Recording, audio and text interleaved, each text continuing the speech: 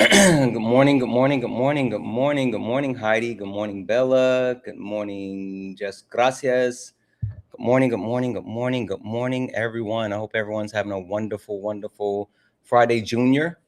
I hope everyone is, just feeling great, feeling amazing, looking amazing, smelling amazing, you know, just being you. Hope you guys are absolutely just being you and you are having the best possible morning. May your coffee be hot. May your bagels be fresh. May every traffic light that you drive through be green. I just wish the best for all of you this morning. Hope everyone's having an absolutely wonderful morning. I hope your day goes smoothly. I hope everyone is able to, just make it through the day. No issues, no stress. And you guys just have a beautiful day. Good morning. Good morning, Lauren. Good morning, Jared. Good morning, Blue Barbie. Good morning, Lisa. Good morning, good morning, good morning. How are we?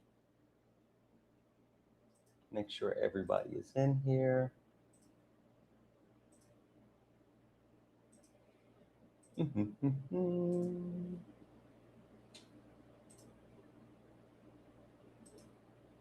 It's fun. So today is Thursday. And the most interesting thing about being Thursday is I feel like I have a case of the Mondays. Right? I don't know what it is, but it's just kind of like, I don't know what it is, but sometimes I just feel like, but then I get into it and it makes things a lot easier. I'm hoping, you know what I should have done? I should have actually listened to some music before I started my live, but that's fine. We have our intro, and I think that'll get me to where I need to be. Um, yeah, I think. I don't know. Anyway, guys, if you don't mind, as we get in, tap the screen, share the live, send your daily heart me. It's only one coin. It will boost the live and push us out to the FYP. I forgot to send the daily gift goal. Here, let's see. We're going to do 100 of these heart puffs. 100 of the heart puffs. If we can knock that out, if we can continue to knock out the daily gift goal a couple of times, that'll help boost the live. And make sure that you share the live to your stories. That's like one of the most beneficial things that you can do. Like, we don't need to share it to like a bunch of random people, but if we can share it to your stories and then repost it to your FYP, that would actually absolutely boost the live. So that would be absolutely awesome, please, and thank you. Good morning, good morning, good morning.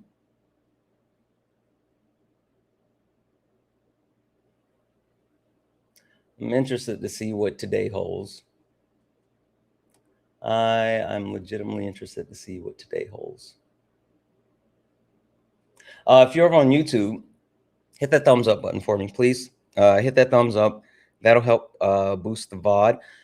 When you guys actually,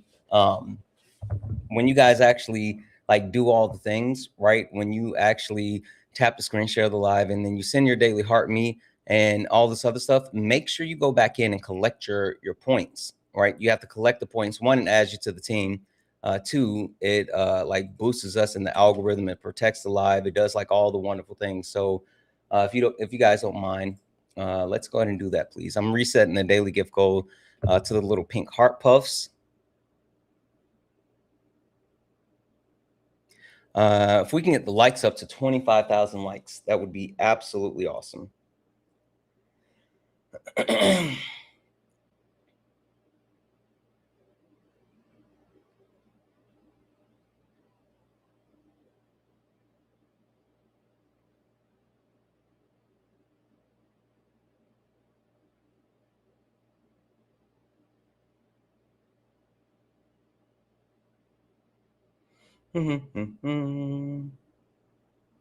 All right, guys, we're going to get started here in just a moment.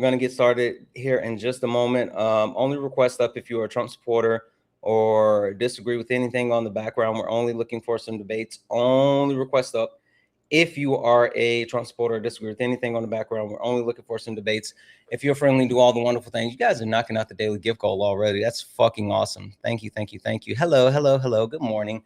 One more round of good mornings to everyone. Who do we have? We got Gabby. Good morning, Gabby. I don't know who this person is because you don't have a name by it. You said, am I going to sing? No, I'm not going to sing. Good morning, Strawbee. I think that's how I said. Good morning, the nerd. Good morning, Brittany. Good morning, Alexandra. Good morning, Vassie. Good morning, Nola. Good morning, The Reason 210. Over on Kick. Good morning, One Mighty Pen. Who else do we have? Good morning, Callie Alley. Good morning, Jim W. I see you, Jim. Good morning, Shay Shay. You got my live? Awesome. Good morning, Kat. Good morning, Manders. Good morning, Shy Guy. Good morning, Setku. Good morning, Just Devin. Good morning, Jennifer. Good morning, Soul Stealer. Holy shit. That's a heck of a name. Good morning, all you wonderful people. Again, happy Friday, Junior. I hope each and every one of you guys have an amazing Astrid. Good morning. I hope each and every one of you guys have such an amazing morning, such a great day. Tap the screen, share the live, send your daily heart meet. It's only one coin, and we'll boost the live and push us out to the FYP. If we can knock out the gift gold a couple of times, that'll really, really help. Right now, it's love you so much. Right now, it's love you so much. All right, guys, let's go ahead and get this thing started. Yeah, funny how it changed now. Same people that laughed at clips, studying the clips now. Everybody got opinions till the facts land. Everybody loud till they gotta take a stand. Every stream feel like somebody betting they pride. I seen fake scholars fold in real time. Now they screenshot takes, run around and remix it, and pull up thinking somehow they can fix it. Nah, you stepped in the wrong room, donut. This ain't rage bait, this pressure. Patriarchy, race, class, labor, healthcare. I don't do surface level, I peel layers. And every time they think they got me cornered, numbers go higher. Chat flyer mods working, crowd waiting. Somebody finna get cooked tonight. Welcome to the ring now. Yeah. You talk big till the facts come out. Slap nuts, sit down. Oh. Welcome to the ring now. Yeah. Got the whole chat screaming when the logic break down. Yeah. Welcome to the ring now. You ain't built for this smoke. Y'all slap nuts, ain't got milk for these oats. Donuts, so pipe down. Yeah, you might drown. You don't want war with the king right now.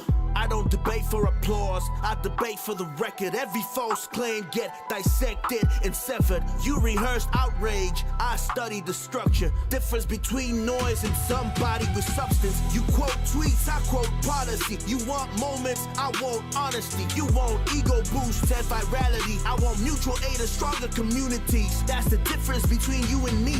See the problem? Different type timing. You came for clips, I came for alignment. Capital this, socialism that. Half these dudes can't define what they yelling in caps. Talking about free market while wages collapse. I watch your pivot arrive, I make it visible live. But this ain't never gonna be a place where evidence dies. You came all the way to be Santana for internet rep, while the whole chat waiting to see who got checked. Next, welcome to the ring now. Yeah. You talk big till the facts come out. Slap nuts, sit down.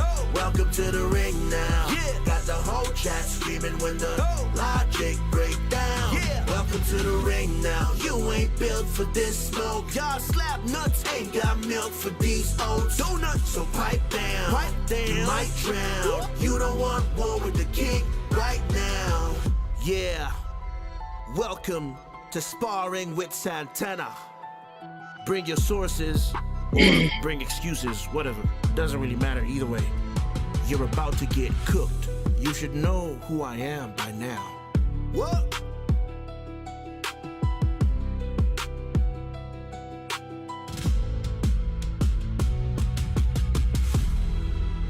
Guys, welcome in, welcome in, welcome in. This is Sparring with Santana, one-on-one debates with Trump supporters or anyone that disagrees with anything on the background. I am Santana, Only request up if you are a Trump supporter, disagree with anything on the background. We're only looking for some debates. If you are friendly, do all the wonderful things. Tap the screen, share the live, send your daily heart meat. It's only one coin. It will boost the live and push us out to the FYP. Hey, Cat Mom, thank you for the heart hands. Also, guys, if you don't mind, please knock out the daily gift goal. Right now, it's the love you so much. If we can knock that out and we can continue to do that, that'll help boost the live and push us out to the FYP. Only request up if you are a Trump supporter or disagree with anything on the background. We're only looking for some debates. Hi, are you a Trump supporter or disagree with anything on the background? Hi, yeah, I am, but I've actually got to go out right now, so I'll jump back in the live in a bit if that's all right. Yeah, that's fine. You're welcome to come back up. All right, sorry, bro. No worries. Have a good one. Only request up if you are a Trump supporter or disagree with anything on the background. We're only looking for some debates. Only request up if you are a Trump supporter. Don, W's in the chat for Don. Thank you so much for the cake. If you're a Trump supporter or disagree with anything on the background, hi. Are you a Trump supporter or disagree with anything on the background? Kay, are you a Trump supporter or disagree with anything on the background? Okay, I'm going to drop you down. Oh, okay. It sounds like you were just starting to actually speak when I dropped you. I'll send you a request to come back up. Someone said, how are men the problem in the on the background? Get up here and I'll tell you about it. W's in chat for chicken. Thank you for the cake. Hi, are you a Trump supporter or disagree with anything on the background? No, I'm not a Trump supporter, but I do disagree with something on the background. Can you hear me? Yeah, I can hear you. Which prompt on the background do you disagree with the most? Where you'd like to start? That the Bible is slavery. I do not agree with that at all. I actually been watching your stream for quite a bit. I'm kind of nervous, so sorry if you hear it in my voice, but I do respect you. Glory be to God. God bless your stream. God bless you and your ministry. But I do want to say that the Bible, for you to say that the Bible is slavery is an oversimplification. Okay. Well, I will give you the floor. Tell me why you disagree with the premise that the Bible is slavery. Well, to be clear, Europeans did not invent the Bible. I just want to make that, a clear statement. Mm-hmm. The biblical text existed for centuries before Christianity became dominant in Europe. So, just starting there, just want to kind of, Yeah, the oldest recorded text of or known recorded text of the Bible is the Ethiopian Bible. Absolutely. But why do you disagree with the premise on the background? What, that Christianity is slavery? Yeah, Christians, the Bible is slavery. The entire premise overall is that the practicing religion of Christian. I'm sorry. I said, I guess I'm sorry. I guess I'm not understanding what you mean by that. Yeah. The premise is the overarching practice of Christianity, the way that it has been weaponized throughout the history of the world, has led to some of the most oppressive systems, some of the most harmful things, including genocide, colonization, structures such as race, justification for oppressions of multiple minority groups, including non-white people, women, children, queer people. And so people who adhere and hold to the Bible without, one, understanding what's even in the Bible, two, not realizing that the Bible is contradictory, and then three, using the Bible as justification to say that, women shouldn't have rights to bodily autonomy, queer people shouldn't, be able to marry, or, Black people are, should be slaves, or any of these other justifications that's used for like the hateful ideology or bigotry. It's like chaining them to something that not only do they not understand, but it limits their ability to actually interact with people on a human level. Okay. Well, what I would say for that is, if someone wants to argue that Christianity itself is slavery, right? We have to be historically accurate about what Christianity is. So where does it begin, right? Who preserved the biblical tradition? So, I mean, when somebody takes European involvement in slavery for me and says that Christianity is slavery, that is historically incomplete. Okay. So is it are you just trying to say that removing the European presence from Christianity would leave like I guess the goodness of what Christianity is? Well, in the context of slavery, because I mean, Europeans absolutely use Christianity and biblical passages to justify slavery and colonialism, right? But that that still should be confronted honestly. I mean, we shouldn't just oversimplify it and say that the Bible is slavery. I feel like it's kind of a minuscule point, in my Yeah, opinion. me saying that it's just a bullet point for the background to get people in here to get the conversation going. The conversation, like the debate, the substance is what you and I are supposed to be engaging in now. So I don't want you to get hung up on the point of it just saying the Bible is slavery. I would really love to engage with the actual premise behind the point, which is the oppressive nature of Christianity, the harmful nature of Christianity, the weaponization of Christianity, and the way that Well, it actually how deep exists are you today. into the word? I'm sorry. How deep are you into the word? Very, very deep. I mean, like I grew up Southern Baptist. After college, after I graduated, I shifted to a non-denominational church, Church of Christ. I have studied the Bible, and I understand the Bible. I understand the history. I also understand like the religious connections to multiple religions. I understand like the differences between Christianity and like other religions, whether it be Judaism or what is it, Muslims? I'm blanking on the word. Anyway, I understand. But again, can we address the oppressive and like the nature overall as far as what Christianity does? How do you feel about Christianity being oppressive to women, children, and non-white people in today's society? Well, I feel like it's all about perspective, and how you interpret the Word of God. Obviously, I'm not going to read the Bible and I guess I don't know. I guess I wasn't prepared for this. I guess I just wanted to say that point of view, but I don't really know if I'm understanding like the claim that I'm supposed to be arguing here. So I'm sorry if I wasn't I'm prepared. assuming the claim that the most Christians who come up and want to actually debate this point is they're debating from a perspective of Christianity is like, a good thing. It's something that's more beneficial than negative, and it's something that people should follow and flock to and things like that. While I'm debating the opposite position as far as like the harmful nature of Christianity. How do you feel about women having like a restriction to bodily autonomy, the fact that they can't make a decision what they do with their body when it comes to abortions due to the pushing of Christianity? I'm sorry. Are we switching the topic? Just to be fair, I'm just. No, it's the same topic. It's just like that's one of the premises that I'm speaking of when I talk about like the oppressive nature of Christianity. Abortion, women can't access bodily autonomy, and it's been a push based off of Christian beliefs, not anything else. Right. Well, the fact that it's being pushed off Christian beliefs, I would challenge you and say which Christian beliefs exactly. The What do you? United States Christians that fought to get Roe v. Wade overturned. Well, obviously, women not having a choice for abortion is bad.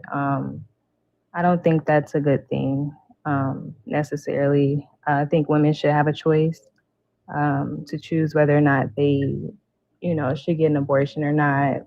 But then also, excuse me, feel like it should be a cap on it, I guess, because it could be overused in a way where like women are continuously or men or well it just depends on the situation. So let's say that a woman keeps having sex without using protection or getting birth control or something like that. Yeah. It should be a cap on the number of abortions that she gets, because like at that point, I would say that, you know, you should be responsible, you know, enough to make that decision. I think you misunderstand what I'm aiming for, because I'm not trying to Probably, I'm sorry. argue the validity of whether or not people, you know, in what aspects they should or should not be able to access abortion.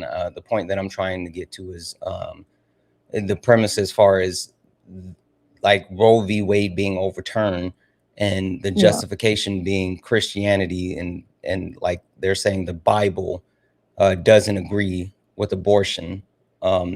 Again, there's nowhere specifically in the Bible where it points out women shouldn't have access to abortion. So the Bible even gives Well, a yeah, it's prescription being for used as a abortions. And so justification since for the it. Bible actually does that, and it doesn't say, Yeah. people try to equivocate like murder to abortion, which that's not true. And so Mhm. the Heritage Foundation has been pushing for over 50 years, close to 60 years, to get Roe v. Wade overturned on their right-wing Christian beliefs. And that's where we are. So that's the thing that I'm talking about, the weaponization of Christianity to harm other people, and in this specific case, women. Right. Well, to that, I would just say what I was trying to say is that, like, using a religion to justify like an institution that is like not this, it's not the same thing as like proving that that religion originated from that institution, right? So, I mean, yes, Christianity is being used for that reason, to unjustly push these agendas, but I don't think that, you know, I think we still need to study the origins of Christianity before we say that it, you know, Christianity or whatever the prompt was, what is it? Christianity Christians, the slavery. Bible is slavery. Yeah, So okay, I so feel like you got to what is study the your Bible a history little of bit the more. historical text? Where does that derive from? Can you say that again? Your study of the historical text, where does that derive from? Yeah, so my grandfather started me off reading, well, with the Ethiopian Bible, and then You then speak he introduced. Amharic? No, I do not. No. Okay, so was it in English? Yes, so what he translated for me was in English. So I'm Wait, did still a learner. your grandfather spoke Amharic? I believe his ancestors did. Uh, are you all Ethiopian, Eritrean, anything? It's complicated, my family, so I'd rather The not only say. reason I'm bringing that up is because, like, I mean, I hear what you're saying, but like, unless you're saying that you directly read it in Amharic, then like, one, I think there's already a flaw in the premise of you, like, oh, I studied this, and then two, translating No, I didn't say the actual I said I'm still translation studying of it. I'm from not Amharic trying to to. English. There's a lot of words and sounds in Amharic that don't directly translate to English, and so there's still the possibility of a lot of things lost in translation. And That's I'm a true. little confused as That's far true. as who translated this, and where did they actually get justification for the translation from? Well, that's I guess that's fair. I guess that's fair. But like I said, I'm still studying it. I just don't agree with the overall that the Bible is slavery. It just How long have depends you on how you're been using. how long have you been a practicing Christian?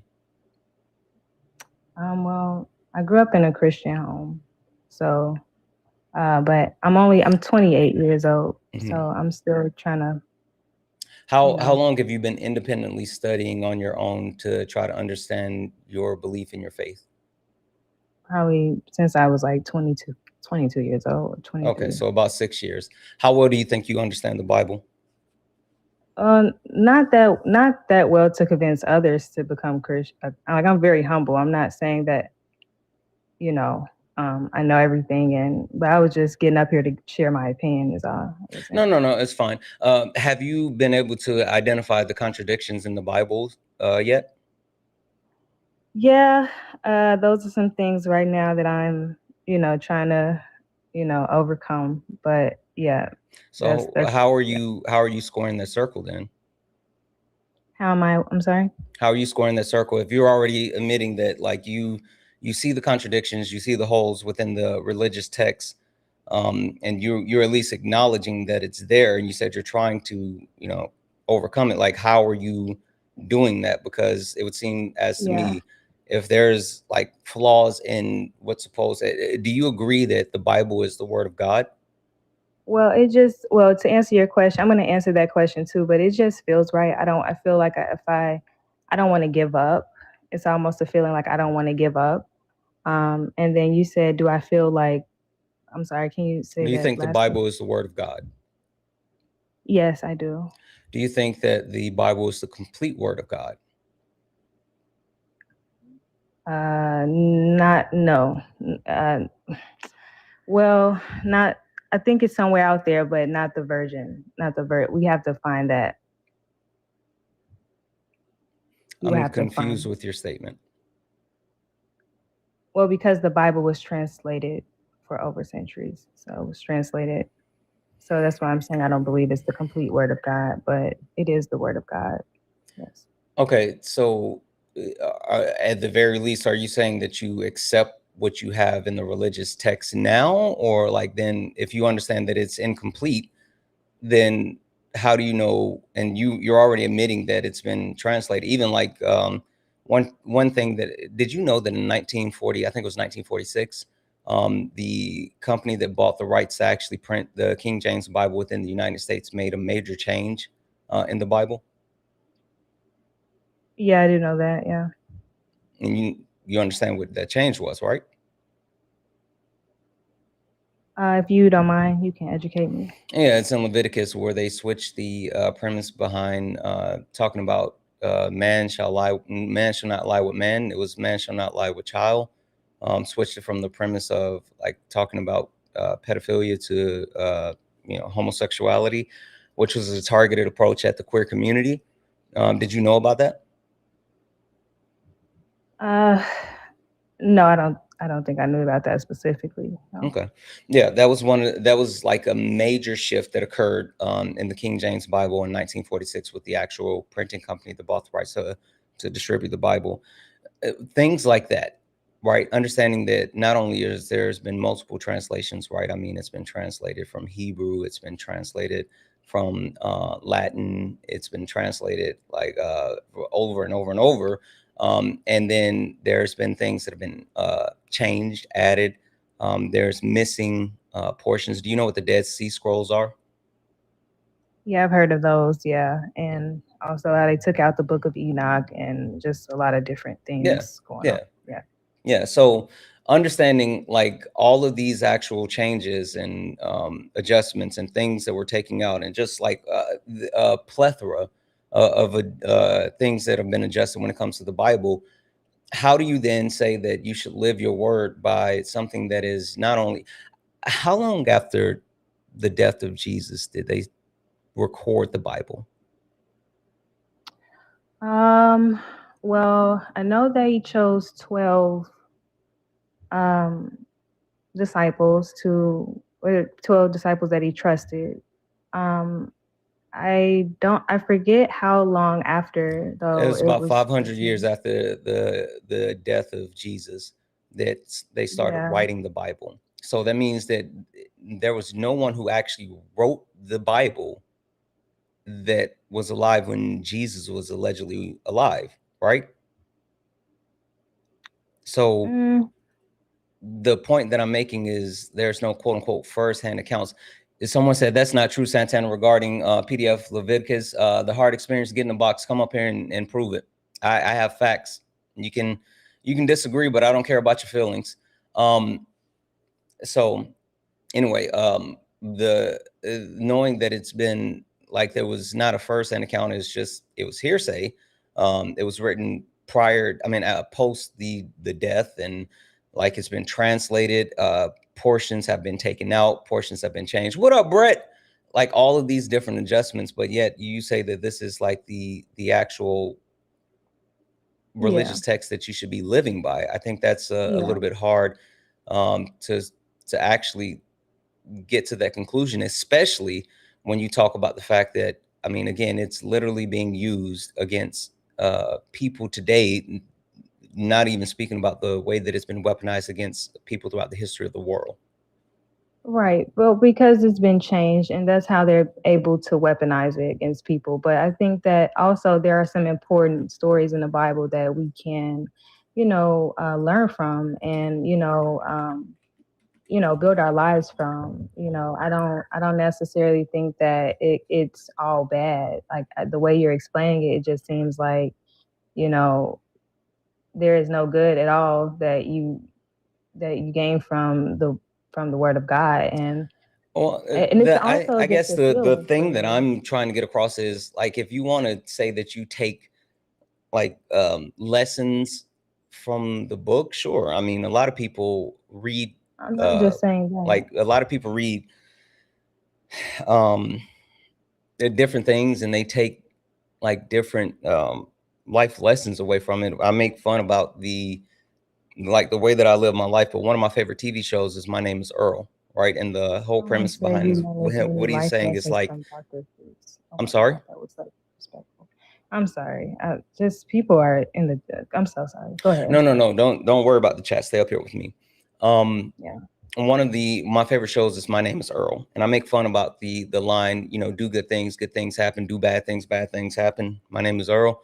But I took from that show an actual lesson in the premise of like just day to day trying to be a good person, right? And the energy that you put out, you often receive back. So if you put out positivity and you try to do things the right way, then that comes back to you. And that's literally how I try to live my life. I try to live my life as far as like just understanding that I need to try to be the best person I can be on a day in, day out basis, and help as many people as I can help whenever I can help them.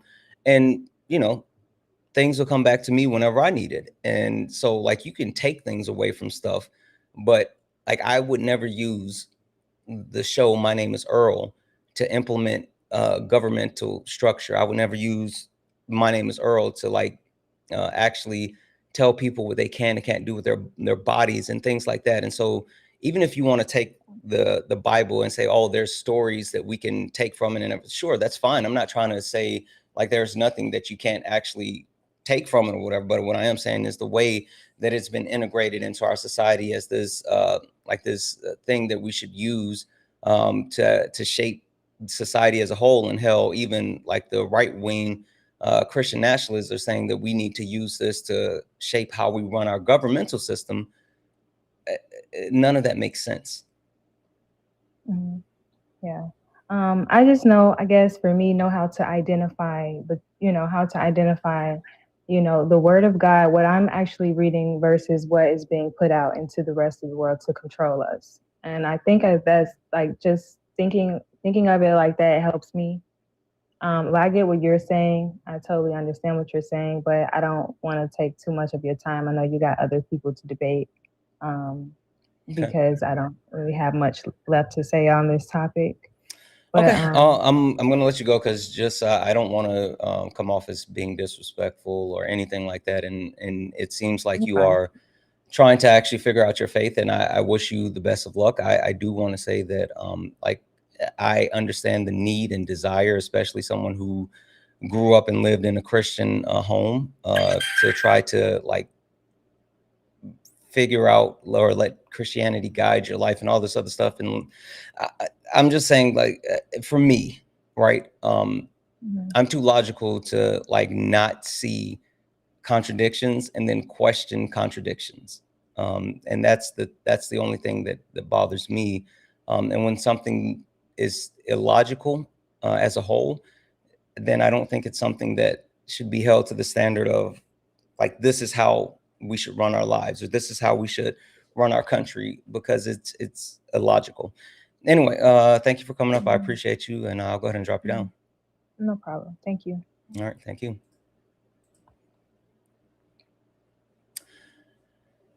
Yeah, I don't know. The interesting thing about like Christianity for me is the like unwavering loyalty. I heard someone say this the other day. I think it was Ari, but said the thing about like maybe it was Swan, but like the thing about race and racism is and I kin this to like religion and Christianity. It demands blind following, unwavering blind following, because if you start to actually look at it and you start to try to deep dive it and dissect it, you see all the contradictions, you see all the actual things that just don't add up. And if you see that there's so many contradictions and so many things that add up, then there's no way that you can continue to say like this is the way to do things, because it just doesn't make sense. Right? That's the issue with that. W's in the chat for a dose for the $9.99 super chat to say, good morning, Chocolate Thunder. And chat, cook these snowflakes. You know we will. W's in the chat for Cat for the $5 super chat to say, also, the Bible is used to keep women from leadership and push a push to keep us from voting. Facts. And that's, you know, what I'm talking about. Those are the type of things that I have such a huge issue with. W's in the chat for Pat for the $5 dono.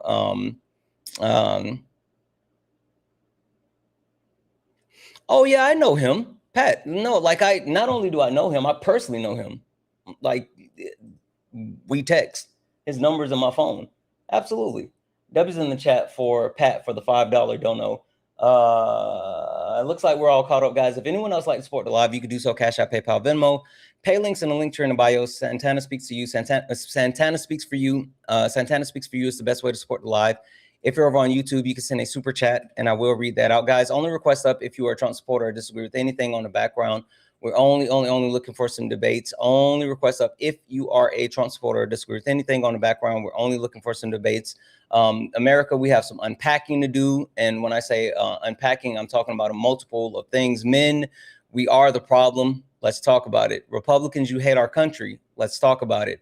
Capitalists, your system does not work. Let's talk about it. White people, racism is your problem. Let's talk about it. And last but not least, Christians, the Bible is slavery. Let's talk about it. Only request up if you are a Trump supporter or disagree with anything on the background. We're only looking for some debates.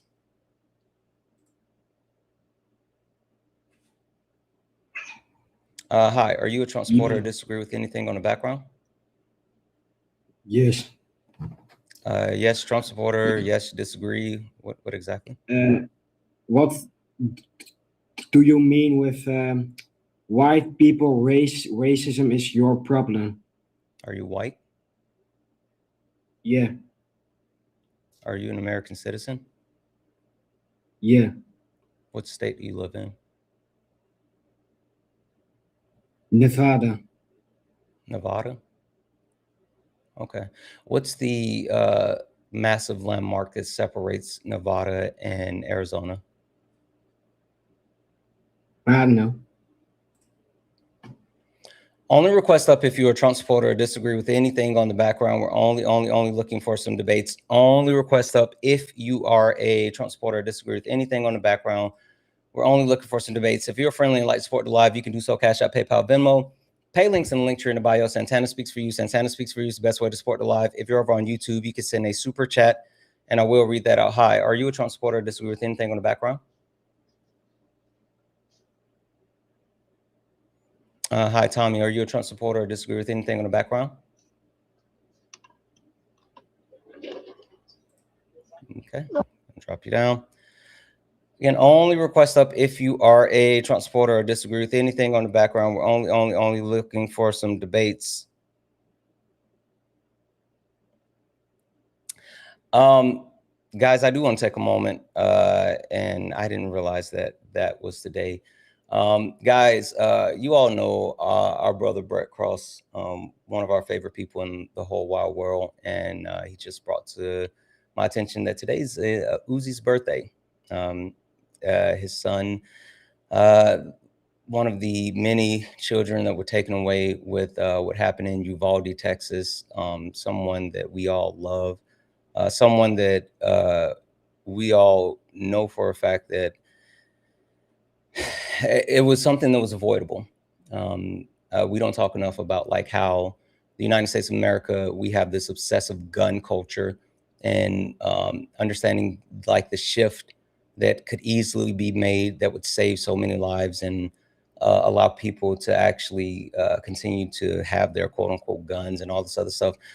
It's horrible. It's heinous, but I just want to say, make sure you guys stop by, show Brett Cross some love. Make sure you guys hug your babies today, right? Appreciate the people around you, because no one should have to live through what Brett has lived through. I mean, I say this often. One, I don't think I would ever have the strength to do what Brett does. And two, the fact that Brett does this in order to ensure that our kids don't go through the same thing. So make sure you guys show Brett some love, and make sure you guys show Uzi some love as well. Hi, are you a Trump supporter or disagree with anything on the background? I disagree with the Bible is like slavery part. I'm wondering, is it okay if I'm not American? So I just want to be like upfront about that. Sorry if my voice is shaking. I'm like very nervous. No, you're fine. For TikTok purposes, how old are you? I'm 19. 19. Okay. Well, I'm willing to hear you out. And you understand the premise of what I'm saying, right? Not actual physical slavery, but what I'm saying when I say that, right? Yeah, I do get it. But I also think that there is like this discrepancy kind of understanding, first of all, what the when we're talking about the Bible and slavery, people often bring up like the laws in like the Torah, like the Old Testament, quote unquote. So I think that that's especially like the argument that those verses are specifically like making a not a point, I mean like a case for slavery, instead of there being like so many different types of laws and like regulations about how like people should treat each other and how long a person can even be held in like indentured servitude. Yeah, I do I'm not also even understand that it actually has been like talking about weaponized. the actual like premise of slavery. I'm not even talking about like, actual slavery. When I say that, what I'm talking about is the unwavering alliance to the premise behind Christianity, that keeps people locked in bigoted beliefs, that has been used to justify racist beliefs, that has been used to overwhelmingly harm and marginalize so many different people. So I'm not talking about chattel slavery. I'm not talking about indentured servitude. I'm not talking about physical bondage. I'm talking about the mental aspect of it that's been used to harm so many people. Yeah, so I did like understand that, but what I'm basically saying is that this is like also that type of mentality, like how people treat each other based on like the Bible and how like Christianity has been weaponized. I do also think that that is, in a way, when you take such a large like mosaic of texts of like commentaries and stuff, and then you just strip it down to the very like bare bones of it, and then try to spread it like forcefully. That is also like the kind of natural conclusion of that, in a way. Like it ends up being very violent, but then also I think that this type of like premise is, it's also very like there's a lot of misunderstandings on both sides. But then also like I would like to talk about like abortion, if you're up for it. I've never I have never debated anyone on any of my accounts. Yeah, I don't debate abortion. Like I'm a man Okay. without a uterus. I don't see any value in me debating abortion. And also, like, I think abortion is a human right and should be left up to like the mother and their doctor. It has nothing to do with me. And so, like, the only thing I advocate is for women to have access to bodily that's actually autonomy. like very valid though. Yeah, that's very valid. But but also I think that it's just something that like stood out to me, what you said earlier when you were talking to Kay, was that you said that the Bible wasn't recorded until after Jesus was dead, and this is like historically not true. There have been archaeological finds of portions of the Torah written in like the Proto-Sinaitic alphabet. Like as an example, the 10, like part of the 10 commandments or the 10 utterances have been found on the Sinai Peninsula. Yeah, I understand that there's portions that have been wrapped into the Bible and also portions of the Torah, and even, God damn it, why am I spacing on what's the God damn it, what's the religion for Muslims? Why am I spacing on that? Someone help me. Someone help me. Quran? Islam. God damn. Yes. You There's mean Quran? yeah, Like the Bible? yeah, Islam. That's what I was looking for. There's like specific pieces that relate to Judaism with the Torah and Islam with the Quran that predate the Christian text of the Bible. When I talked about like the actual premise of like 500 years, it's the actual documentation of the Christian Bible as we know it, even though it's been changed in multiple forms. Also, I would like to like ask you about it because you said that the basically the prohibition of laying with a man. I would like to also like point out that that's like the original text in Hebrew, which still exists. It's not. Well, I've already went down that entire dialogue tree. We've already looked at the original Hebrew text. That it's not. That's literally not what it was talking about. And then it was also talking about forceful sex. It says Zachar. So.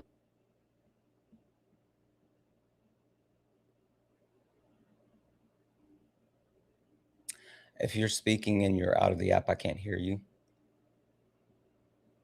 Sorry. So Zachar Letishkov Mishkovei Isha, which and Zachar it's not the like the general word for like a man or a boy, because a word for boy is usually Bechor, or like a word for like Ben, like that's the usual word for a smaller boy. And there's also Nar, which is like it literally means a youth. But Zachar is the like regular all-around name for a male. Like it's used also for animals. Yeah. And then like for tax collection stuff. I spoke with someone about this a few days ago. We went down the entire dialogue tree, including pulling up like theologians and studying and like historical texts, and we looked at translations and studying that had been done by Cambridge, by I think it was Harvard or whatever. And there were multiple universities that backed up the translation and things along those lines. So I mean, I hear what you're saying, but you're like the original, like the argument, the flesh of the argument is that it has been translated to Greek, to Aramaic, and then to English. But that's not like true, because we do have like old scrolls, like we do have like the proof that it was originally in Hebrew and still in Hebrew, and like the actual original premise said men in Hebrew. No, it says Zachar, which means male. It's just okay, like right. A regular. And again, I mean, like I said, I mean, I hear what you're saying, and I obviously don't speak Hebrew, but I do lean on empirics, and like all of the other case studies that I've seen from academic institutes and theologians align with the actual translation that I'm referring to. So unless you have like some type of peer-reviewed data source that we can look at that would actually dispel what is the translation, like translation? I'm sorry. So what is the like the argument is that it has been translated, and there it has. I can't argument is that it has been translated, but I have not seen any of this. Hi, Leah. Sorry. You're breaking up really bad. Also, I can't hear you. Like I'm not hearing anything you're saying. Hold on. While they figure out their actual service, give me a second. W's in the chat for Darius for the $1 dono. Yeah, absolutely. Happy birthday to Uzi. W's in the chat for Lucas for the $1 donation.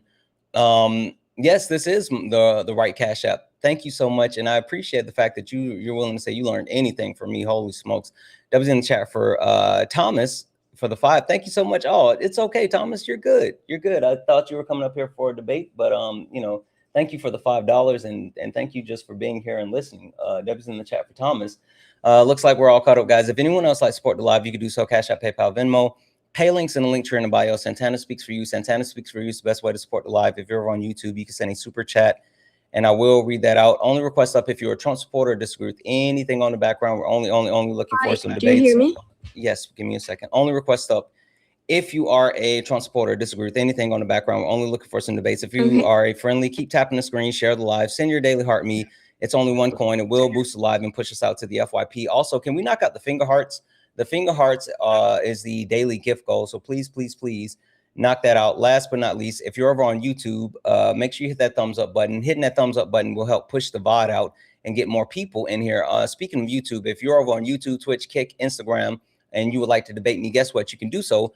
You do not have to leave where you are. The only thing you have to do is click that link that's in that pinned message, or you can even, I'm going to drop the link in the chat. You can just follow the link in the chat as well. All right. Are you here? Is the connection any better now? It sounds a little bit better, but you have bars. Is it any bit better? Okay, yeah. So also people in the comments are saying, "Oh, she must be Israeli." I'm literally from Finland. Like, don't worry about the comments. You're up here on the panel with me. The question I had is, do you have any type of any type of peer review sources that would negate the things that I'm saying? Because again, the actual theologians and academic studies that I reviewed don't agree with you. Also, I would love to get to. I haven't I would like. Oh. I was going to say I would love to get to the actual premise of the entire argument. I mean, I'm really trying to extend a little bit more grace and leeway as far as what we're doing here. But the big thing is talking about the actual way that the Bible has been used to harm so many people, and how it's even used today to justify harm. Yeah, I do definitely agree that it has been like used to justify harm, because like when you don't understand like the source material and you try to make like legislation based on that, you lose a big part of, like, as example, I see a lot of Christians like arguing for like very strict pro-life, like there is like no exceptions and stuff like that, when that's like also from like the perspective of Torah law, that's very problematic, since the woman has like a obligation to guard her own health and like life. Yeah, so I don't have like anything against that like argument, or that like that it has been used to cause harm. Okay, so and yeah, in that case, I meant like legislation, I would really love to get to. Okay. Or I really love to get to like the overarching premise of what you're looking to debate. Then can you tell me, it's simple, plain words, how is the Bible and Christianity being followed blindly not bad?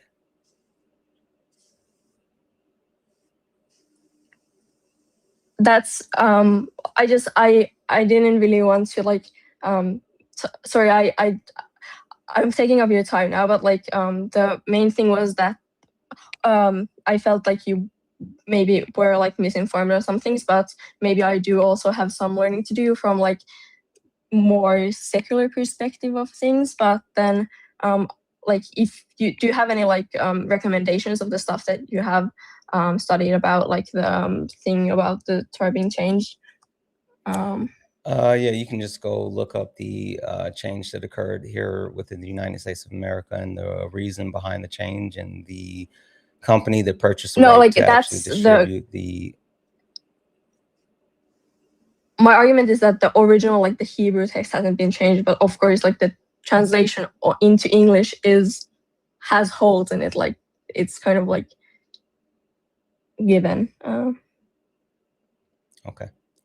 All right. Well, I'm gonna. Sorry if I appreciate I'm stuttering. Yeah. Okay. No worries. Only request up if you're a Trump supporter or disagree with anything on the background. We're only looking for some debates. Only request up if you are a Trump supporter or disagree with anything on the background. We're only looking for some debates. What up, Liv?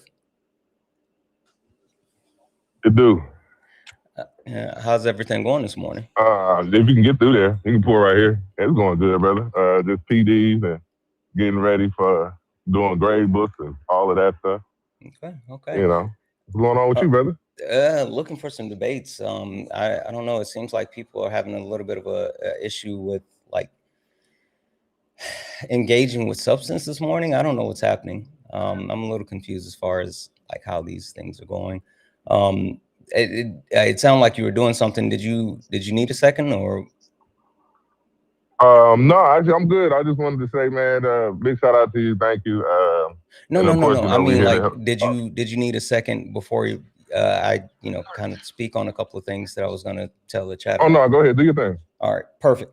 Well, first and foremost, one more time, guys, only request up if you are a Trump supporter or disagree with anything on the background. We're only looking for some debates.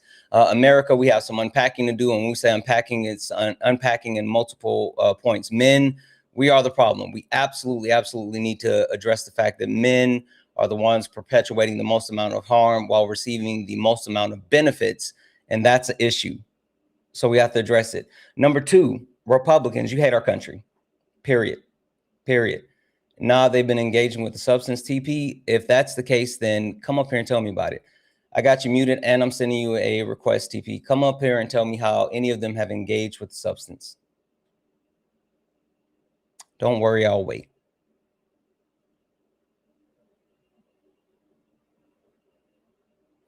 Yeah, that's what I thought. Republicans, you guys hate our country. It's super interesting that people who claim to be like the right and the actual people who care about defend the country and all this other stuff are the ones that are literally destroying the country. Oh, you said they meant they were doing. Oh, that's harmful too. Holy shit. That's super harmful. Hold on one second.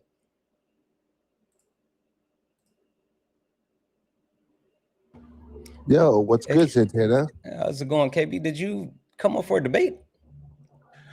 I actually wanted to, real quick, a proposition in replacement of debates, doing like some kind of like educational program. Yeah, we do that. We have late nights with Santana. We've been working on our rollout of the things we're going to be doing. But it's just that I've been traveling so much and we've had other things that I haven't been able to get back to late nights. But I do late nights with Santana Sunday through Wednesday. 4 nights, 2 hours, where we have different topics. We look at different things, whether it's like intersectionality, abolition of like the prison system, just a bunch of different stuff. So like that's I do forget that you do that. I'm trying to like build more of these things within bigger creators like Sis and Jeff and like you, as opposed to like letting people like Andrew Wilson have a platform. They like it would be educational and big time like Jubilee creators and everything wouldn't like necessarily not you, but like right winger Jubilee quote unquote stars not to have a platform, and they would just be forced to like scroll on or something like that. Yeah, no, for sure. I mean, like I said, I mean, even I started with late nights, and I think that's super beneficial. And I definitely agree with you. Like, I think there's a space that's needed for people to learn overall. And the part that's kind of got me a little bit upset is that we have something really cool planned for when we get back. It's just that the recent things that I've been doing and the fact that I've had to travel so much, we haven't been able to get back to the normal schedule just yet. But when we do, there's actually some really, really dope things that I think you and a lot of people enjoy that is heavily focused on what you're talking about. Yeah, absolutely. One thing before I go, whenever I was trolling Sean the other day, you say that the Finn Balor comment was wild. Was that you in the comments saying yeah, that? it was. It cut deep. That's it. It cut deep man, because I loved Finn Balor. Okay, premise one, Finn Balor's a jobber. Premise fuck out of here. I reject premise one. If you like, you got a hard stop. Jobbers, you're a jobber. No, fuck that. No, I reject premise one. That's not even close to being accurate or any type of substance. No. We can save this for another day because I know you got debate to do. But I can smoke you on this one. I can get you on this one. You got me on politics all day. But no, because then we'd have to talk about before he was like Finn Balor, when he was Prince Devlin, and then when he came to NXT as well. Like, there's no way he was a jobber. I mean, sure. I mean, within the transition from New Japan, but can you argue that he did more in New Japan than he is right now? Yeah.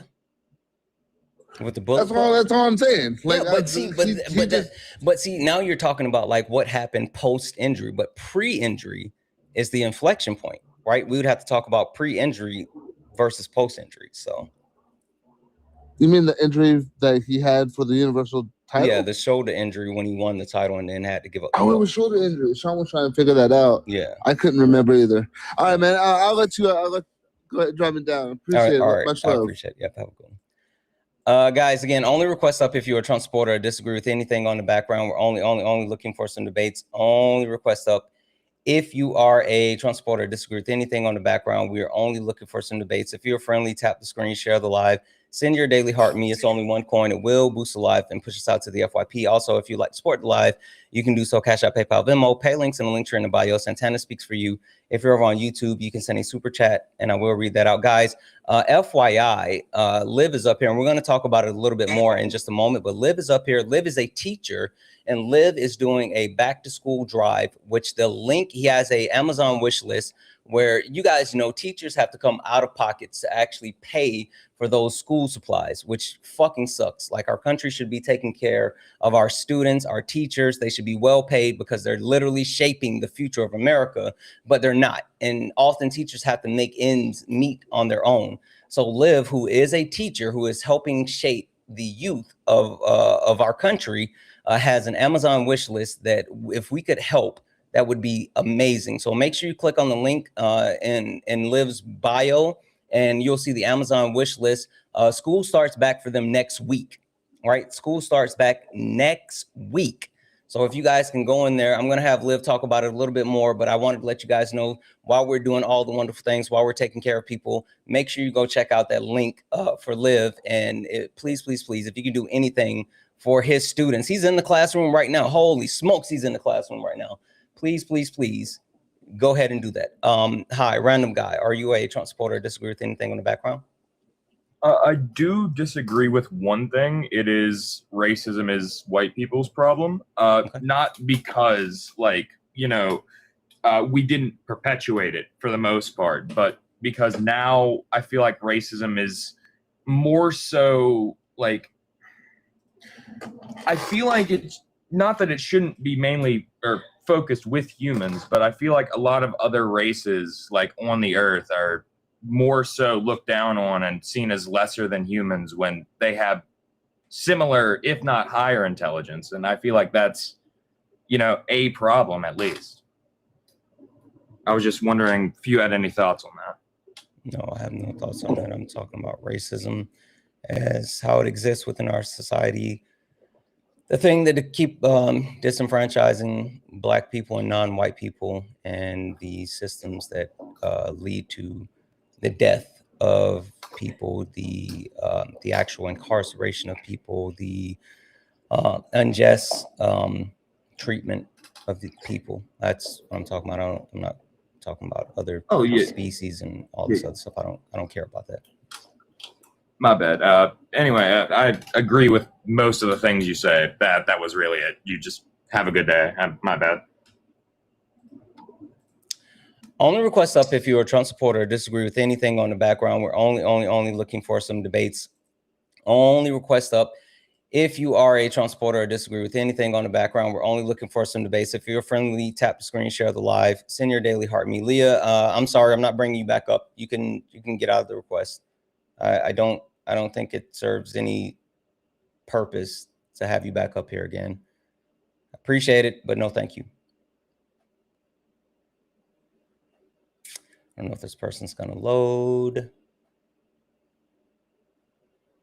Stroop, if you are still here, if you can hear me, you can go ahead and request back up. You did not load in. W's in the chat for Danella for the one. Yeah, I'm not big on saying that Like, I honestly, I don't care. As long as people are over the age of 18 and they can put together some type of argument, I'll debate them. I don't really care about anything else. XILO or whatever, it looks like you've been yip yapping in the comment section for too long. Guess what? You are muted for the entire live, so you don't get to speak anymore unless, boom, you accept that request I just sent you. Go ahead and accept that request. Debbie's in the chat for Anthony for the one. Oh, okay. No worry, Anthony. I appreciate the hell out of you. I'm glad that we, have understanding and like it happens. So don't worry about it. W's in the chat for Anthony. W's in the chat for Big Sid for the $2 super chat. Go my frat. I know that's right. Keep up the good work. W's in the chat. Thank you so much for that $2 super chat. Again, if anyone else likes to support the live, you can do so. Cash App, PayPal, Venmo. Pay links in the link tree in the bio. Santana speaks for you. Santana speaks for you is the best way to support the live. If you're over on YouTube, you can send a super chat and I will read that out. Make sure we are going to Liv's bio and knocking off stuff on that Amazon wish list. All right. Hi, players or whatever. Plays. Sorry. Hello? Are you a Trump supporter or disagree with anything on the background? Yeah. Yes, Trump supporter. Yes, disagree, or combination.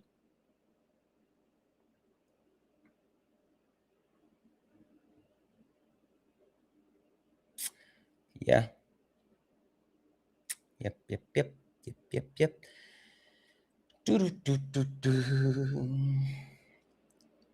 Guys, if you don't mind, keep tapping the screen. Let's go ahead and get the likes up. We aren't even at 100,000 likes yet, which is super interesting. I don't understand that one. Let's go ahead and get the likes up.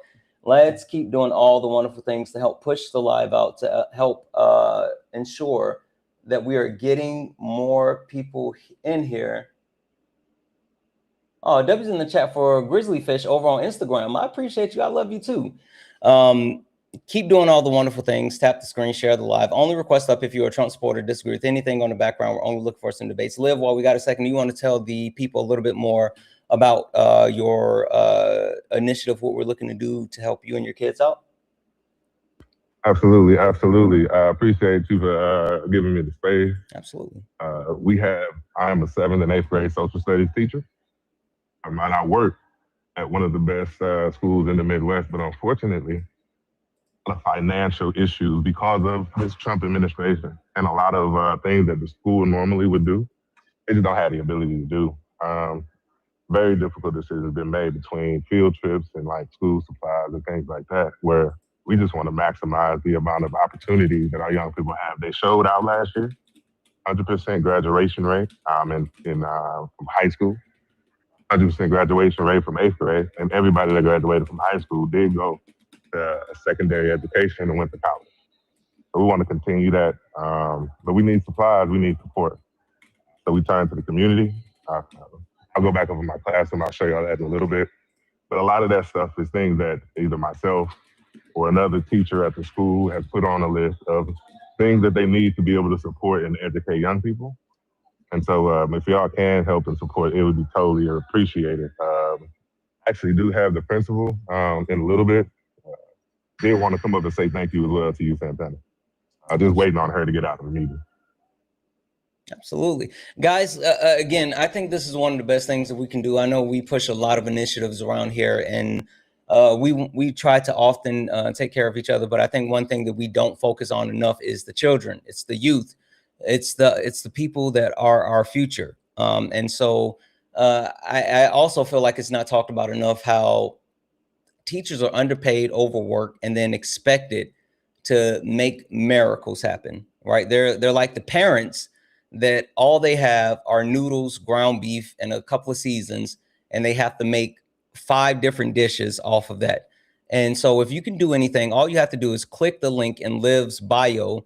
Liv is a teacher. There's an Amazon wish list. If you can knock anything off of that Amazon wish list, that's something that he won't have to come out of pockets to make sure that his children and his classes have. It's something that, the children who may not have, the ability to get these certain things, that's something they don't have to worry about. It's something that'll remove a barrier from children being able to be educated. And I think that's so very important. So if you can do it, if you can knock anything off that Amazon wish list, please do it. Please do it. W's in the chat as well for Catherine for the $10 donation and just sent the love and no message. I appreciate the hell out of you, Catherine. Again, guys, keep tapping the screen, share the live. Only request up if you're a Trump supporter or disagree with anything on the background. We're only looking for some debates. I do want to say this. I know the last guy kind of actually, I'm assuming that he was trying to make a joke about the like white people, racism is your problem. But the thing that I have like a big issue with is when people don't really understand what that actually speaks to. You got to love this guy's grift. Oh, David, come up and tell me about it. Oh, David, you're such a fan. You're always here. Dave, I'm sorry, not David. Dave, you're muted, bub. Come up here and tell me about the quote unquote grift that you have to love. You sound like a hater. I feel like that's all it is. You just hate me because you ain't me. But it's okay. Anyway, as I was saying, it's super interesting to see how certain people have responded to the prompt. You're a suspicious individual? I am? Oh, okay. Sushi, I'm gonna go ahead and mute you. Come up here and tell me how I'm a suspicious individual. Like the one thing that I feel like I haven't said enough lately, and maybe people have gotten comfortable, is I don't do thumb thugs. I don't do keyboard warriors. I don't care about your fifis. I don't care about the things that you would want to say in the comment section. Either you say it with your chest or you don't get to say it at all. I don't give a fuck about like all the weird shit that you want to try to say in the comments. You don't get to do that. The comment section is for us. It's for the cool people. It's for the good looking, good smelling, highly educated, well paid, well articulated people. It's not for you. It's not for you. So you're not going to get to hide in our comment sections because one, my mods will put you in a cocaine a clutch and you have no option but to get up here. Two, the chat don't play that. You can try to hide in our chat, but our chat will sniff you out and put you on blast. They don't play that.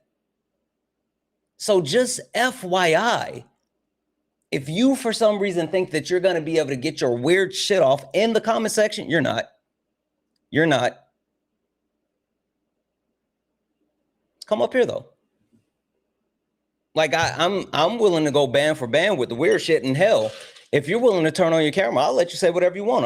I don't give a damn. If you're willing to put your face on the screen and say it with your chest, I'll let you say whatever you want.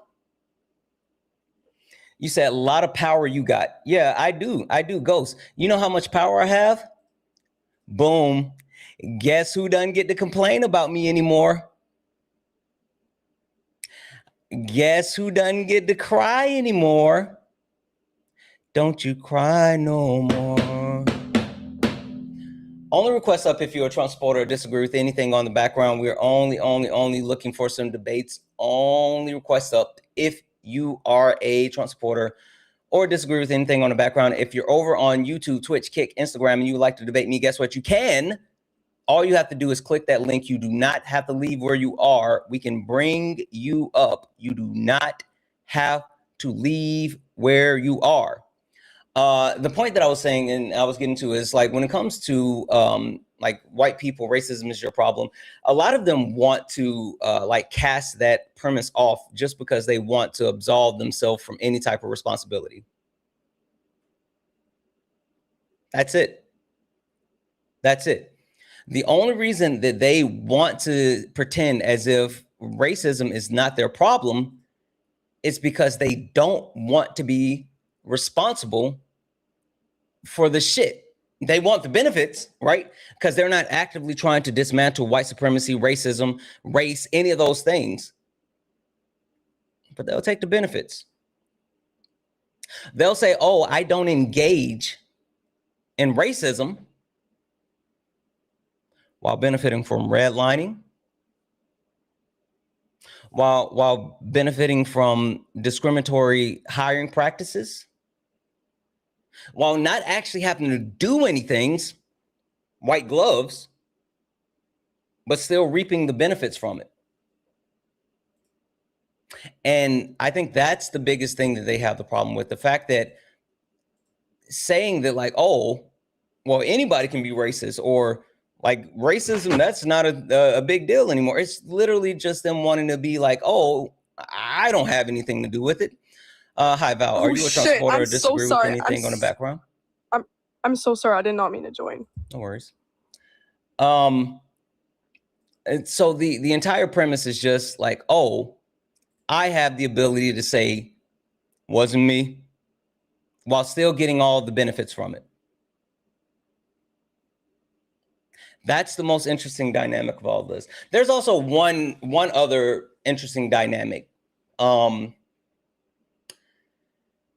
It's the premise behind like the certain like mouth frothing racist that would just openly say, well, I just wish Black people would leave us alone. I just wish Black people would move away. Black people would separate and do your own thing. If you don't like us, then leave us alone, and then you guys can go do your own thing. Hey, every single time that Black people have, quote unquote, done our own thing,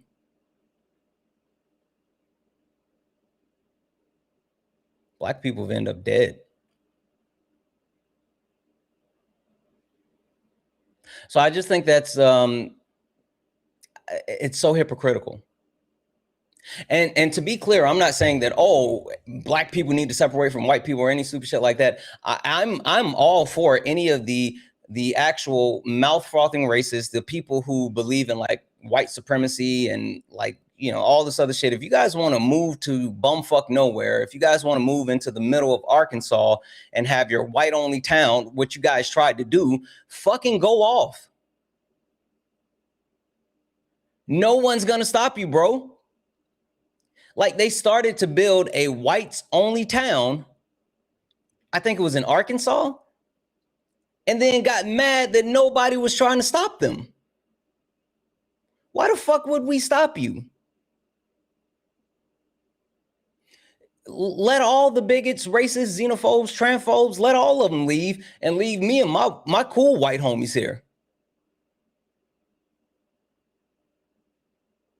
We don't care. You can go honor your ancestors in the middle of nowhere and let everybody else have a good fucking time. Let us enjoy Robin Thicke and Justin Timberlake. Let us sing the praises of Betty White. Let us give our shout outs to Mr. Rogers and Bill Nye.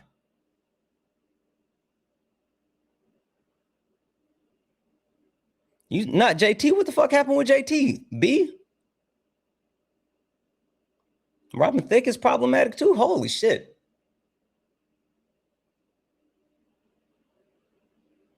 Both of them?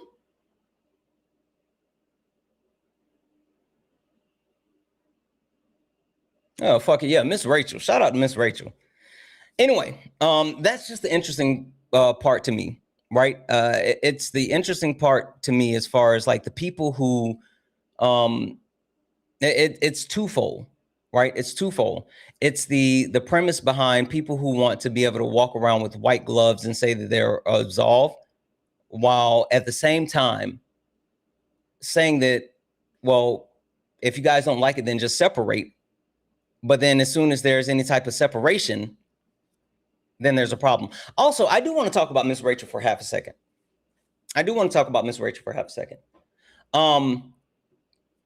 What's happening to Miss Rachel, in case you don't know, Miss Rachel called out multiple injustices that are happening to Black and brown people, right?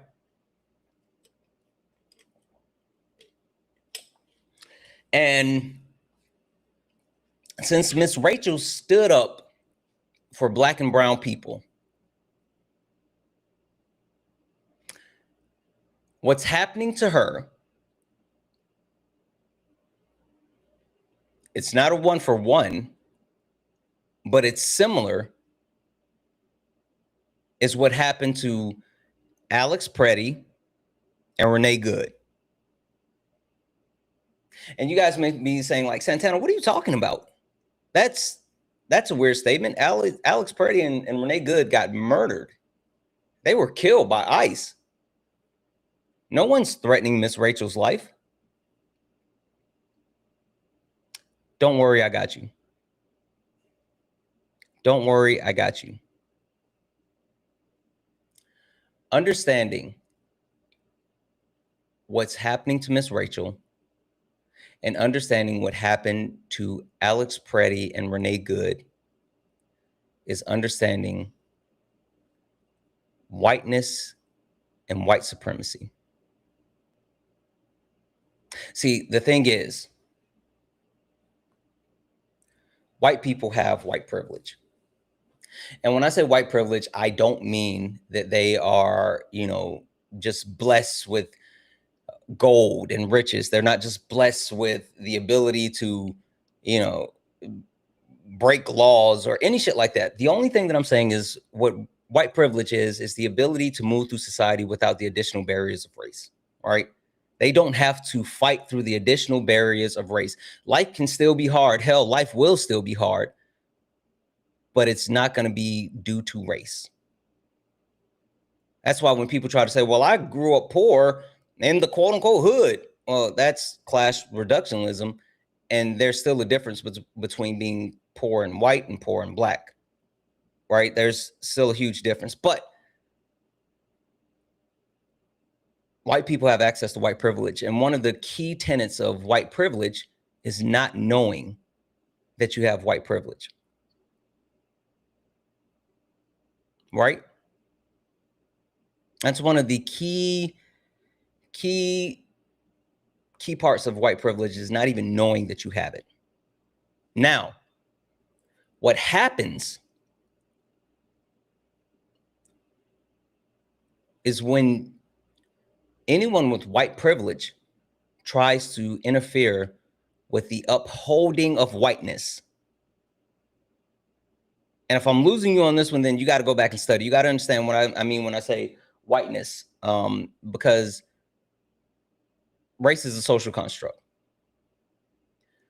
Whiteness in the hierarchical system sits at the top end. There's always been the maintenance, as Sala would say, to ensure that whiteness stays at the top of the hierarchical system. And the way that they ensure that whiteness stays at the top of the hierarchical system is through white supremacy. Right? Right? So anytime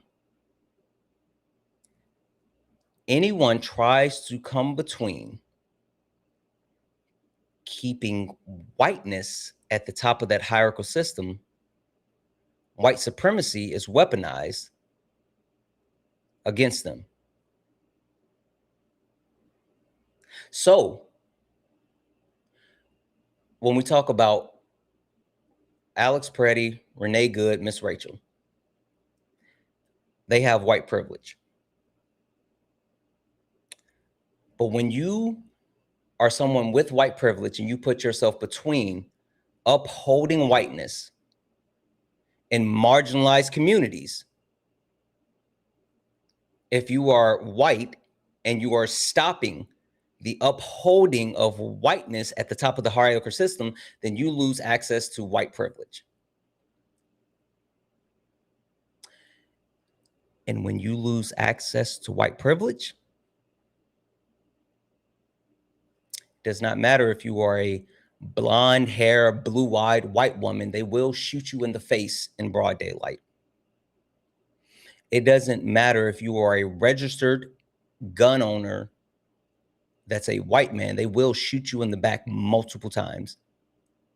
And it does not matter if you are the bastion of education, the bastion of youth, the bastion of teaching our future rightness, they will strip away every bit of access and voice that you have. And I need to make sure that people who want to be accomplices know this. And accomplices, this isn't just speaking to white people. Because to be accomplice to a marginalized community means that you're willing to actually use your privilege to protect marginalized communities and uplift their voices. And so to be an accomplice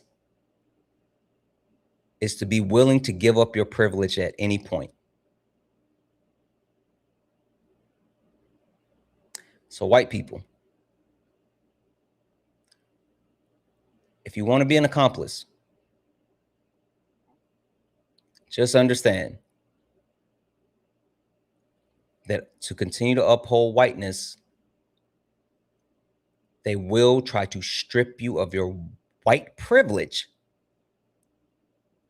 because you're either allowing the continuation, the structuring and maintenance of whiteness, or you're one of us.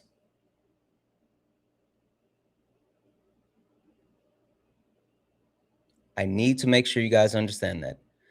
That's why Renee Good was murdered. That's why Alex Purdy was murdered. That's why Miss Rachel, for just calling out injustices,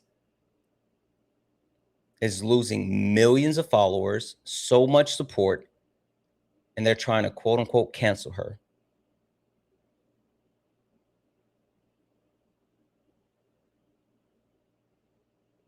Because she used her privilege to stand between whiteness and the marginalized communities that have to be disenfranchised to uphold whiteness.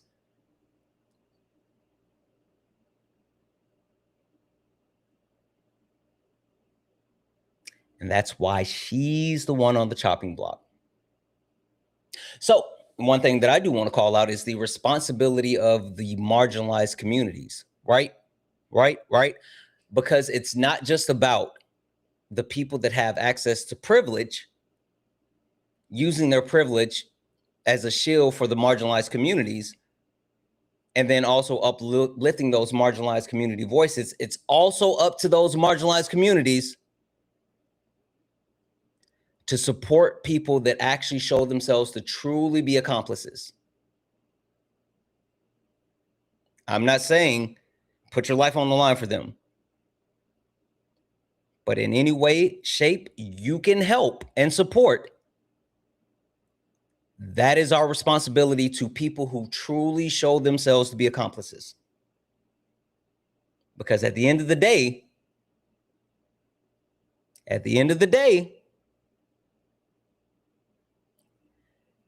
it's about solidarity. It's about solidarity. It's not about race. It's not about gender. It's not about any of the social constructs. It's not about capitalism. It's about solidarity. It's about us. It's about the collective. That's why I talk about the shit that I talk about. That's why I despise capitalism. That's why I despise individuality in the sense of thinking that it's only about you and everybody else better get it how they live. Because the ultimate goal is class solidarity, class consciousness, and liberation of the proletariat. Those are just my thoughts. Only request up if you're a Trump supporter or disagree with anything on the background. We're only looking for some debates. Only request up if you are a Trump supporter or disagree with anything on the background. We're only looking for some debates. If you're friendly, tap the screen, share the live, send your daily heartbeat. It's only one coin. It will boost the live and push us out to the FYP. Give me a second, B. Hi, are you a Trump supporter or disagree with anything on the background? Yes. What do you mean with white people? Yeah, you already came up here and I kicked you before. Like, I'm not sure like why you are back up here and like what the hell is happening. Hey B, Hello, sorry Santana. about that. I was trying to see if he was No, going to you're be good. an actual argument. I mean, an actual debate. You're good. I was going to add to what you said. For one, there's a really great book I think all white people should read called White Solidarity or White Fragility by Robin DiAngelo. in that book, she talks about a concept that she calls white solidarity, which is this belief that white people have that when they're like, because I'm sure every single white person in this chat has been in public or around family members or somebody they just met seconds ago, and they'll say some racist ass shit thinking that like automatically because these people around them are white, they're just going to be like chill with it.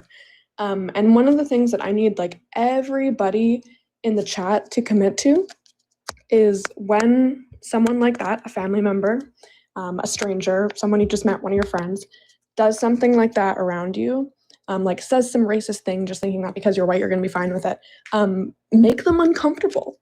Make them as uncomfortable as you possibly can. And that's something that I consistently try to do. And the purpose of that is that so next time that racist ass piece of shit wants to go and say that in front of another group of white people, they're going to have pause and they're going to be like, ooh, maybe I shouldn't say this, you know, like maybe it's going to be, you know, like not taken well if I'm going to say this. And then maybe they might even like, if they have that part of their brain unlocked, maybe even start to like introspect on that, but that's asking a lot of them. But make white people, when they say that foul shit, uncomfortable. And that's like even a bigger reflection of what Miss Rachel is doing. She's speaking out as a white person, making, you know, white people that think that Miss Rachel shouldn't be talking about racism uncomfortable. Do that in your everyday life. When you just have some person come up to you and say something like, I don't know, I was sitting on a plane one time, and it was like to a city that has, you know, a large racial minority population. And I was sitting beside another white person on the plane, and they were like, did you notice we're like the only white people on this plane and we get sat beside each other? And I was like, what a weird thing to say. Like, I didn't even, you notice that? Like, it's just the strange things that white people like that do, make them feel uncomfortable about it. So it'll give them pause next time they go and do it. And they might get mad at you. There's a very good chance they will. But, you know, we can take that. We can handle that. So that's my message. Yeah, no, and like to kind of double down on what you're saying, B, like I think that's important for anyone who wants to claim that they are seeking to be an accomplice, right? Anyone. That's why, like, when it comes to like certain things that I do, and I'll give the example of like twofolds, right? When B's live, I try to like be respectful, and I don't like to request up on any of my like women or femme presenting friends' lives without their permission, right? Because fuck it, I'm just gonna say it. When I do, you guys kind of, not you guys, but some people do like weird shit. And when I say weird shit, I mean like me being on someone else's panel and then you like spam shit towards me. Like, that's weird. It's about the person whose live I'm on. But it turns into like this weird thing, and I never want to actually take away from the person whose panel I'm on, especially if it's a woman or femme presenting person. And so when there's an opportunity for me to come up, whether it's like B or Ari or Sean or Kenzie or whoever, and I get to actually like directly in real time correct another man, like that's my responsibility. It's my responsibility online and offline to call out men for the harmful shit that we do. Again, that's why on my background it says, men, we are the problem. But that's my responsibility. I have to do that. I have to make sure that I'm making other men who think that shit's, whether it's in private or in public, if they think like the shit that they're doing and saying is acceptable, make them uncomfortable every time. Let them know that there's no space for that. Let them know that they can't even breathe, not around me with that type of shit. But then also, like, again, if you claim to be someone who wants to be an accomplice, and you can if you have the ability to amplify other marginalized people's voices, then do so.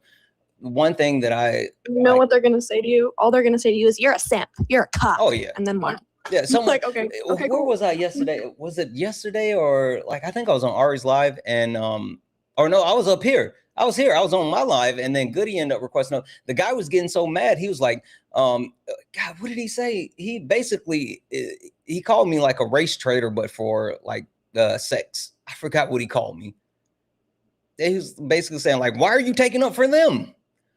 Well, like it's fucking weird. But like another thing is ensuring that you guys are highlighting the voices of those communities and those people that you say that you want to be accomplice for. One of the reasons why I tell people all the time, I don't debate abortion. Go find B or Kinsey or someone that actually has skin in the game that would do so. If like, I don't debate trans people. There's other creators that actually trans creators on this app that you can go talk to, like Lainey, you know, all across the board. I don't do those things because one, I never want to be in a position where I'm speaking over those people, but two, that's an opportunity for me to highlight them. I know we all know B, right? We all know B, but if there's ever an opportunity for me to tell people about B who may not know B, then that's an opportunity to actually put B in like front and center, and that's me highlighting a woman. So like, I think those are the things that we have to do if you want to call yourself a quote unquote accomplice. Name a nice socialist country. Glenn, you don't know shit, but it's fine. I'm going to mute you. You're also you're in the comments and you're a coward. So whatever. Anyway, B, thank you for that. Anything else that you wanted to add? That's it. I got to do some more nonprofit stuff today. I saw you were live yesterday. I was shocked. Yeah, I was able to be live for at least a few hours. I was able to find some time yesterday because you know, it's been so damn busy. I'm sure you probably. I was just about to say, how's everything going your way? I mean, yeah, it's obviously like taking it day by day with the nonprofit. We're kind of just doing it one day at a time, trying to get everyone taken care of that needs it. I think the evacuation orders are thankfully slowing down, so people aren't getting like kicked out of their house quite as much right now, and people are kind of starting to get situated with, you know, being out of their house and finding accommodations and everything.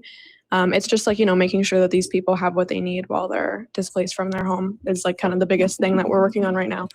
So yeah, I mean, I'm sure you are getting the smoke down there too. It's yeah. Do you want to tell the people quickly what they can do to help if anyone wants to actually support, if they're not there, and anything they can do? Yeah, the nonprofit is Mamas for Mamas. We're doing a whole lot of work for people that are affected by the wildfires right now, and like really stepping forward for that. It's a really great nonprofit. Like, we have been sending trucks out to multiple places in Canada full of supplies for people to get that don't have, you know, toothbrushes, don't have body wash, like the basic necessities that they need, especially focusing on families, but obviously everyone else is also welcome to come to us to get help. And yeah, honestly, like any donation there, any like sharing of anything that they post on Instagram is like a big help. But yeah, I appreciate you for having me, Santana. All right. Have a good one. Perfect. You as well. Guys, only request up if you're a Trump supporter or disagree with anything on the background. We're only looking for some debates. Only request up if you are a Trump supporter or disagree with anything on the background. We're only looking for some debates. If you're friendly, tap the screen, share the live, send your daily heart me. It's only one coin. It will boost the live and push us out to the FYP. Hi, Dennis. Are you a Trump supporter or disagree with anything on the background? Yes, I'm a Trump supporter. Okay. Dennis, would you like to tell me why today, August 13th, 2026, you still support Donald Jimothy Trump, or is there something specific on the background? I mean, yeah, you say capitalism doesn't work, but can you name a nice socialist country like the other guy just said? Sure, but that's not the actual point. Are you name one socialist country, man? I would like to be able to finish my sentence before you start speaking. Okay, you can't name one. I knew you couldn't. Dennis, I have no interest in like talking over people. Okay. I have no interest in like doing the weird stuff. If you are unable to actually engage as an adult, then you can just leave. I'm not going to speak over you, and I would prefer it if you did not speak over me, and then we can go from there. Dennis, the prompt on the background says, capitalist, your system does not work. And by saying, oh, name a socialist country or what system does work or whatever, that's not defeating the point on the background. So if you're interested in actually debating on that actual point, then what you would do is tell me why capitalism works for the American people today as a whole. Sure. Can I have 10 seconds? Sure, as long as you're addressing the prompt. So somebody in the comments said Denmark. Someone in the comments said Norway. Stop. Dennis, I'm sorry to mute you. Those are all white countries. Dennis, I'm sorry to mute you. Those are all white countries. Okay, Dennis. Again, I'm not sure what's happening. You can't even give me 10 seconds, man. What is your deal, dude? Dennis, please stay on mute. I'm muting you. Because you're wrong. Host. I'm going to finish what I'm saying. Because you're wrong. That's why. Okay. I don't understand what the weird shit is about, but I was just about to get to the point of saying, please don't address the comments because the comments are in the comments for a reason. We're on the panel. You're literally up here with me to debate me, not to debate the comments from the panel. That's not what we do. Also, if you are just looking for somewhere that you can actually just word vomit or whatever it is that you want to do, you have to find somewhere else. I refuse to do that. While I welcome a debate, you're not needed. And so if you cannot engage as an adult, you will not be allowed up here. I have no issues with sitting and just talking to my community. You're welcome, but you are not needed. That's for anyone else that's in the request.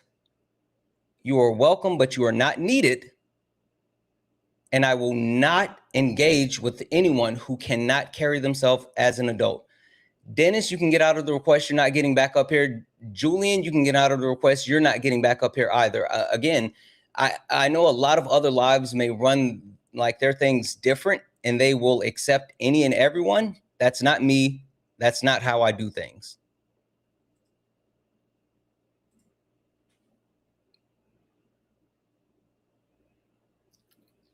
Hi, are you a Trump supporter or disagree with anything on the background? Hi, Kitty, are you a Trump supporter or disagree with anything on the background? Okay, go ahead and drop you down. Guys, only request up if you are a Trump supporter or disagree with anything on the background. We're only looking for some debates. Only request up if you are a Trump supporter or disagree with anything on the background. We're only looking for some debates. Again, Julian, I'm not debating you because one, you're not white. You want to talk about a topic that's specifically for white people. You're not white. Two, you're not even American. And three, you lied. There's no reason for me to talk to you if I know for a fact from the very beginning you're just gonna lie. You came in bad faith, so there's no conversation. Hi, are you a Trump supporter or disagree with anything on the background? Okay. Debbie's in the chat for Rhonda for the $5 donation saying, I'm a longtime supporter. I'm also a teacher. Wish list in the bio. Please share. Thank you for all that you do. Absolutely. Absolutely. Debbie's in the chat for Rhonda. Debbie's in the chat as well for Elise for the $5 donation saying black labor ain't free. I know that's right. Debbie's in the chat for Marcelo for the $5 donation saying my dad is black. Mom is white. My mom inherently racist? Yes, all white people are inherently racist. I think that people who struggle with that should learn what's the difference between inherent and inherit. Start there, and I think that'll help a lot of people. Deb's in the chat for the donos. Again, if anyone else like to support the live, you can do so. Cash App, PayPal, Venmo. Pay links in the link tree in the bio. Santana speaks for you. If you're over on YouTube, you can send a super chat, and I will read that out. Make sure you guys are taking care of Liv. Liv is up here, and Liv has a link in his bio, and the link in his bio is for his Amazon wish list for his kids. He is a teacher, and they start school next week, and we know for a fact that teachers are often the ones left holding the bag when it comes to ensuring that kids have what they need to be able to learn. And so since they are always the ones left holding the bag, Liv has a Amazon wish list of things needed for his students, and you guys can help out. So please, please, please click the link in Liv's bio if you can do anything to help. If you can do anything to help, go ahead and do so. Please, please, please, and thank you. Only request up if you are a Trump supporter or disagree with anything on the background. We're only looking for some debates. JT said we are automatically racist because of our ancestors. No, that's not what inherent means. Again, inherent versus inherit. Inherent versus inherit. Two different words. It'll really help out. Ja, you request to back up. I tried to load you in. You're not loading again. I'm going to go ahead and drop you. There we go. Only request up if you are a Trump supporter or disagree with anything on the background. We're only looking for some debates. Only request up if you are a Trump supporter or disagree with anything on the background. We're only looking for some debates. I don't think this person's gonna load. Plus, like they're a troll, I guess. I don't know. I don't know, guys. I don't understand why people want to be weird today.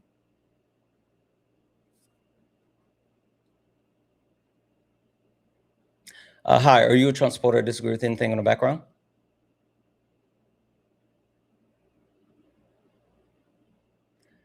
Cal, are you a Trump supporter or disagree with anything on the background? You said, why do you repeat yourself only? That's weird English. No, it's not weird English. It's me putting the emphasis on the word only, since people have a hard time understanding what we're trying to do here. People will request up and say they don't support Trump or they don't disagree. They'll request up and like want to talk about other things that have nothing to do with the debate. And so I am putting emphasis on only, meaning that's the only reason for you to request up. It's not weird in English. It's just me emphasizing the point. Cal, are you a Trump supporter or disagree with anything on the background? Okay. Drop you down. Cal Carter, if you are here, no, I couldn't hear you. You can request back up. Like I couldn't hear anything that you were saying. You can, I don't know if you're connected to some type of headphone or Bluetooth or anything like that. I'm trying to load you back in, but no, we could not hear you. W's in the chat for Kelly. Kelly sent a, no worries. Kelly sent a 15 cheer bits to say, smash through the door, rolling, landing, throwing pockets full of glitter. Whoa, whoa, whoa. Take a mental minute, get your snackies and hydrations, cuties and beauties. Hopefully everyone is having a wonderful, thickalicious Thursday, and always remember to stay amazing. Give me a second. Stay amazing and much love from the best chat, Twitch chat. Trips on their own feet, crashes up the stairs, exploding into glitter. Also, W's in the chat for Manders for the 1 cheer. Yes, one of us. W's in the chat for Kelly for the 5 cheer bits. To say, hey, caller, if you're going to crash in, at least use glitter or pizzazz. Like, Kelly, that's too much. You know they don't have glitter nor pizzazz. W's in the chat for Kelly. I think we're all caught up. Guys, 1.2 thousand people hanging out on TikTok. Make sure we're tapping the screen. Let's go ahead and get the likes up to 200,000 likes. Also, can we knock out the donuts? That's the daily gift goal. Please, please, please knock out the daily gift goal and make sure you're sending your daily heart me. Make sure you hit that follow button, right? We got 41 new followers on the stream. We're on our way to 200,000 followers. We're at like almost, we're at what? When I last checked, we was at 41.5. So we're on our way to 200,000 followers. So go ahead and hit that follow button, turn on notifications so you guys know when we go live. We go live all the time. All right, Cal, hi. Are you a Trump supporter or disagree with anything in the background? Yeah, I disagree with something in the background. Okay. Which point do you disagree with on the background? Yeah, the white people racism is your problem part. I would like to ask you, what would be your entry point to racism? As in, what would make someone racist if they're white? There's a lot to talk about there, but would you like to tell me why you disagree with the premise as far as white people racism is your problem, and then we can go from that point? Yeah, because do you view racism as something immoral? Because I do. I don't care about morals. I care about tangible effects. Yeah, but would you consider those tangible effects to be immoral? Again, I don't care about morals. I care about tangible effects. I care about people dying due to race and racism. Again, you keep bringing up morals, and I will repeat it again. I don't care about morals. You saying you have to, morals doesn't mean shit to me. Yeah, but you have to, because it's a morally charged term. I don't. You want me to, so I can engage in the type of debate that you want to debate in, and I don't care. You have to. I don't. I can tell you why you do, though. No, you don't. I don't want to hear you tell you why you have to. No, Cal, I don't want you to tell me why I have to care about morals. I don't. I care about substance. I don't care about you trying to set up some type of field bro debate. I don't care about. Why should? Can you please stop interrupting me? Yeah. Okay. Speak. If you're looking to actually just get your jollies with like actually just debating for the aspect of debate, then you are in the wrong place. I'm here for a substantive debate, a substantive conversation, a substantive argument. Me too. And so the premise behind my live and what we're doing is to address the actual issues and hopefully educate people on issues and maybe change some minds, but it's not to dissect premise by premise to see who has the best terminology.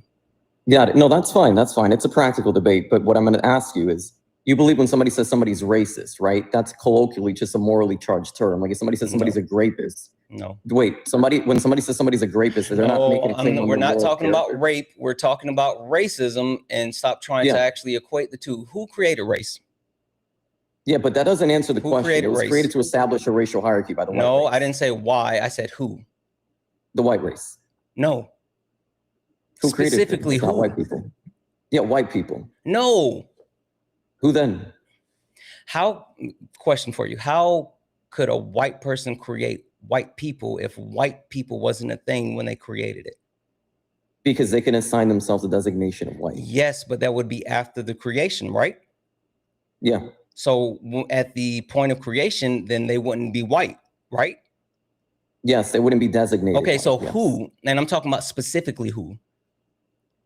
I don't know who specifically did it, like the first person to do it specifically. Yeah, the first person that's attributed the construct of race is Gomez Inez de Zurara. Do you know who commissioned him? No, who did it? The Catholic Church. Okay. Do you know what the justification was for? Yeah, to justify a racial hierarchy for the form of exploitation of the black race, right? Almost, yeah, chattel slavery, to uphold. Got it. Okay, but this doesn't. We can move on from this. This has nothing to do with my point. To keep the actual hierarchy in place, so they can always have a free and cheap labor class, and Got that it. actual But the etymology of it would hold no the bearing on the fact that racist, like when somebody accuses somebody of being racist in modernity. The maintenance of said hierarchy is something that has been persistent throughout the history and since the creation of race. So when we talk about like race and racism, it's not about assigning morality. It's not about saying like this person is doing this specific thing. It's bigger than that. That's why like when you talk about racism, I don't highlight like individual racism. I don't highlight like a specific systemic racism. I highlight racism because it's a whole, a system that's a whole. Got it. Can I speak? Yes. Got it. Yeah. So you're giving me a sociological analysis about the etymology of racism. What I'm telling you is that racism in modernity would be a morally charged term when used against somebody. It's not simply a descriptive claim. Yeah, but people do. You have to want, if you have a practical debate, you have people, this is not people's live. This is my live. I'm sorry. If you're trying to convince me to actually care about the shit that you want me to care about in a debate, that's not going to happen. Sure. That's a blunder. Then why is it bad? Sure, that's a blunder. No, the blunder is you coming up here thinking that you're somehow going to get me to debate the way that you want me to debate. So then why is racism bad? It's because it's literally leading to people dying. So it's immoral, right? Never said anything about morals. I don't want people dying. I don't want people actually being disenfranchised. Why, if it's not immoral? I don't want black people suffering. And at this point, why if it's not immoral though? You said it's not immoral. Yeah, I don't mind if I.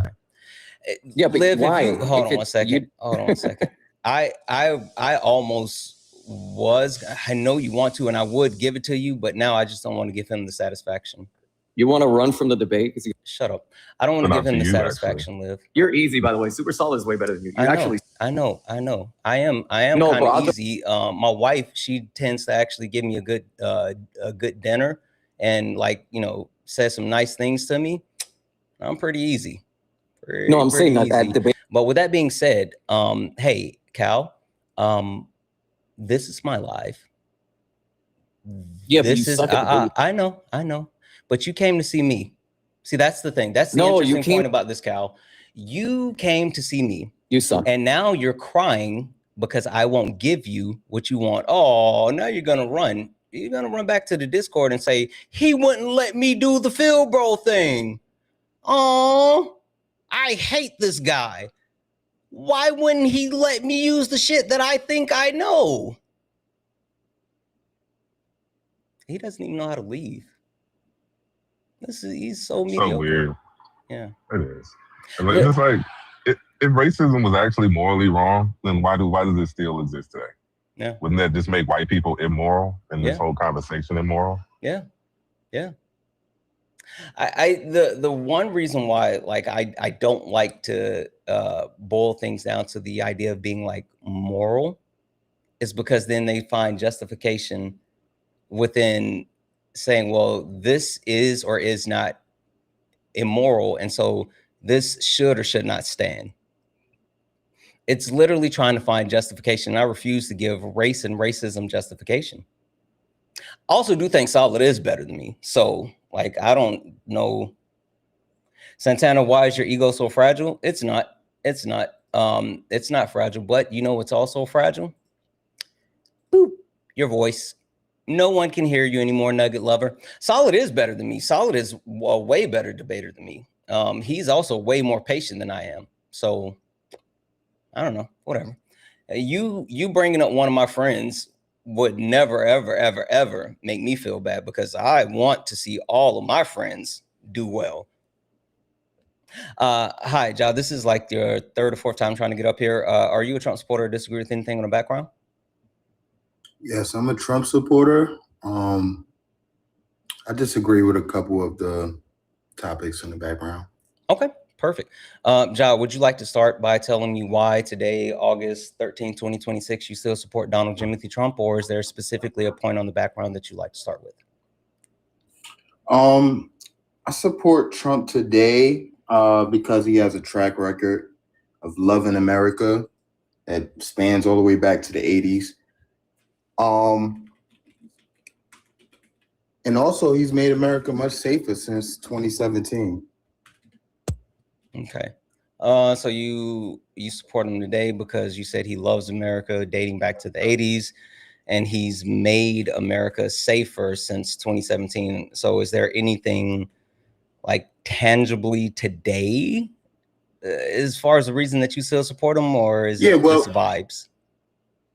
Yeah, so tangibly today, he's continuing making this country safer due to his policies regarding immigration and also his interest in taking down trafficking rings abroad and domestic.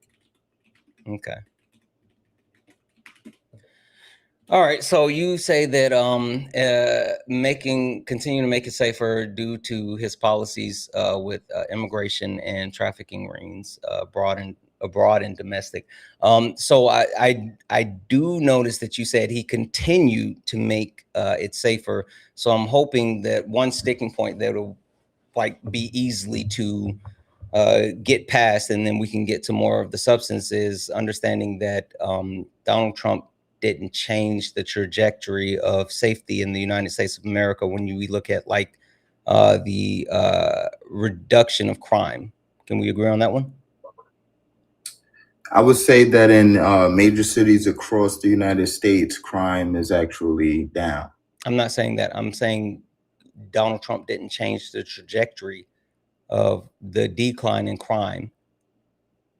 No, I would say that he absolutely has impacted. Okay, so the trajectory of crime. Quantify that, because when FYI, what I'm saying is change the trajectory. What I mean is that we like if you take a look at the actual crime data and you take a look at like murders across the country, the only thing that it's happened is it's continued the recent trend since 2020. So when people like to tout like 2025 having a historic low of murders in the US, that's accurate, but 2024 there was a historic low in murders, and then in 2023 there was a historic low in murders. In 2022 there was a historic low in murder. So since 2020, since the pandemic, we've been on the same trajectory as far as the reduction in crime within our country. So what I'm saying is, if you're not agreeing with that, then you would have to show me something. No, I actually agree with that, but those statistics are a result of Trump's presidency, his first term starting in 2017.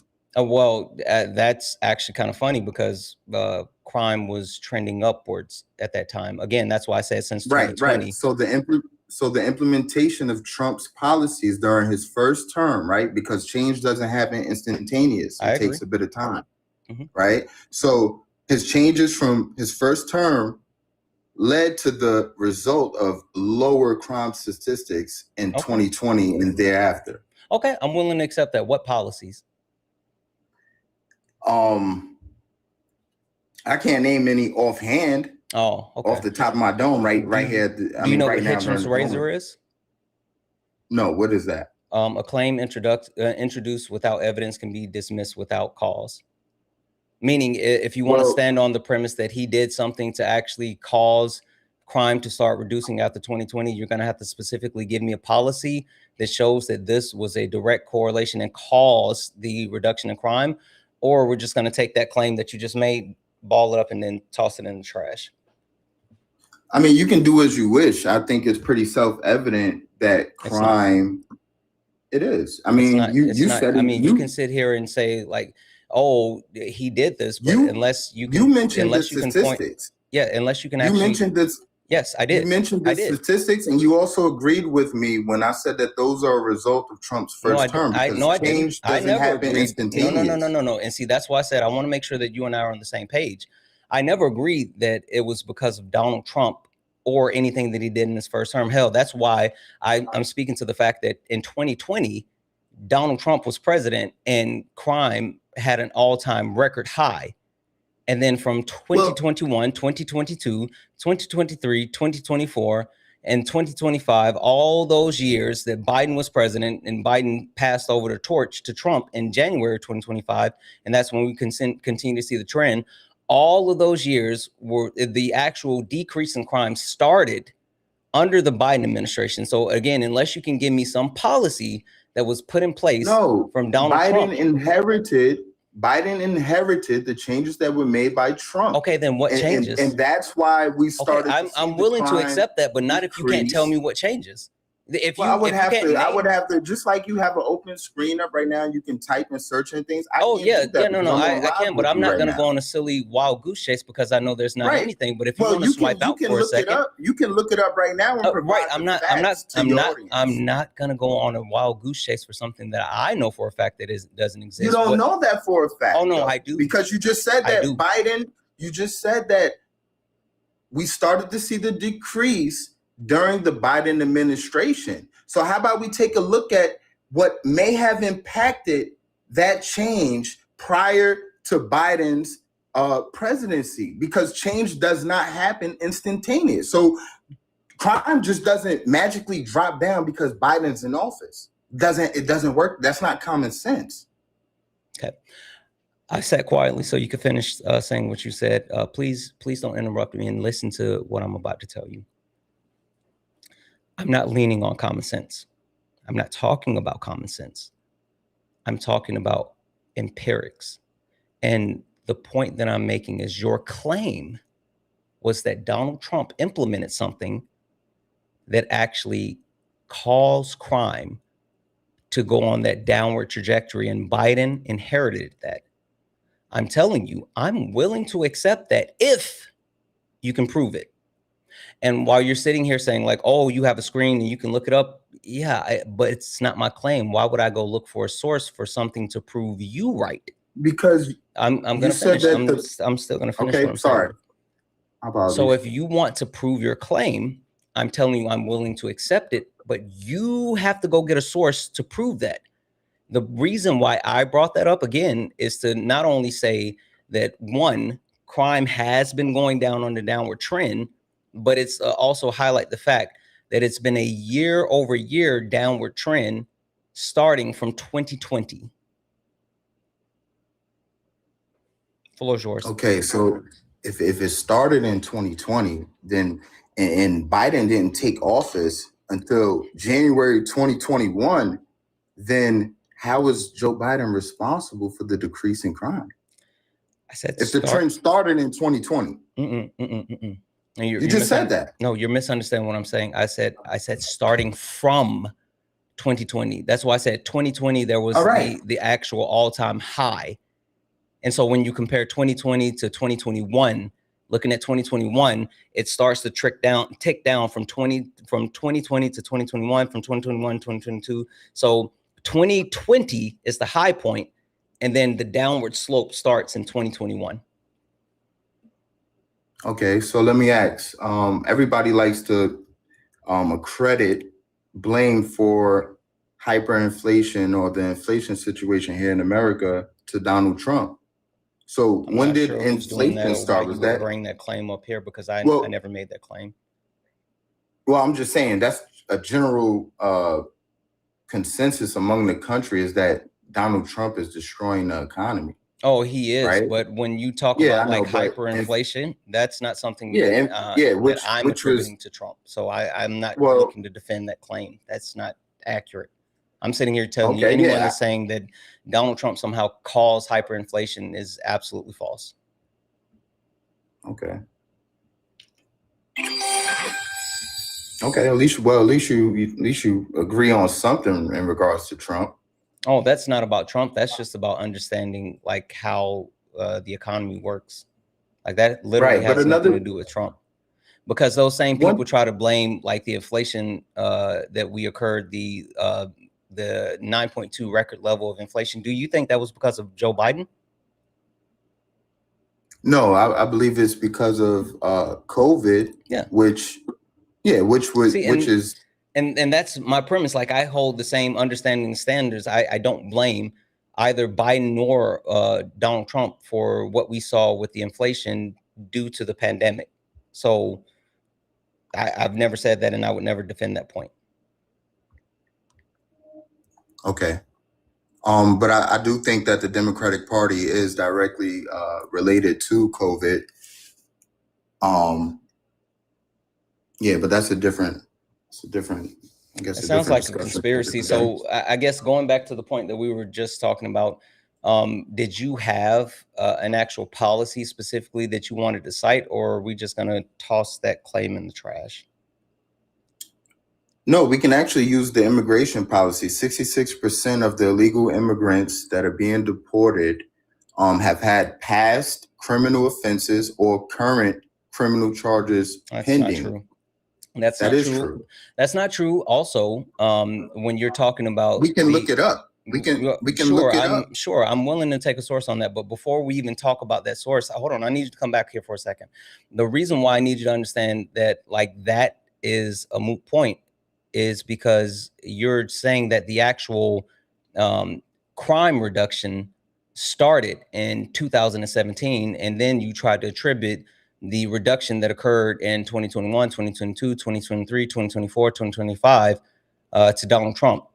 Well, Donald Trump didn't get back into office until 2025, and his current immigration process, the mass deportation, did not start until he got back into 2025. So that would not account for the reduction in crime that occurred all those years prior to him being in office. So that's why I said that's not a thing.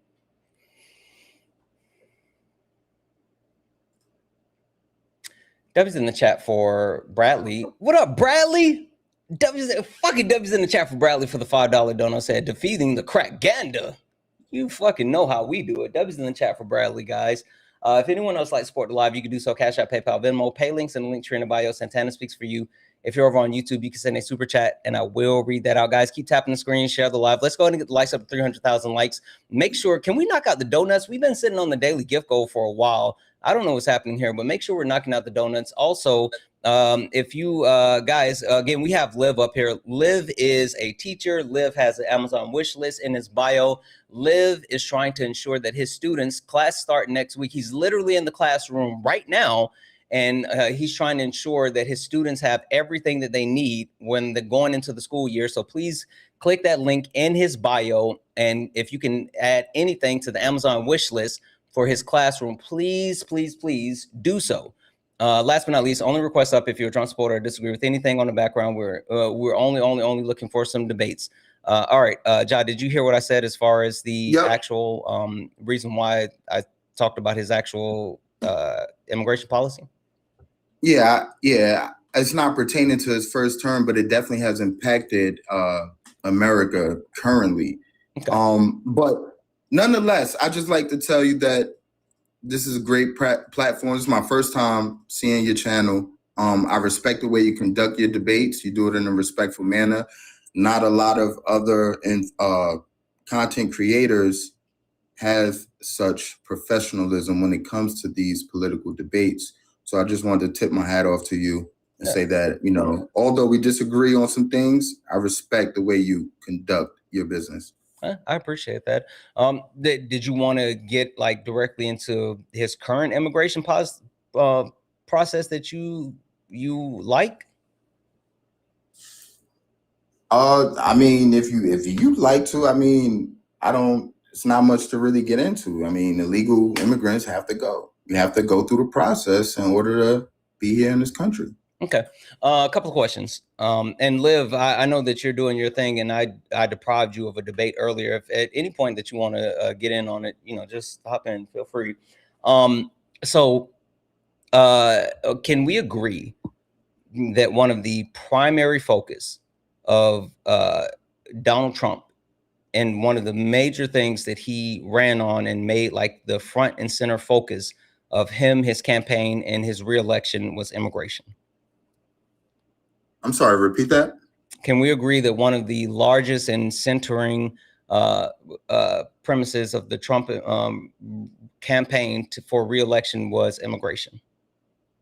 Yes. Okay, perfect. Can we agree that he said that he was going to go through the process of mass deportation, securing the border, and like all the other stuff as far as him getting into office? Yes. Okay. If I can quantify the fact that Donald Trump has been an absolute failure in that aspect of like his initiative, would you be willing to concede? If you could prove, I doubt that you could prove that. Okay. But if I could, without bias, without biased research from biased sources, yeah, I highly doubt that. Okay. But yeah, if I can prove it, would you be willing to concede? Well, it depends on your sources. If your sources are biased and have a track record for the last decade, like I'm not sitting here like I hear what you're saying. Like, yes, you're gonna put quote unquote sources under scrutiny. I'm willing to accept that. Like I'm not looking for any caveats as far as like you. I hear you. I'm saying if I can prove it, would you be willing to concede it? I would be willing to further research what you're displaying, because yeah, I mean, I have to look at things for myself, right? I'm an adult. I have to think for myself. I have to form my own analysis of things. I don't just take information and store it in my head just because you said it. Okay, so you're saying that you have a massive claim. You have something that is like a core fundamental tenet of Donald Trump and his administration. And if I can give you tangible evidence, not only pushing back on what's happening, but completely, because again, remember what I said is that he's failed.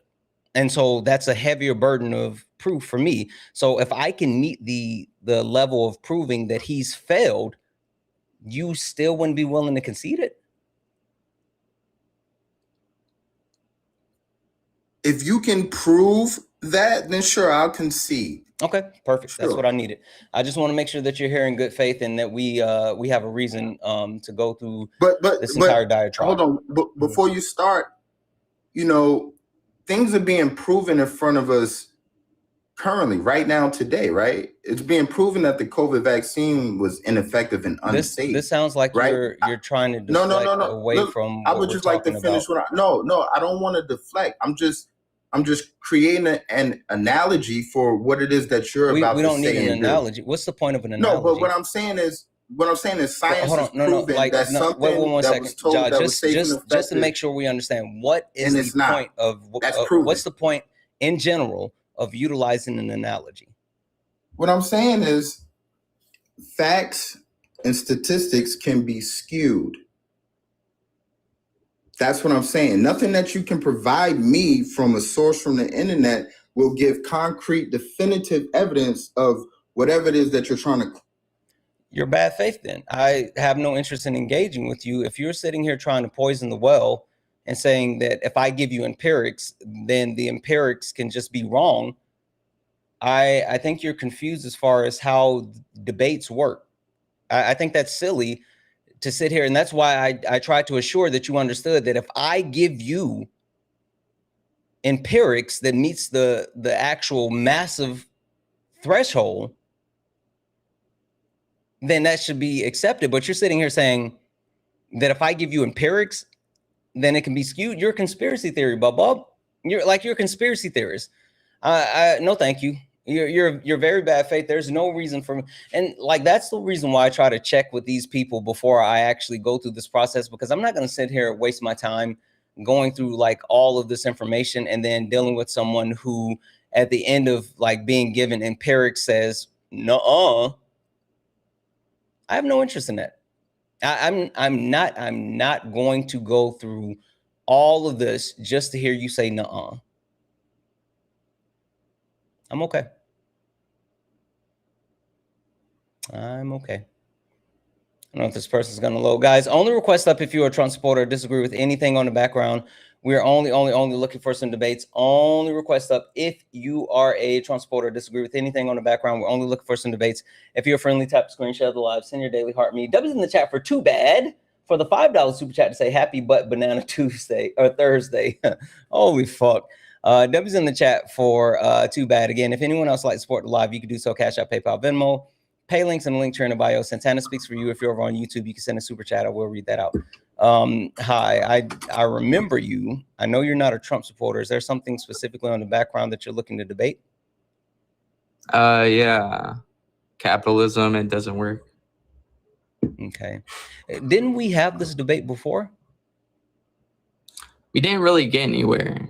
Like, I'm trying to, we didn't really go anywhere with it. Like, we were stuck on one thing. I'm not sure what it was. Stuck on. It was like defining something. We didn't get any substance. Okay. I guess I'm willing to give you the floor for us to try again. Can you tell me why you disagree with the premise that capitalists, your system does not work? Yeah, I think it works. Mainly, I think it gives a lot better price signals. I think socialism destroys price signals in a market. I think it breeds innovation, practical innovation. Okay. But hold on one second. I was about to do something right before you added me up. If you could give me just 1 minute. Okay, that's fine. Actually, take this with you to think about it, because I want you to kind of like reshape what you're saying, because I want to make sure you understand I'm not looking to talk about the theory of capitalism. I'm looking to talk about the practicality, like how it exists within our society today and the tangible effects of our society today. And so when I say it doesn't work, I mean it doesn't work for the majority of Americans today. That's what we're looking for. So you're talking about like equity and like equality, right?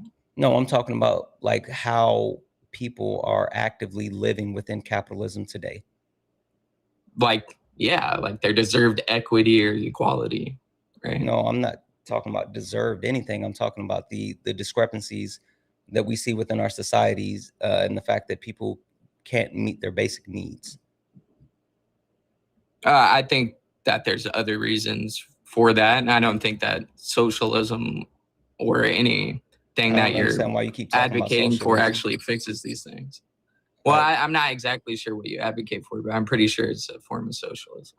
And the point that I'm trying to debate is whether or not capitalism works for the whole of Americans today or not. That's what we're yeah, and I think it does. Yeah, I think it addresses and so just FYI, the burden for you is going to be to prove how it works for the majority of Americans today.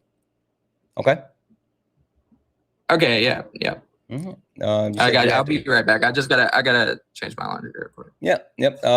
Let's see. While we wait for him to do whatever he's doing. Let's see. Hi, are you a Trump supporter or disagree with anything on the background? Yeah, I disagree with something on the background. Okay. Which point do you disagree with, or where you like to start?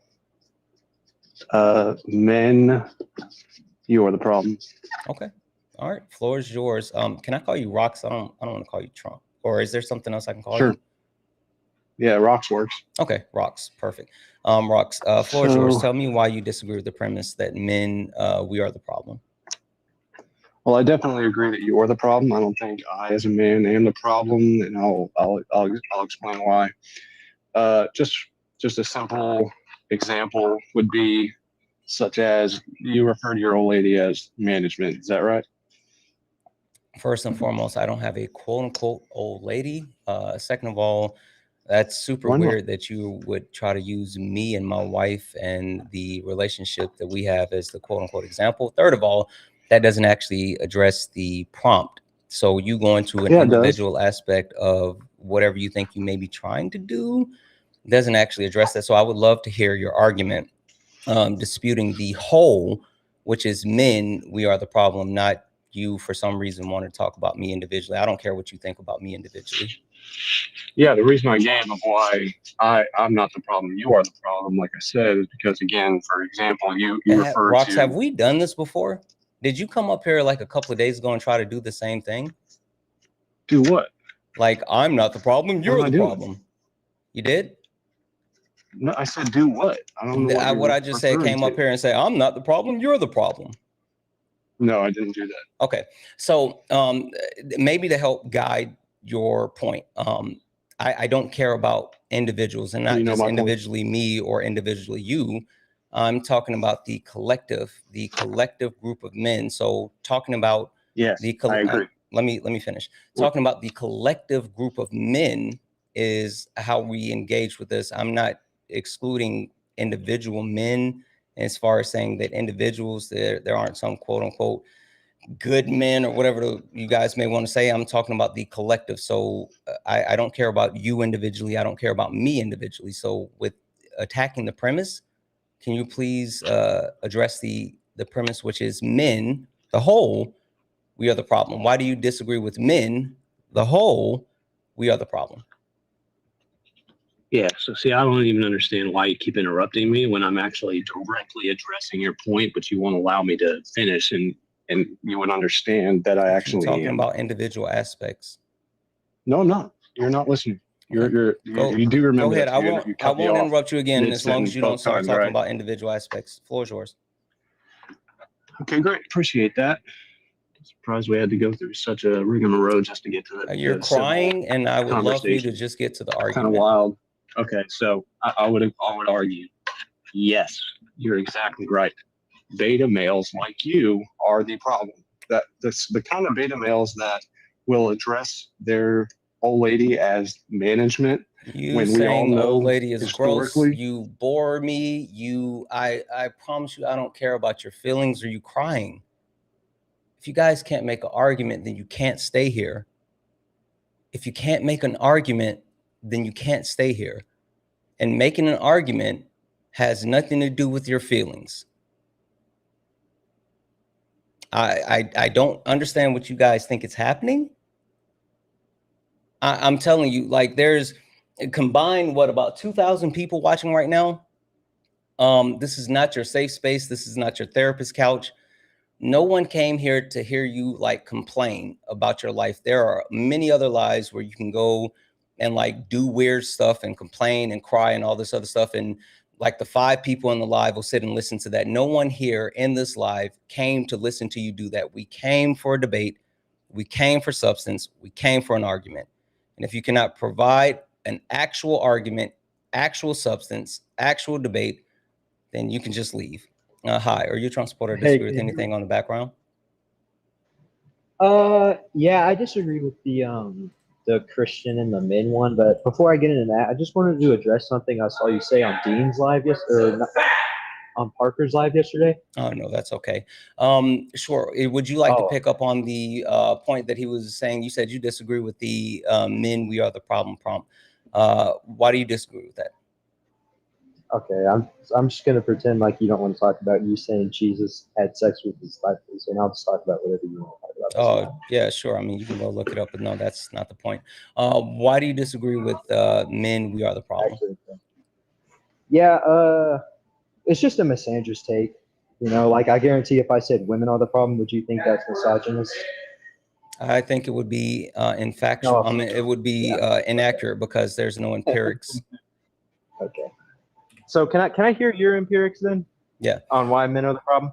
Sure. Men are the problem because collectively men make up the most violence towards everyone.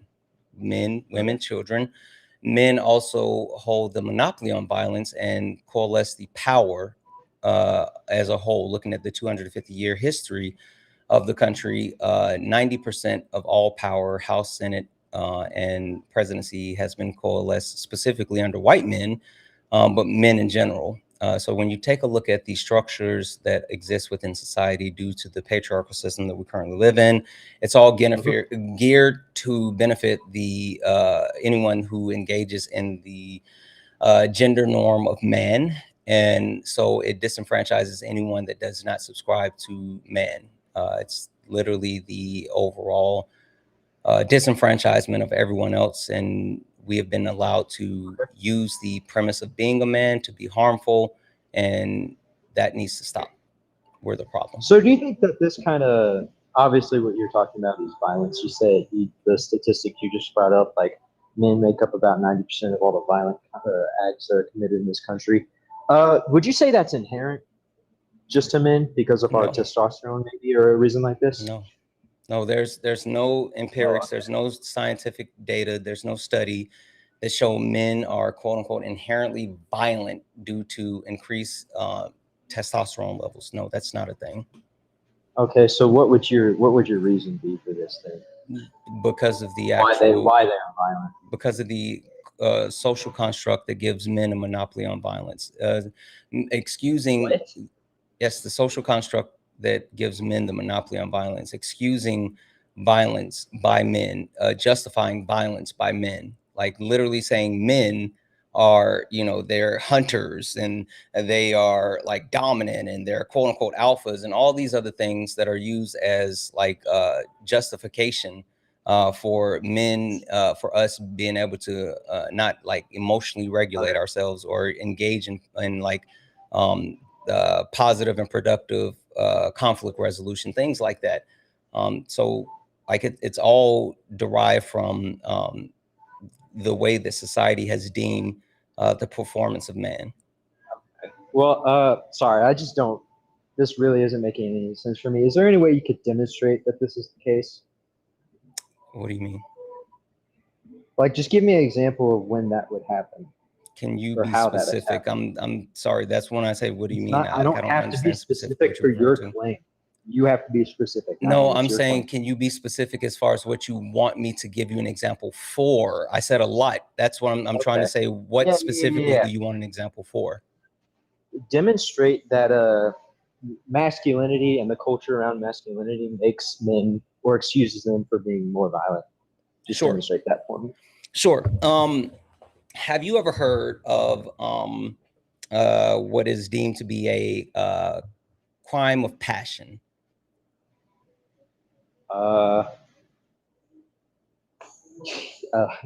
Sure.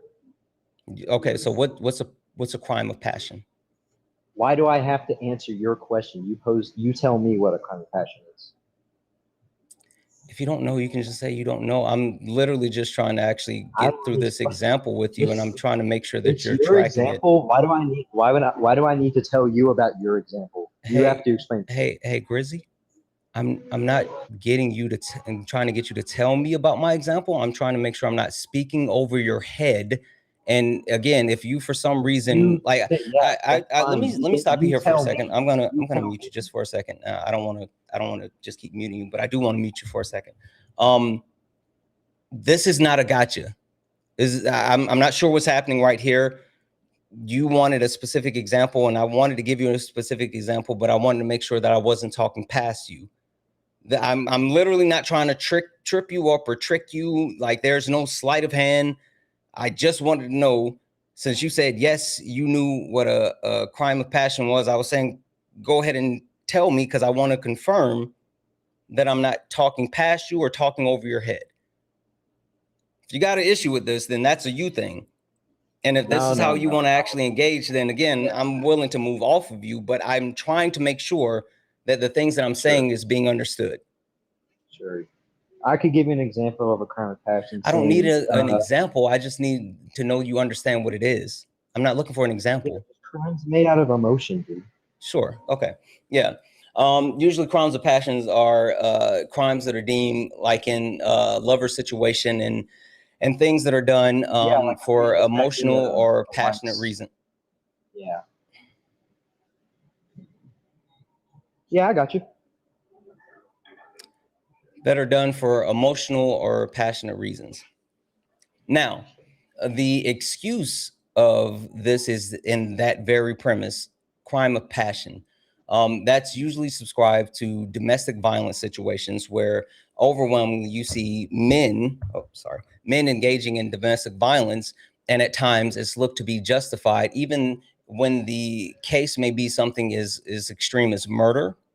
The domestic violence situation is labeled a quote unquote crime of passion to say, well, while this was a crime, this was understood because the man was dealing with love, right? That is a direct instance of like the justification of manhood and the justification of violence. He was a man that was in love. He was passionate and he didn't want his wife to leave him. And so that's why he killed his wife. It was wrong that he killed his wife, but he was so madly in love that he couldn't live without her.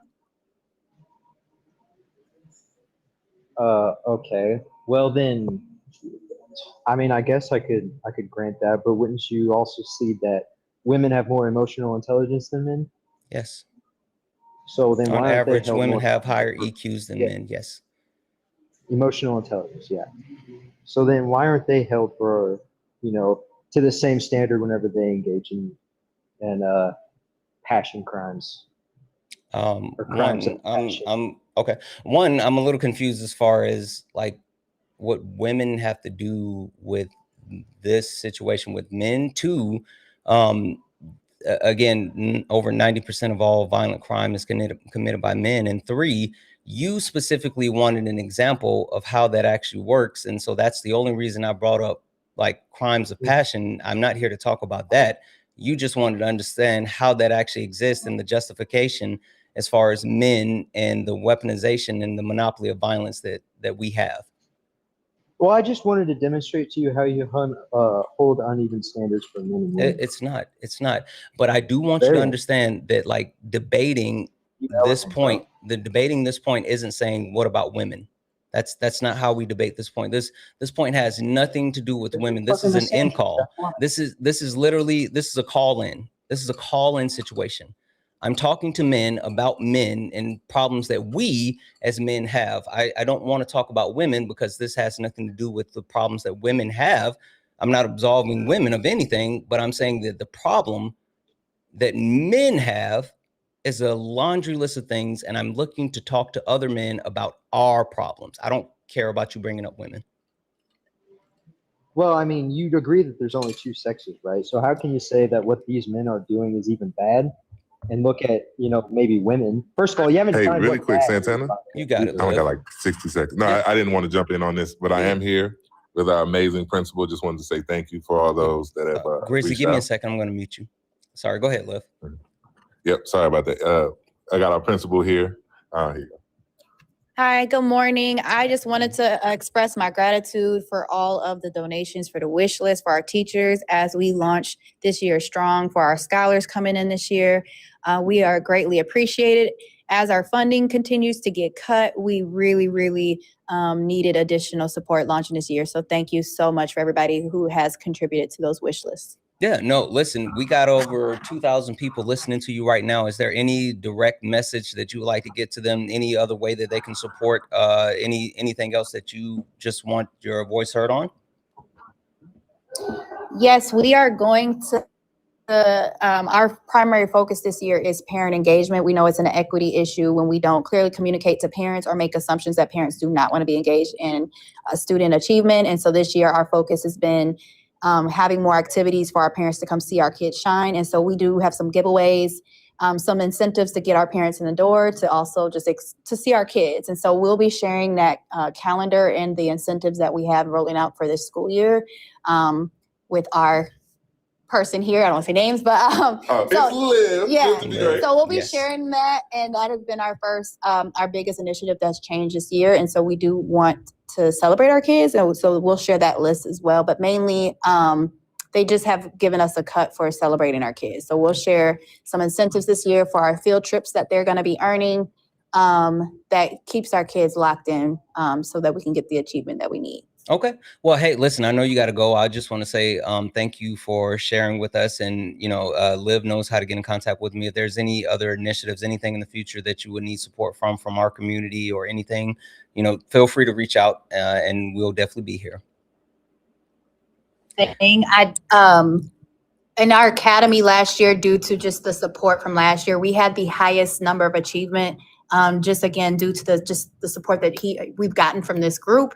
And so that just contributes to the work that you guys are doing, for us to continue to stay trailblazing as the highest in performing achievement here in our community. We will definitely stay connected, and just again, thank you so much. Absolutely. Thank you. I appreciate you.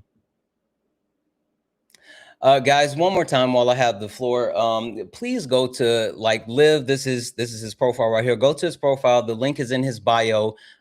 He is a teacher who is looking to actually continue to ensure that his students have what they need. There's an Amazon wish list. Again, I've said this over and over and over a lot of times. When it comes to teachers and children and our youth in the future, teachers are often left holding the bag and having to try to make ends meet for the students, and which is unacceptable.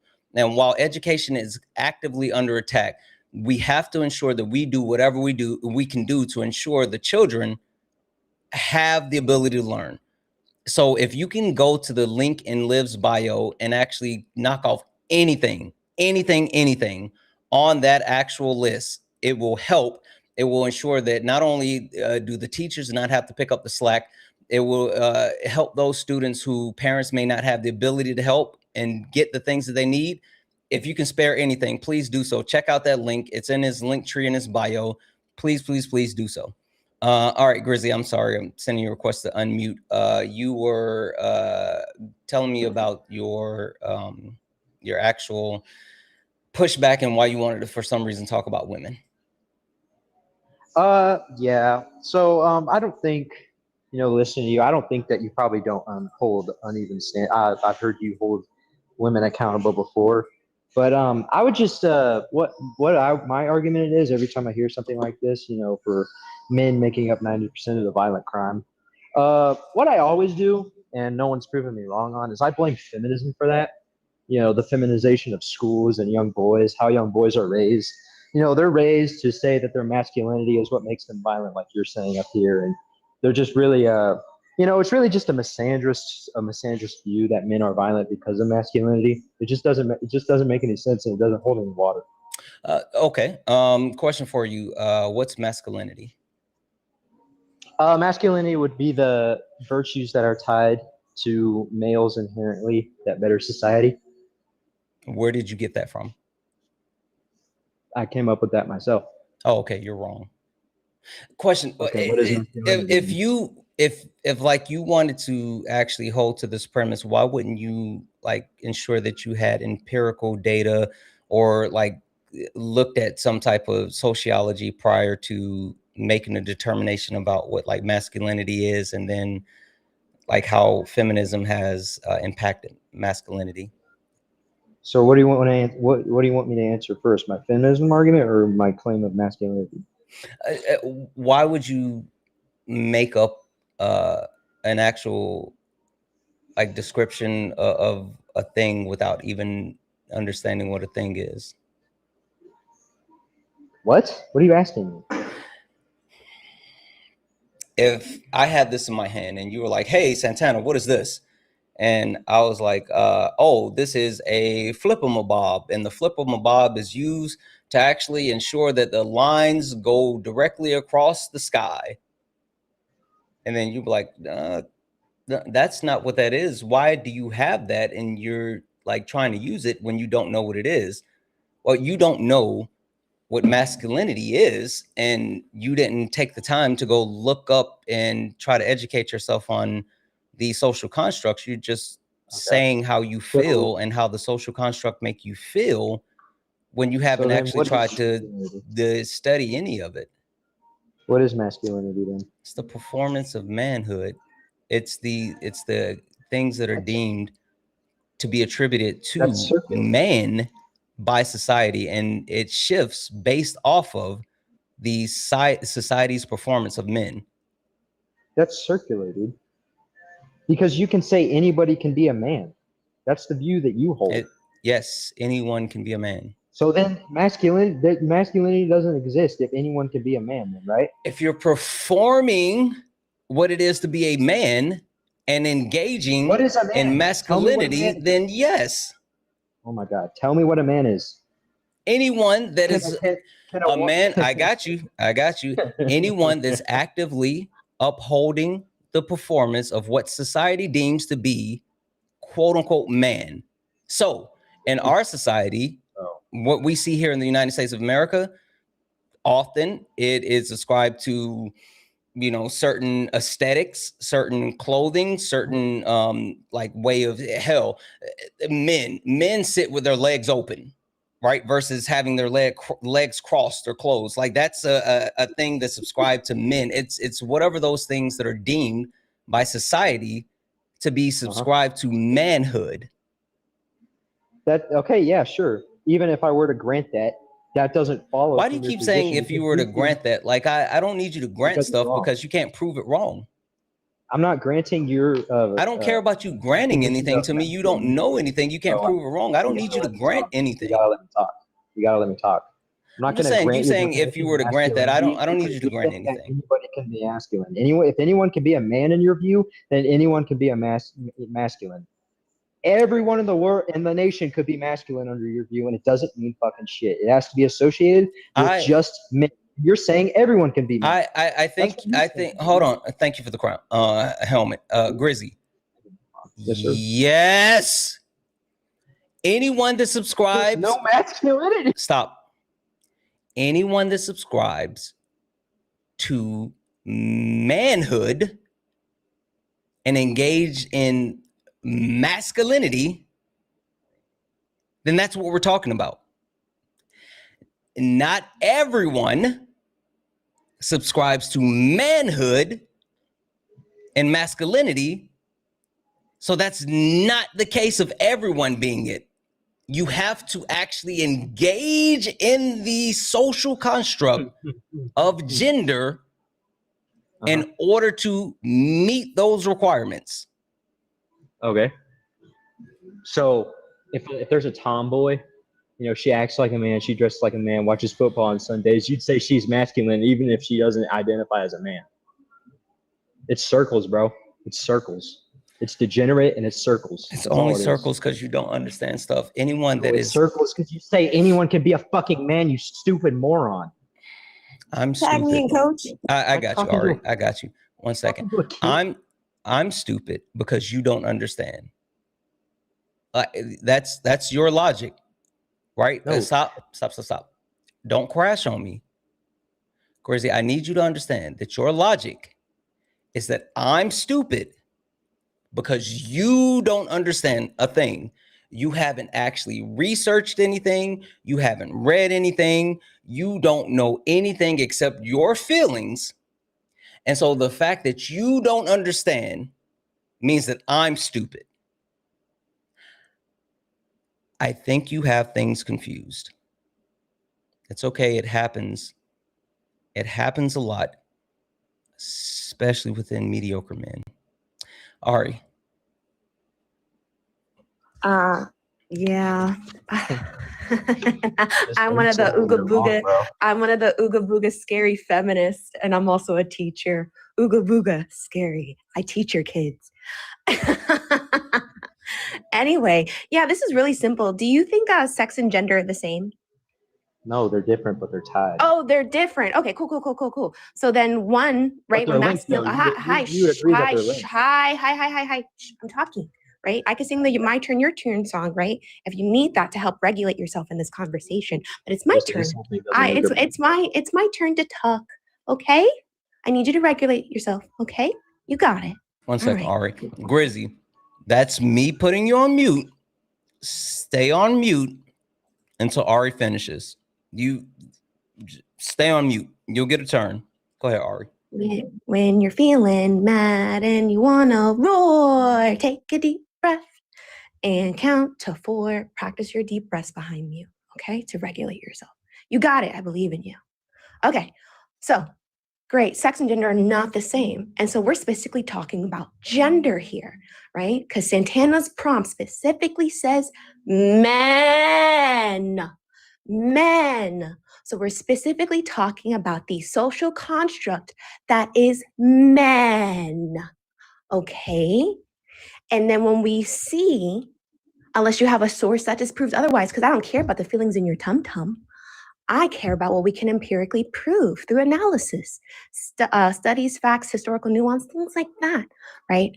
And what we find overwhelmingly, because performances of masculinity differ between society and a universal standpoint, masculinity is simply just the characteristics associated with boys and men. Do you agree or disagree with that? Disagree.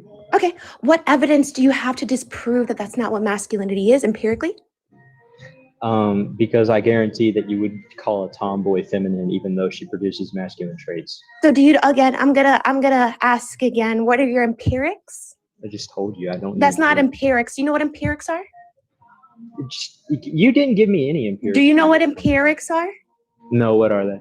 Okay, again, so like I said, the standard here, so the standard for Santana's Live is providing evidence like studies, historical nuance that we can review together, that we could pull up on the screen and things like that. So the feelings in your tum-tum do not qualify as empirics, right? And you can't say what I would qualify because you don't know me and I don't know you. So we're not gonna sit here and presuppose what other people would qualify, right? That's why we have sources, and I don't argue from my tum-tum, and so don't argue from me as if I argue from my tum-tum, okay? I'm a lady of stats, data, and statistics. So, and I'm also, like, I do not care about the feelings in your tum-tum, so either give me empirics. Do you have empirics here to disprove that this is what masculinity is? You don't have empirics to prove masculinity, bro. You disagree, so that means you have other information, right? It's not my claim. You have to provide that, not me. Great. I'm okay with this, but also like we can go through other sociological understandings. I can give you a whole sociological study on masculinity, or if you feel comfortable, we can go with the simple, which I know you would probably look at, the simple dictionary definition.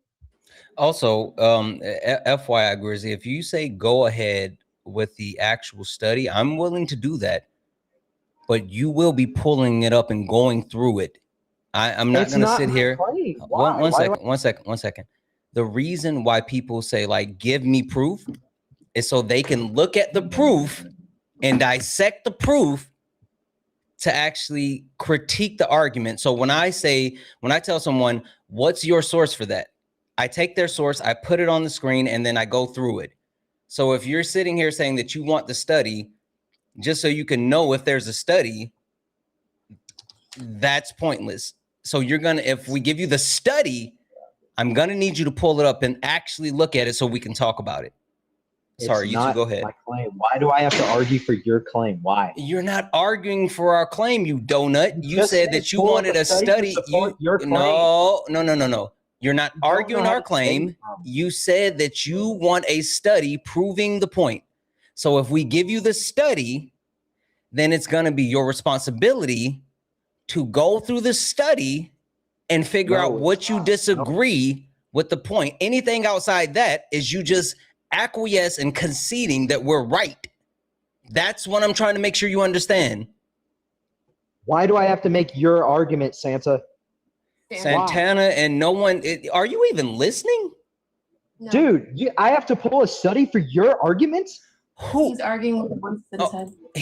That's what you're asking me to Grizzy, do. Grizzy, stop. I need you to slow down and breathe for a second. I think, know how to debate, Grizzy, I need you to slow down and breathe for a half a second. Listen to the word. Stop. Listen to the words that I'm gonna say. Oh, he just fucking ran. Holy fuck. I want to be clear to everyone. If we make a claim and you say you want a source, I'm not going to make you go find our source. I will give you the source, and then your responsibility is to take the source, look at the source, and then tell me what you disagree with the source.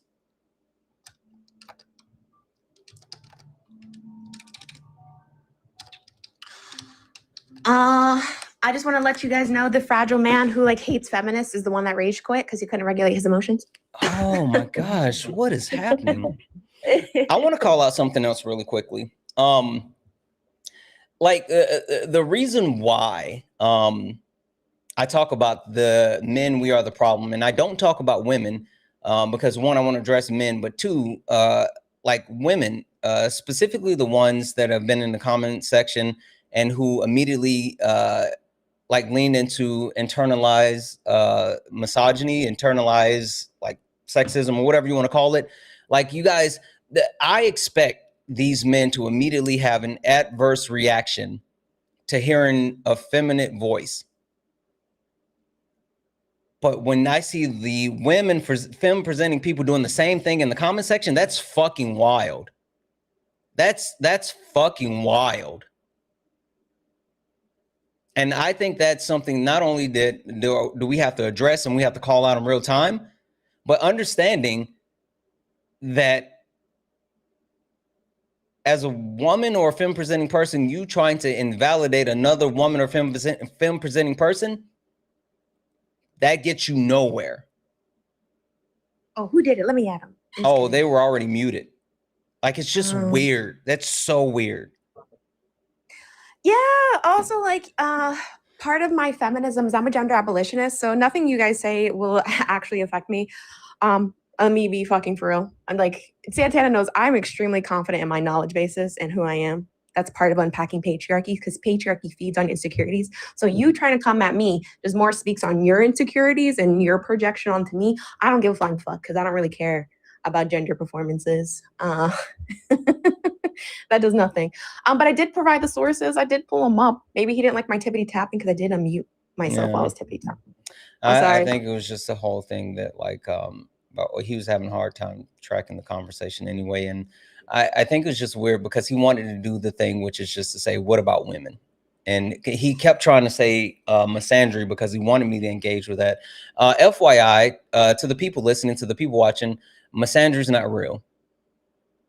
Fuck your feelings. I hate. I say it again. I said it is not real. Yeah, I hate when people try to use that. Stop it. Fucking stop it. But if you are misandrous, fucking W, right? It's justified, right? I would say if misandry exists in any regards, right? And if we're just going off of because there is no like societal structure that supports this idea of misandry. It's not the opposite misogyny because misogyny is upheld by the patriarchy, the policing arm of the patriarchy. But if you want to act like it's this real thing that you pulled from the dictionary, the people who you would deem misandrous, even men, I would feel like it's justified. Like, I think it's justified to hate men, just like it would be justified to hate white people and in that how they perform violence onto you. You are allowed and justified to hate your oppressor. Like, what? You can't tell me there's no justification to not hate your abuser. What? That's fucking silly. But I'll drop down and you have fun. Thank you, Ari. Someone in the comments said, isn't that like saying not all men? I'm confused with what it's definitely all men. I don't know what the hell that was, but W's. W's in the chat. If anyone else if you like support the live, you can do so. Cash App, PayPal, Venmo. Pay links in the link in the bio. Santana Speaks For You. Santana Speaks For You is the best way to support the live. If you're over on YouTube, you can send a super chat, and I will read that out. W's in the chat for too bad. Too bad for the $5 super chat to say, listen to the words that are coming out of my mouth. He wasn't. He just wasn't. It like, we understand that the reason why they don't listen and they can't engage is just because it makes them feel uncomfortable. That's it. It's not a case of like not being able to prove things. It's not a case of being wrong. It's just simply a case of it makes them feel uncomfortable. Hi, are you a Trump supporter or disagree with anything in the background? Miss Plaza, I don't know. Okay. Only request up if you are a Trump supporter or disagree with anything on the background. We're only looking for some debates. Hi, are you a Trump supporter or disagree with anything in the background? I don't support Trump, but I disagree with Trump. Okay. Would you like to tell me which point on the background you disagree with the most? Wait, say that again. I can't hear you. Would you like to tell me which prompt on the background you disagree with the most? Where you'd like to start? As a black man, I disagree with the white people. Race is your problem. Oh, okay. That's not your topic. Why is that not my topic? Just restate your sentence again. What you just said. I said white people racism is your problem. I disagree with that. No, what did you say after that? Before I said I'm black. You said as a black man. Full stop right there. That's why it's not yours. Why would I? So why would you're I able to talk about it as a black man, but I'm not. I'm sorry. So you're able to call them racist as a black man, but I'm not. Oh, I didn't call them racist. I think you may misunderstand the prompt. But why would I let you actually defend the community or speak for a community that you're not a part of? Like, that's not how my prompts work. I don't let people because you're trying to call them out for it. Gonna finish my sentence. I don't let people who are not a part of the communities that are listed for the prompts speak on the prompts. So if you are not white, you can't talk about the topic that's specific to white people. If you're not a man, you cannot talk about the topic that's specific to men. If you're not a Christian, you can't talk about the topic that's specific to Christians. It doesn't work that way. I don't allow that in my space. So if you disagree with something else, then we can talk about that, or hell, we could even have a higher conversation as far as like racism and like those things if you want to, but I mean, like, that's I'm fine. not That's gonna what let I you want to debate talk that about. topic. I disagree with the race thing. Okay. Without talking about the prompt, because I don't care about whether or not you think white people are culpable and responsible for race and racism. What do you disagree overall with my stance on race and racism? Well, from what I've heard from you, it sounds like you try to, make it sound like that white people set up this system for black people that's racist, and I don't believe in that. I believe, don't care what you believe in. Did you go look any of it up? Are you gonna let me finish? Well, I just want to be clear. I just want to be clear. I don't care what you believe in. Did you go look it up? Yes. Okay. Then what did I say that was incorrect? The fact that there is no systemic racism, and the fact that if you work hard and you don't victimize yourself, anyone can be successful. I never said that, but again, when I said go look, you said you disagree with white people set this up. I said you said you don't believe that. I said I don't care what you believe. I said did you go look it up? Meaning, did you go look up the creation of race? That's what I was talking about. Did you go look that up? What the Officer Tatum? I don't give a fuck about Officer Potato Head. He doesn't know anything. I've seen that debate. You talk about the topic of creating race. Yeah. Did you go look that up? Did you go look up the creation? What about it? Didn't some Portuguese man create it?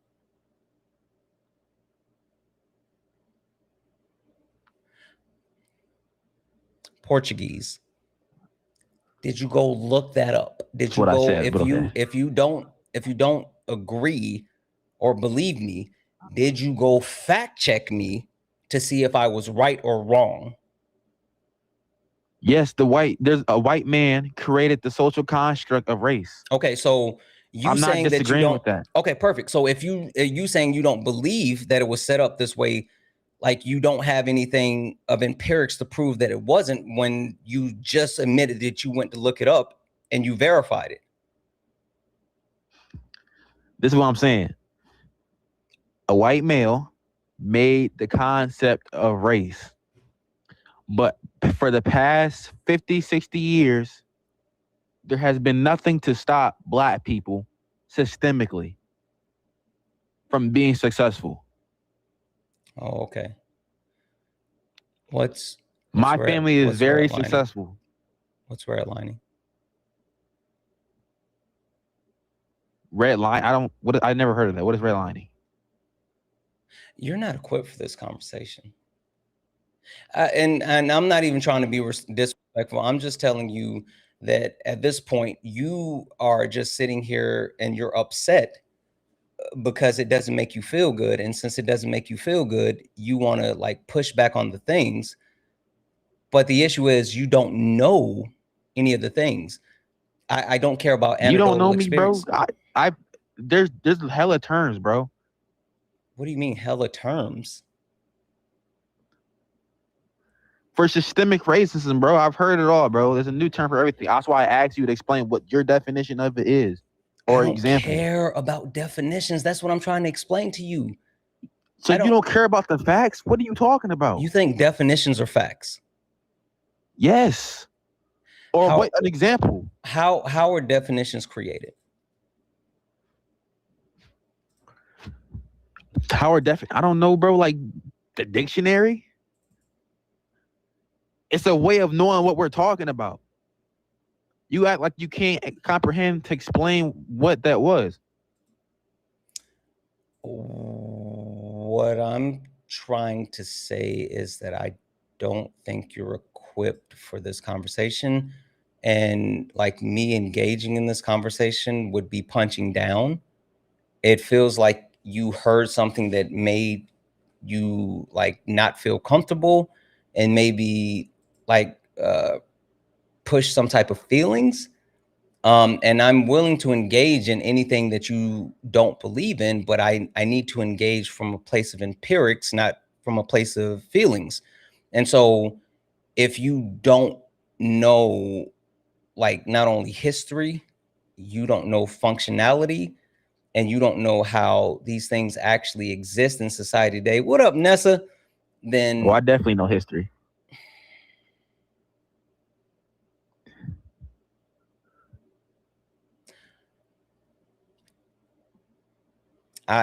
You don't even know what redlining is. How could you? You could say I'm simply just. How could you say you know history and you don't even know what redlining is?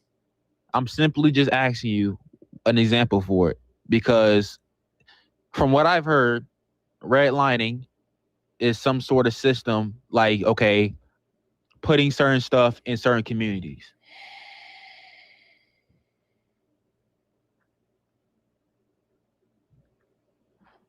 Hey, Liv, are you there?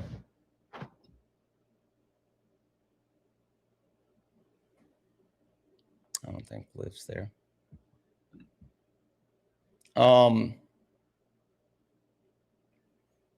Okay. If you wanted to talk about definitions, right? That's fine. Okay. If you can get through this full example correctly, then I'll engage. But if you can't, I'm going to move off of this and tell you to go do some studying and learn a few things, and then you can come back. Is that fair? That's fair. Okay, perfect. I'm going to put, okay, wait 1 second. I'm going to put a couple of things on the screen, and then we will go from there. And just for an understanding, how old are you? 20. 20. Okay. I was born in 2005. Yeah, no worries. All right. So would it be fair to, are you in college now or anything along those lines? Yeah, I'm in university. Okay, perfect. Are you taking calculus or have you taken calculus? In high school. Okay, all right. So, but you have an understanding, some level of calculus. Would that be a fair statement? Yeah, sort of. Okay, perfect. All right, I'm gonna put a couple of things on the screen, and then I want you to be able to go from there. Can you see the screen? Yeah, I see it. Okay, what does that word say? Calculus. Perfect. And this is Merriam-Webster. Do you see that at the top? Yeah, I see it. That's the dictionary, okay? Can you read the definition of calculus for me? A method of computation, or wait, let me say You said it right. computation or calculation in a special notation. It's kind of like cut off at the end. Oh, I don't know if that's sorry. the full. Yeah, it's because it's slightly shifted while you're up here. Can you see it better now? Yeah, and a special notation as logic or symbolic logic. Okay, perfect. All right, so you have the definition. You see the definition, right? Mm-hmm. Ghost, absolutely not. Absolutely fucking not. You get muted. We don't like, that's fucking weird and gross for people to try to pretend as if they want to make fun of the way that anyone reads. Like, fuck out of here. All right. So we have that. So I'm gonna put something on the screen. Let me get it over here to these guys so they can see it. Oh damn! My bad. I wasn't sharing. I didn't realize I wasn't sharing. All right. Let me put this over here.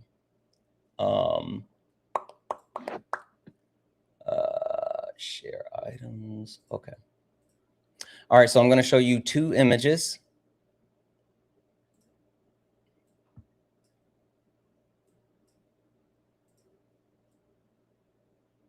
And then we're going to put this definition back up here again, okay?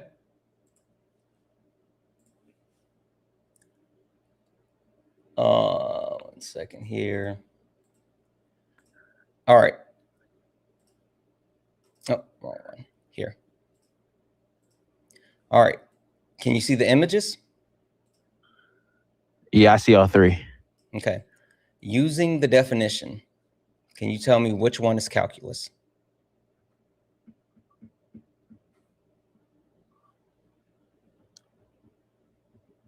Between the equation and the gas, and then the definition. Yeah, using the definition, which one is calculus? I say definition A will go with the equation. No. Out of the two pictures, which one is it? Which one is calculus?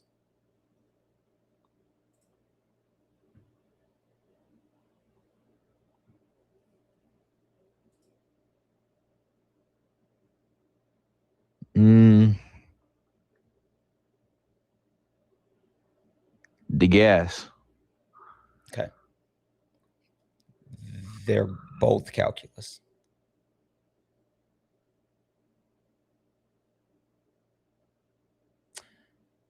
Okay. So you failed the first part of this, but let's see if you can get to the second part. Can you see the equation? I feel like you're trying to trick me because I said both of them was, but you didn't. But that's fine. I said A was the equation, and then I said B. Okay. Can you see the equation? Yeah, I can see the equation. Solve the equation using the definition. I can't solve the equation. But you have the definition. Shouldn't the definition be enough for you to understand the equation? I mean, I can have the definition, but I don't know the steps to solve it. And that's why I don't care about talking about definitions of race and racism. It's because you can read a definition, but if you don't understand the functionality, how it works, how it exists, and the mechanisms, it does no good. So remember when I started this and saying, like, I'm going to give you an actual like problem. If you can solve the entire thing, or if you can get past the entire thing, then I would engage with you. But if not, then you would go back and study, and then we can talk about it again later. You asked me if I remember that? Mm-hmm.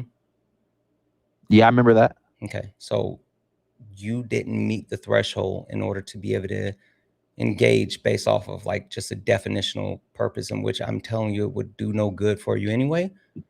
If you disagree with the premise that I lay out behind race, racism, and all this other stuff, I'm willing to debate you on it, but I would say go educate yourself first and then come back, and then you and I can debate on it. Is that fair? I mean, if that's what you want to do, that's fine. I mean, I disagree with that. I know, but that's all feelings. I don't think that literally really all feelings. matters because of a definition. And It's no, all what I'm complex, telling so- you is that the only thing that you could possibly lean on would be reading the definition, and you still wouldn't have footing to actually debate anything. You would be able to speak to the definition that you see, and then your personal experiences. What type of empirical data, what type of studies or like peer-reviewed documents do you have to disprove racism?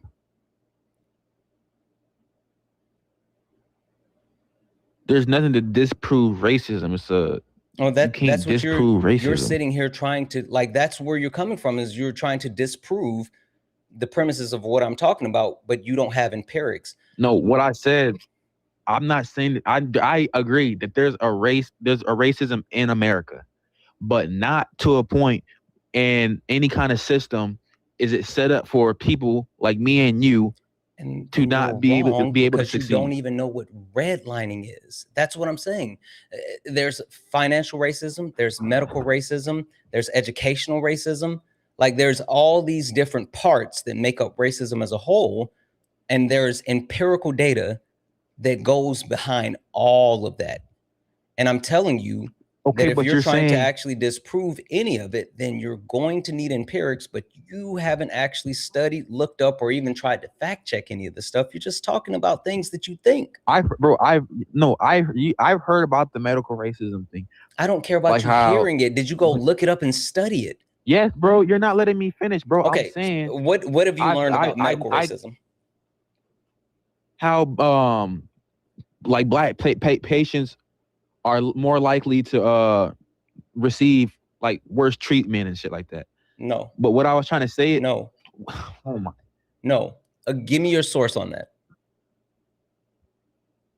I don't have my computer on me right now. That's because you saw my video and you're trying to repeat the video that I said, but that's not even what I said. Black patients receive less pain medication due to not being believed, due to an actual racist trope that exists within the medical field, with Black people having less nerve endings and experiencing less pain. There's a study that was completed. It's on the National Library of Medicine that talks about the pseudosciences that are still believed and perpetuated within the medical system today, and how that directly correlates to misdiagnosis and mistreatments of Black people. So you trying to somehow paraphrase something that I said and saying, well, I researched that, you're wrong, you're lying, and you're not equipped to have this conversation. I promise you, I'm trying to be as respectful as I can. I've been trying to be super respectful to everybody today. You're not able to actually have this debate with me. And it's not because you don't have some type of points or whatever. I'm sure I will, whatever, but you don't have anything to back up the things that you want to say. And I don't care about arguing with your feelings. You're not trying to hear what I'm saying. That's the problem. You're not trying to hear what I'm saying, and you're trying to make it everything a victimized problem. And you're trying to shift these problems as a thing that, oh, white people are out here to try to get to Black people. And it's not, bro. I live in an all-white community, bro. This shit is... I don't care about your personal experiences, and you fucking donut. I've said this over and over and over. I don't care. I don't care about your personal experience. I don't care. I don't care. Your personal experience means fuck all to me. You and your personal experiences and where you live doesn't mean shit to me.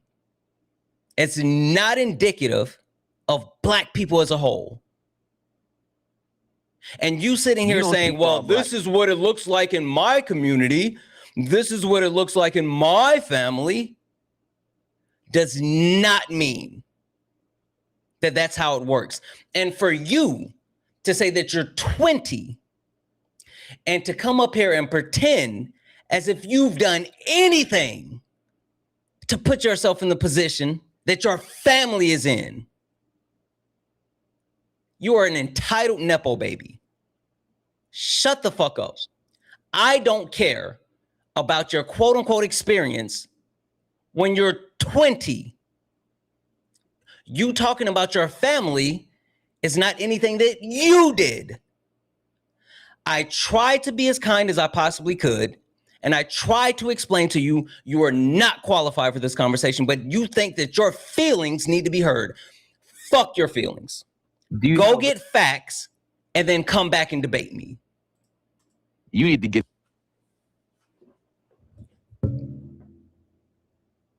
Apologize for yelling. I apologize for yelling.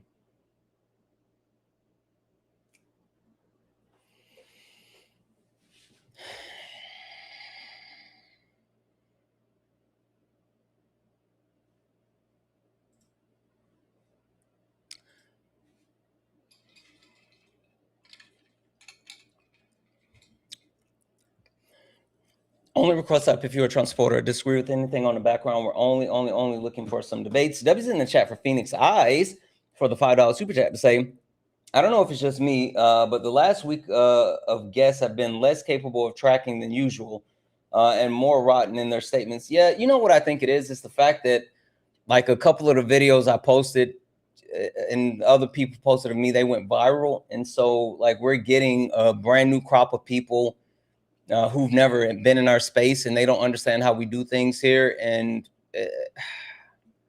that's what we're seeing. That's what we're seeing. W's in the chat. W's in the chat for Nox Bane for the $25 dono and saying it's Officer Tater. I do like Officer Tater. I like Officer Potato Head. W's in the chat for Ryan for the $2 dono. Ryan, I disagree with your second part, but I do agree that women actually engage in upholding the patriarchy. It's a complete system. But then that's why like it's called out. It only benefits men, but there's different ways that different people participate in upholding it. So like there's a thing. W's in the chat for Lisa for the $4 dono saying keep doing what you're doing. I appreciate you. W's in the chat for Aaron for the $2.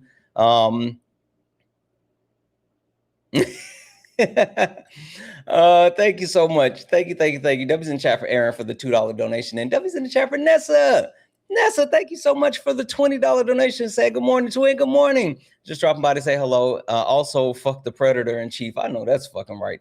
W's in the chat for those donos over on Twitch. W's in the chat for Manders for the one cheered bit. Yeah, exactly. And fighting to be anti-racist is something that all white people should try to do on a daily basis. Like that's a requirement. That's absolutely a requirement. W's in the chat for that. If anyone else likes to support the live, you can do so. Cash App, PayPal, Venmo, pay links in the link tree in the bio. Santana speaks for you. Santana speaks for you. It's the best way to support the live. If you're over on YouTube, you can send a super chat and I will read that out. Guys, keep tapping the screen, share the live, send your daily heart me.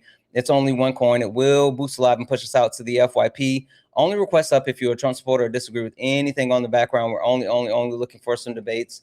Only request up if you are a Trump supporter or disagree with anything on the background. We're only looking for some debates. If you're friendly, like support the live, you can do so. Pay links and link tree in the bio, guys. Make sure that we're taking care of Liv. Liv is up here, and Liv is trying to ensure that his kids, his students have what they need as they're starting back for school. Please check the link in his link tree. And it's there. Please, if you can add anything from the Amazon wish list, please do so. Russ over on YouTube, I don't think that you loaded in correctly. Are you there? Russ over on YouTube. All right. Gonna remove you. Russ, if you're listening and you can hear me over on YouTube, you can actually request back and we'll get you up here. W's in the chat for Rebel for the $5 donation saying, no lie, it's National Grab Some Nuts Day. Ain't no fucking way.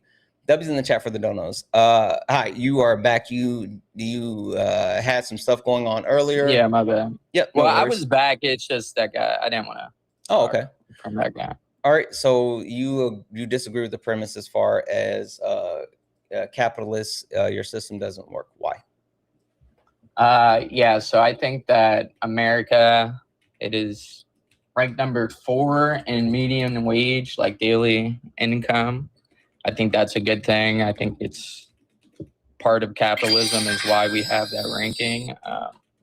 I think that, competition and incentivizing skilled workers is America does that best. We lead in medicine innovation. We lead in like skilled medicinal workers in general, like surgeons. We have the top surgeons. Sorry. I think we can start there if you can disprove that, or if you don't think that's good. Okay. All right. I wanted to make sure that I got the entire premise behind what you're referring to. So you think that capitalism is working for Americans today because number one, we are ranked number 4 in medium income because it creates competition and skilled workers. We lead in medical and medicine and innovation, and we have the top surgeons. Is that accurate? We definitely do lead in medical innovation. No, I'm saying is that accurate as far as what you said? Am I missing anything? Anything else you want to add? That's what I'm referring to. Choice of career, choice of owning career. private property, housing.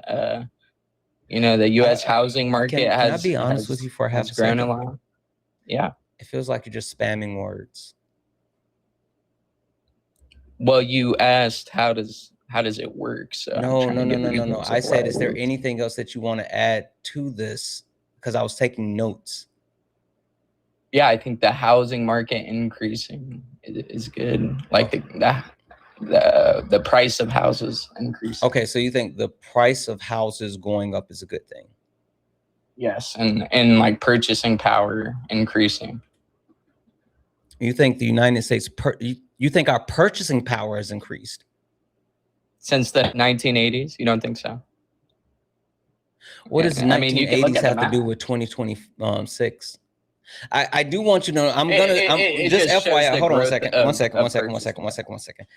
I can appreciate the historical view, and I understand the necessity to talk about historical view as well. I even understand the necessity to like compare the United States to other country. But the point that I'm narrowing in on and I'm trying to actually debate is how it's affecting Americans today. And so yes, purchasing power is better today than the last 5 years. Yes, to get like things like electricity, like things like TVs, Wi-Fi. You're just wrong. Wi-Fi and TVs. Okay, look it up. Wait, what's purchasing power? Okay, so I was just looking at the study. It was like 100 hours of working to buy a TV in the 80s. Stop. What does it mean? What does purchasing power mean? I think it's income minus inflation. And then other things. Not the equation. I think that's how they calculate. What does it mean? What the dollar is priced like compared to the market. I don't know. Yeah, basically the ability to actually acquire goods versus what you can actually, or the amount of goods you can acquire for your actual money, right? How far does your quote unquote dollar stretch? That's purchasing power. Right? I mean, it's literally income minus inflation. Can we? Yeah, I know the equation. I'm saying, in practically speaking, that's what purchasing power is, right? Yes. Okay, perfect. So do you think that you're saying that our dollar goes further today than it did 5 years ago? Because that's what you're making the statement. That is not what I said. Did I not say 1980? That's why I said I'm not saying that I don't see the value in looking at an overall historical view, but what I'm talking about is the way that it exists in our society today. That's why I said looking at the last 5 years. So you're saying the market moving is indicative of a capitalism not working? Like, that makes no sense. Just because inflation and things haven't gotten cheaper in the past 5 years. Who brought up the market moving? What are you talking about? Well, you said, is our purchasing power greater than 5 years ago? I would argue probably not, because of external reasons, not because of capitalism inherently being bad or not working. What quote unquote external reasons that exclude I don't know capitalism? Hold on. The war? Hold on. Listen to the question. What external reasons excluding capitalism has affected the purchasing power of American citizens? You said, say that one more time. Yes. What external features that exclude capitalism has impacted the purchasing power of American citizens? And just to make sure that I'm very clear, I'm looking for something that has nothing to do with money that actually changed the purchasing power. Something other than money that changed the purchasing power. Great example would be if there was like a worldwide plague that killed off half of the population. That has nothing to do with capitalism. Okay, yeah, I think war is external. No, it's not. You think war is only because of capitalism? No, well, war, the fact that we live in a country that's a military state, right? The military industrial complex is literally how our economy runs. But why was the United States economy impacted by the war? Because of the Strait of Hormuz, mainly. So you're saying the ability to engage in capitalism was affected by the war? You don't think that war is outside of capitalism? I just need a direct answer to that. Was the ability to engage in capitalism affected by the war? Yes. Okay, so that still has to do with capitalism. Would the ability of socialism be affected by war? I'm not sure why you're bringing up socialism. Because the point that you're trying that would to happen. You made It's the statement. external. You made the statement that there are external factors outside of the capitalistic system that actually has impacted the purchasing power of Americans. You said that. ChatGPT is not going to be able to help you in this situation. ChatGPT, I can't type. Are you kidding me? I'm just letting you know it's not going to be able to help you. You type down my arguments. I can't type down what you're saying. That's not what you're doing. You're just being dishonest. Like I'm just being dishonest. Do you want me to show you my screen? You repeating the things that I'm saying does not make an argument. Can you answer the question directly? If you don't know, then we're going to just ball that up and throw it in the trash. And if you put it in ChatGPT, you're going to have to defend it. Put it in ChatGPT. I didn't put anything in ChatGPT. I'm on Google and I was looking something unrelated up. But yes, I think war is external to capitalism. Turn on I your think camera.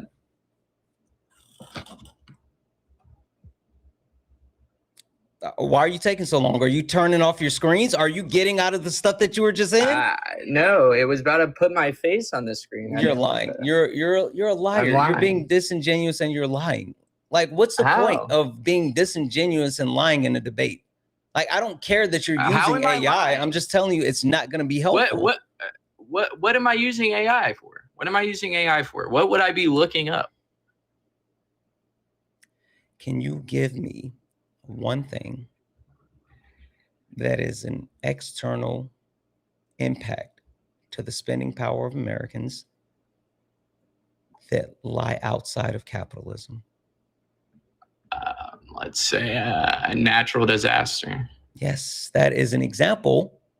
And I've already given you an example. I'm not looking for an example. I'm looking at something specific because you said there are other factors that would have caused that. So I'm looking for the specific. Well, what are you an empiricist? Are you an empiricist? I'm Are you looking for strictly an the empiricist? specific. You No, said. I just want to know. Do I have to get You said your study for you up? Do I have to? Hey. You shouldn't you be an making empiricist? claims that you can't defend. Are you an empiricist? You made the statement that there are other external factors that are outside of capitalism that have affected the purchasing power of Americans. I want you to tell me what that was. Nothing recently other than COVID. Okay, so if there has not been anything that would be outside of capitalism, then all of the other factors of why Americans have less spending power is directly related to capitalism. Okay, there is. Okay, so you don't think that there can be recessions within capitalism and like that's just inherent? That there's dips in. If I wanted to say any of those things, I would say that and I would make those claims. Those still have nothing to do with the actual purchasing power of Americans. Again, the reason why you're struggling. My original, my original claim was that purchasing power went up since 1980, which is true. Stop. It's just true.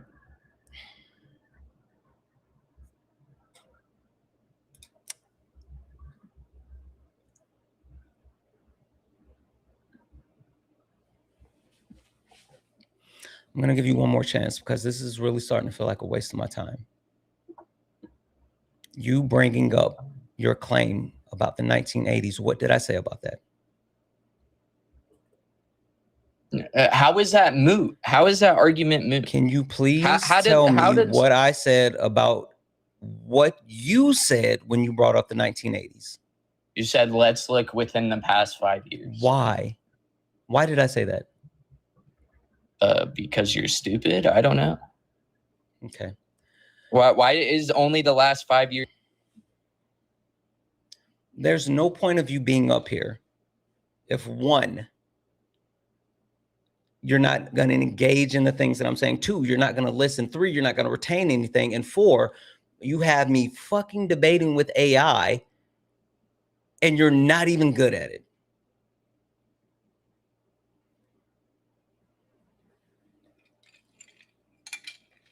They get so upset when I try to explain to them, like, this is not a theoretical debate.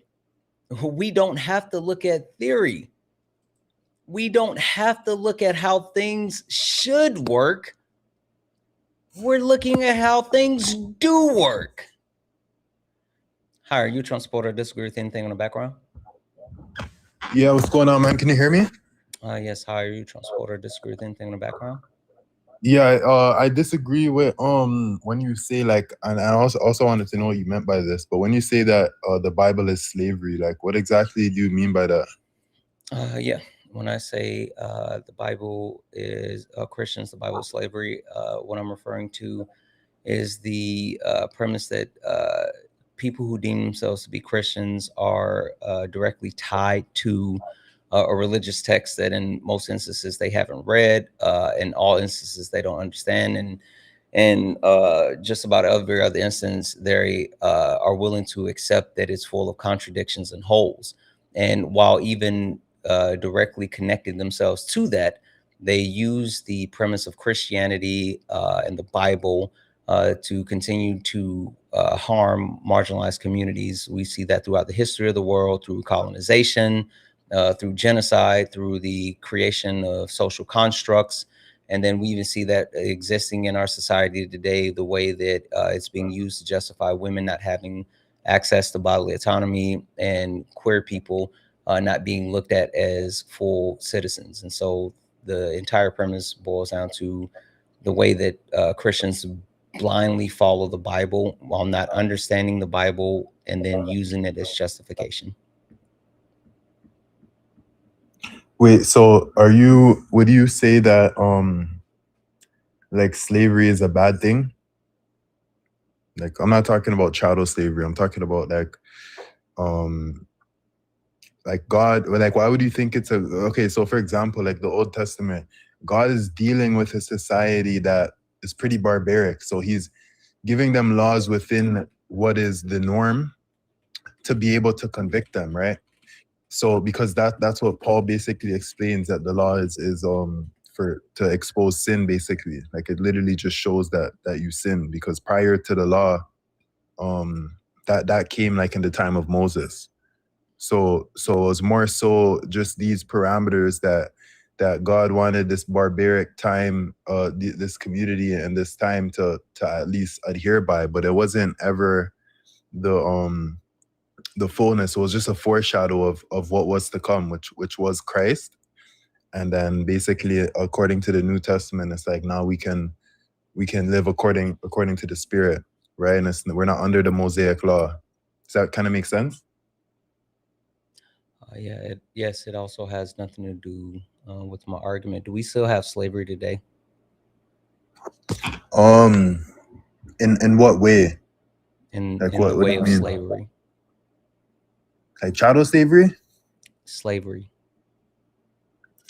Yeah, but I also said that I don't believe that slavery is bad in and of itself. Like, you'd have to give an argument for that. I don't care if you think it's bad or not. The question is, do we still have slavery today? Sure. Okay. All right. Obviously, slavery has been justified, and slavery is even justified within America in our Constitution, right? But the perpetuation of the multitude of things that's directly connected to the Bible, looking at a historical lens, has been things like chattel slavery. So you saying, like, do I think slavery is bad? I think that's a stupid question. I also think that's a dishonest question, because slavery still exists in a multitude of ways, and even here within our country.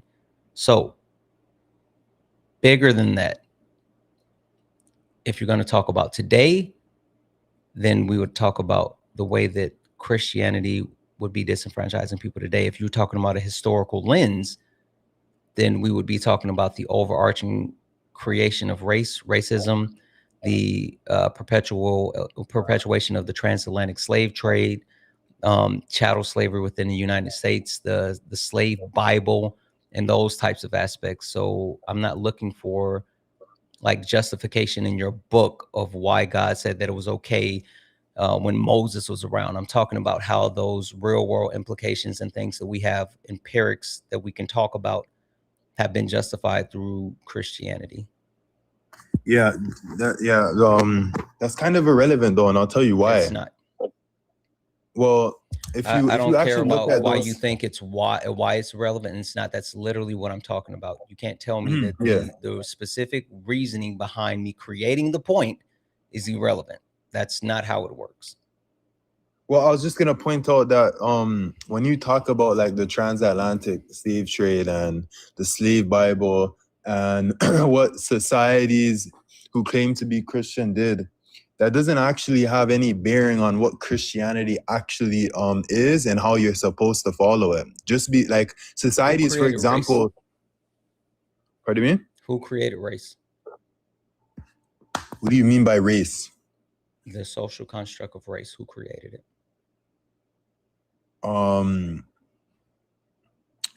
I think that's kind of new, like the term race.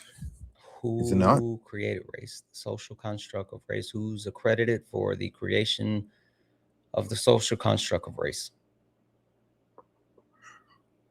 Where do you see the social construct of it? Like, what do you mean by that, though?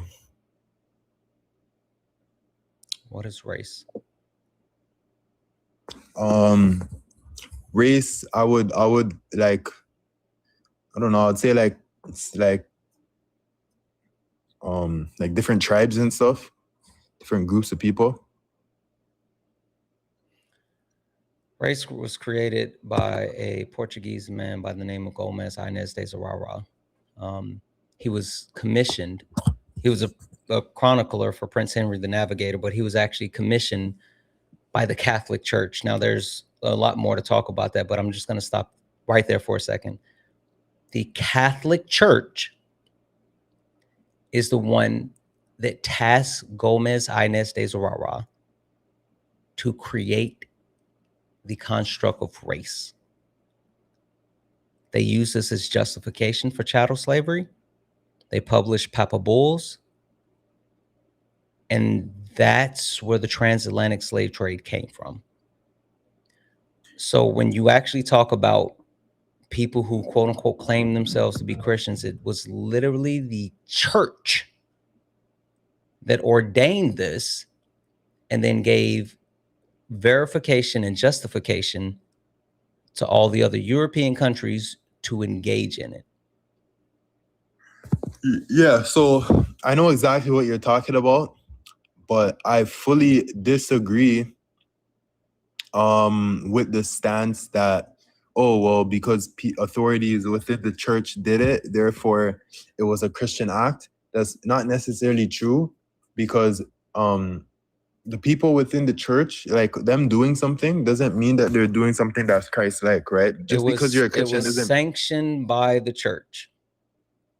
Yeah, but okay, so for something to be like the actions of chattel slavery was sanctioned by the church. You can try to pretend as if the individuals are the ones that aren't quote unquote Christians, but I do not accept that you telling me that the Catholic Church is not a representation and an arm of Christianity, because then you would have to completely debunk the entire Catholic Church and depart the entire Catholic Church from Christianity.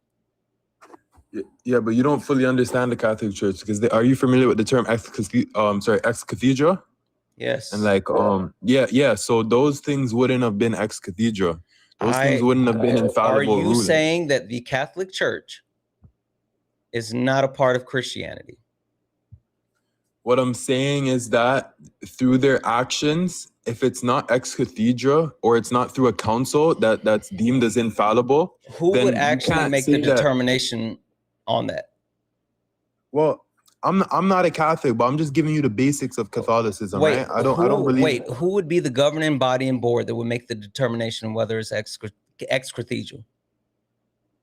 The Pope. Is the Pope a part of the Catholic Church?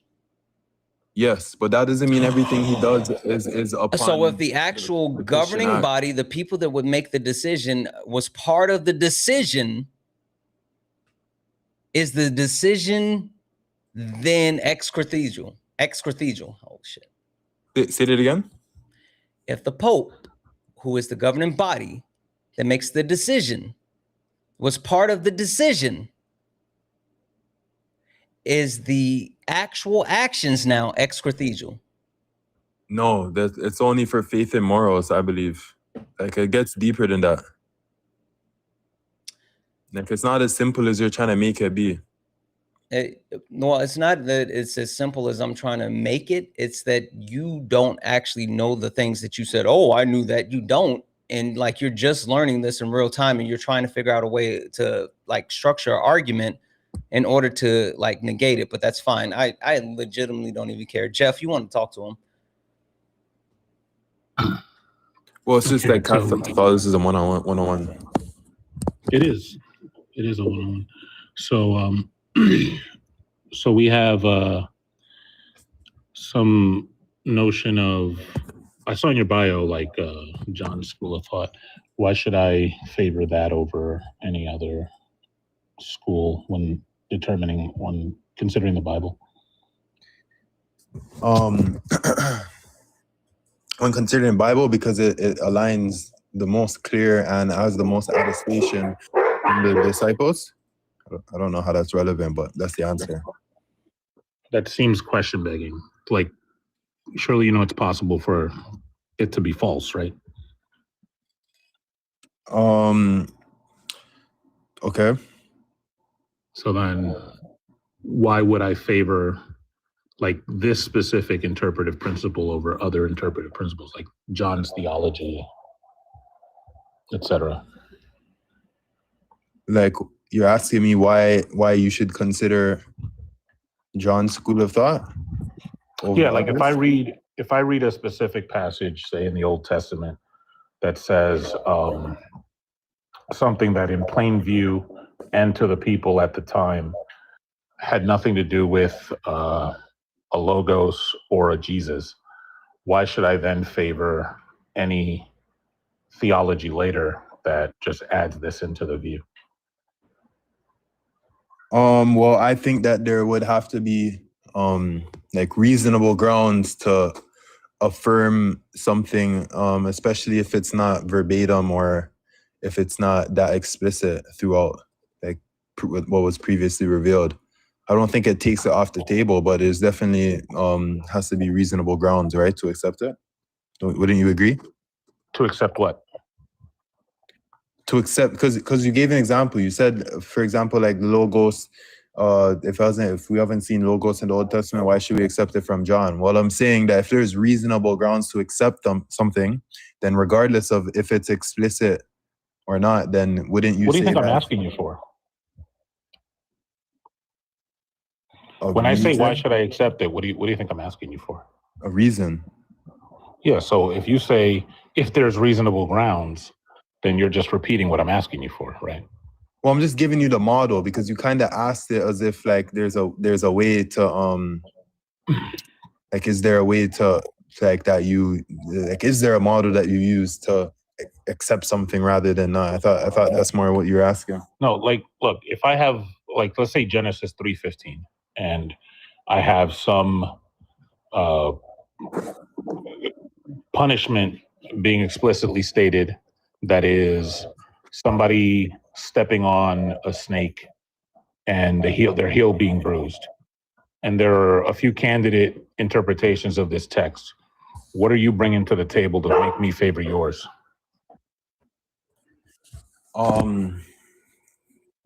So I believe that the apostles were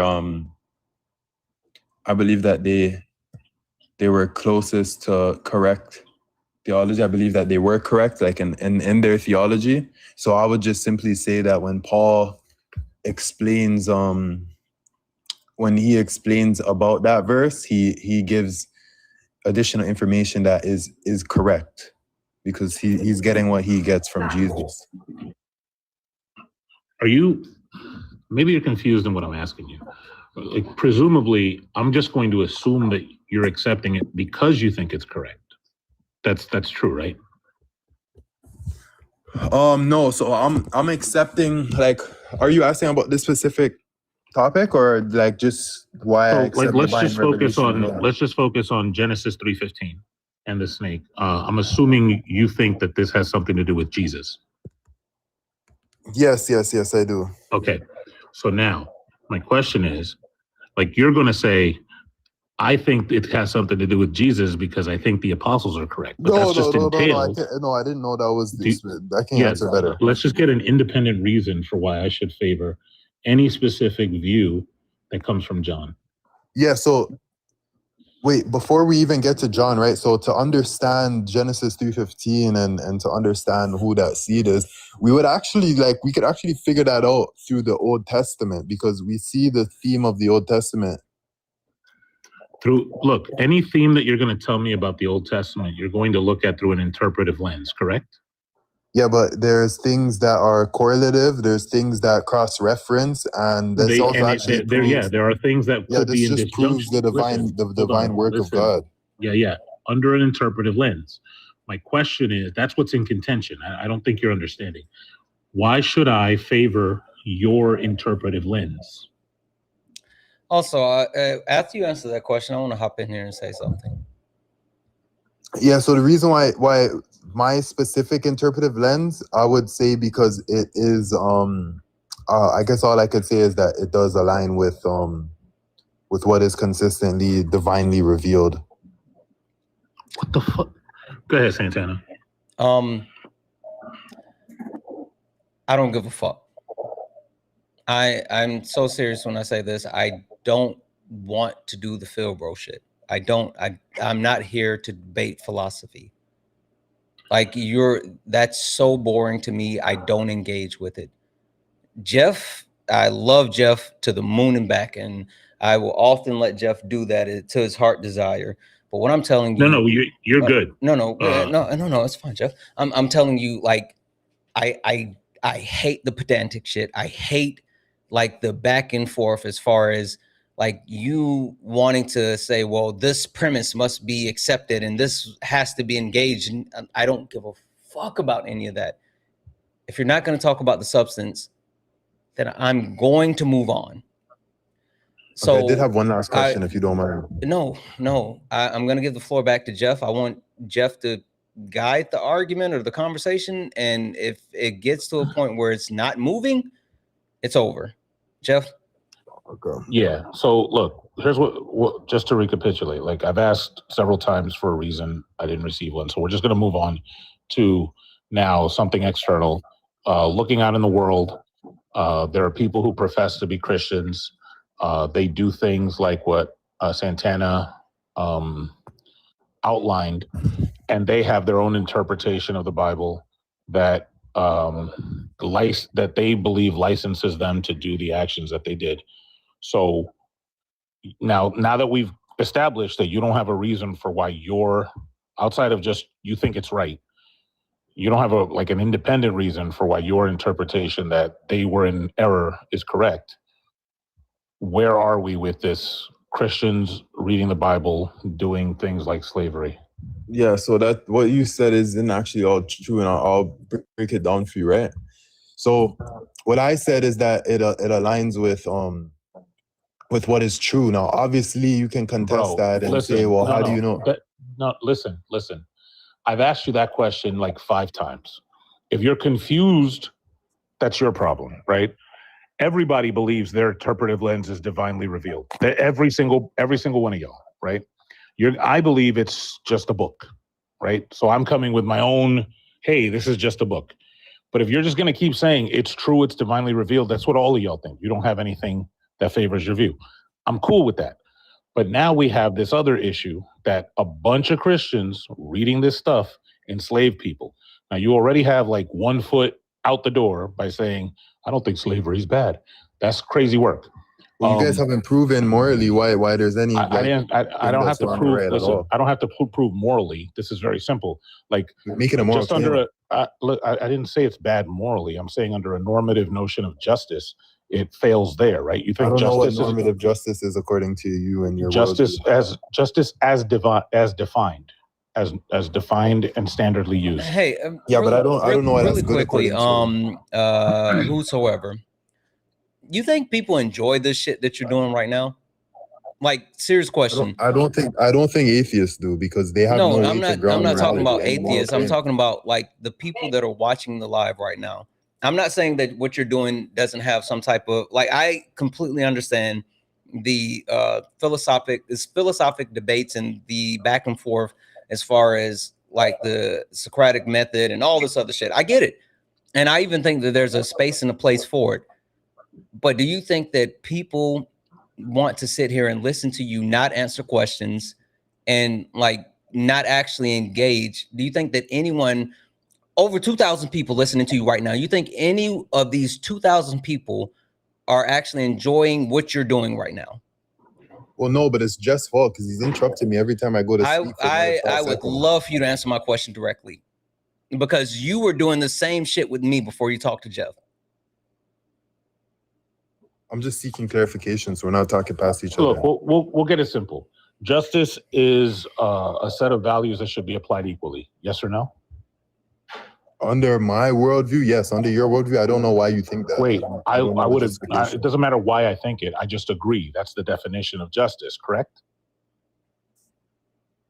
Yeah, but why is that good according to you? I didn't ask about good. I asked about justice. So you keep going to good. You're mentioning good. I don't give a fuck about that.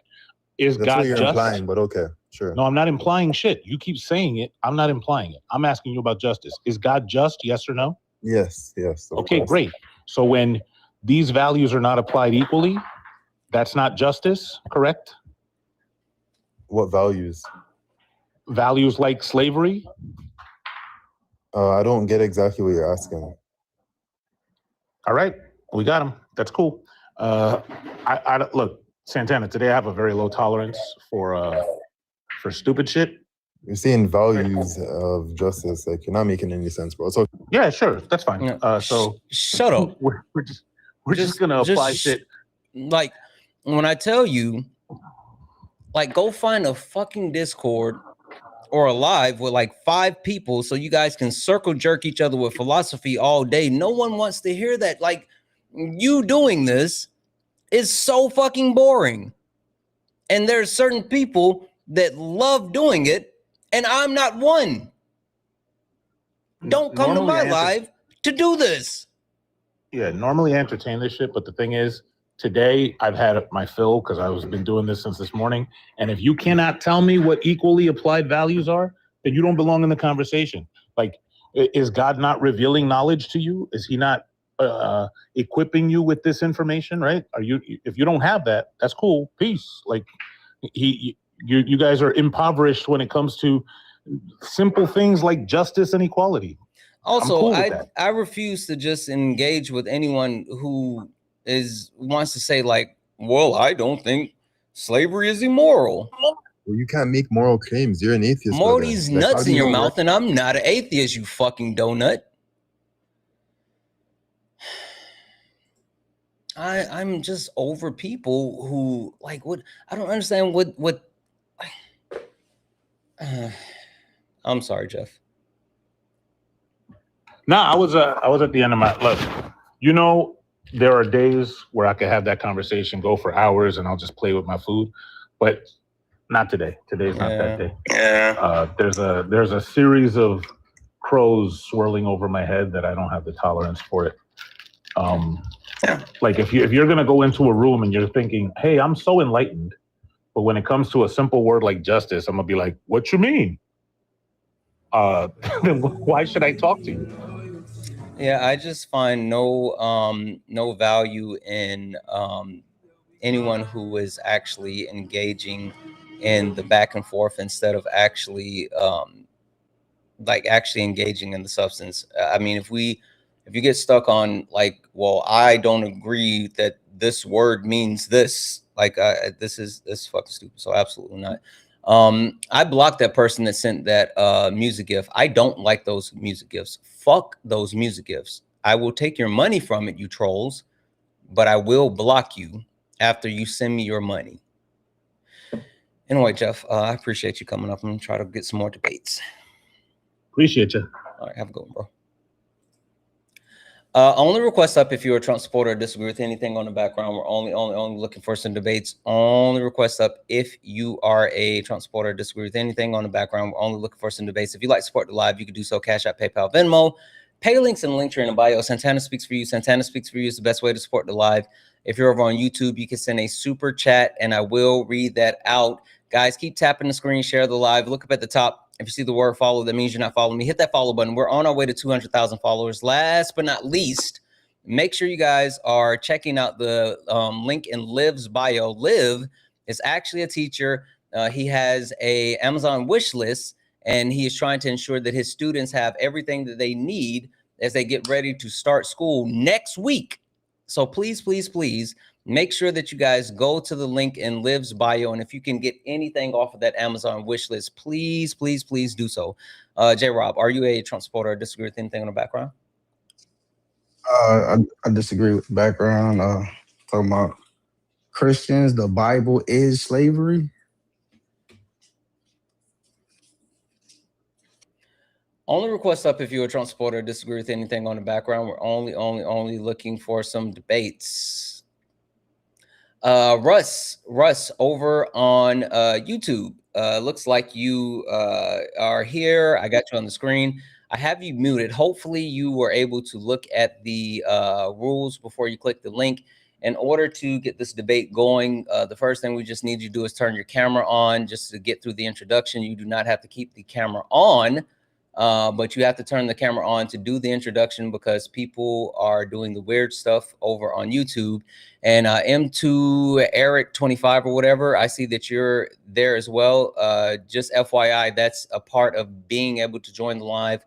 You have to be willing to turn on your camera just for a sec. Perfect. Russ, you can keep it on, turn it off, whatever you want. All right, Russ, I'm going to go ahead and unmute you and add you to the screen. Hi, Russ. Are you a Trump supporter or disagree with anything on the background? Yeah, I mean, I'd call myself a Trump supporter. I don't agree with everything he's done, but yeah, that's fair to say. Okay. Well, Russ, would you like to tell me why today, August the 13th, 2026, that you still support Donald Trump, or is there something specifically on the background that you'd like to start with? Well, I was most interested in, well, I mean, looking at the topics, I think capitalism is the one I'm most interested in. The other ones seem to be more of a feelings-based arguments, really. Okay, perfect. Well, I would love to hear why you think that capitalism works for us as a whole today. And just FYI, I understand the theory of how capitalism should work. I understand the implications if certain things are adjusted for capitalism. What we are looking to understand is how it works for the whole of Americans today. Well, I asked myself one question, compared to what? And I don't really see an alternative that's any better. Right. No, I'm saying compared to Americans, how is capitalism working for the whole of Americans, like Americans to Americans? America. Sorry, I'm not sure what you mean by that. Meaning, when I say the whole of Americans, I mean looking across the entire spectrum of Americans and the discrepancies between the haves and the have-nots, the ultra wealthy versus the people living below the poverty line. Well, I mean, in human history, there hasn't been a society where there hasn't been major discrepancies in wealth. As far as I can tell, other systems across the world are doing way worse. So, I mean, to me, in any situation, you do what's best, and free markets are the best. To compare America to other countries, can we agree that the United States of America has the largest GDP on earth? Yeah. We agree that the United States of America is the wealthiest country on earth. Yeah, I mean, if we're going per capita, maybe they're not. Maybe U.S. is not first. But we're not talking about per capita. We're talking about the whole of the country. Yes, that's Can we true. agree that the United States of America is where the first ever trillionaire was made? Yes, absolutely. So understanding that we live in a country and a society that has an abundance of wealth, why are there so many people who are unable to meet basic needs, who don't have access to food, who don't have access to water, who don't have access to even housing? Well, I mean, I don't think that's the case. I mean, I don't think anyone's starving to death in Yeah, America. the United States of America, we have over since 1995 until 2025. There was a study completed showing that there's an increased rate of people in the United States of America dying from malnutrition, and that's even outside of Donald Trump cutting like SNAP benefits, which has historically been proven to pull people out of poverty and give people access to food when needed. Also, we can talk about the massive food deserts and food swamps throughout our country. Sure. I mean, even if I grant all of this to you, again, what would be the alternative? So, I mean, if the question is, well, are free markets perfect? Do they create utopia? Well, no, but Not the no, question. no, but That's no. not even the point on the background. The point on the background is saying capitalist, your system doesn't work. And the premise behind it not working is saying that it's not beneficial to the whole of Americans today. Well, again, you'd have to ask, well, compared to what? Compared to the rest of the Americans that it is working. No. I mean, what system? What Oh, would you replace that with? Because I'm in not any looking. I'm not looking to change your mind and say that this system will work better or you should switch to this system. I'm looking to prove that capitalism doesn't work for the whole of Americans. I'm not trying to actually get you to shift towards socialism, communism, or anything like that. I'm telling you that capitalism, if capitalism actually worked, then you should be able to defend capitalism based off of capitalism, not based off of saying, what about this or what about that? You should be able to say, this is why capitalism works. Capitalism works because poverty is at almost 0 levels. Capitalism works because everyone is housed. Capitalism works because of X, Y, or Z, not saying, well, you know, it's the best we got, so we got to just deal with it. Well, I mean, again, capitalism works if you're not comparing capitalism to perfection, but I don't think it's fair to compare anything to perfection. Do you think that the people that are benefiting from capitalism are perfect? No, I'm saying that there is no system or anything that is perfect, and you can always point to, well, what about this? What about that? No, you right? can. So it's sort of like trying to get you to be where your feet are. We're talking about capitalism, and we're talking about how every day, real world example, Liv, you can't see Liv, but he's over here on TikTok. Liv is a teacher.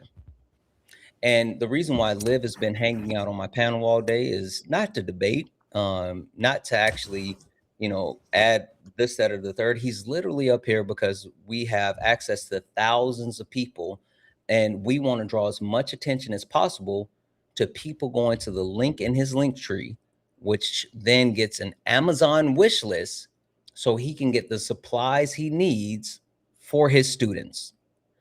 The United States government as a whole don't properly take care of our teachers or our children when it comes to education.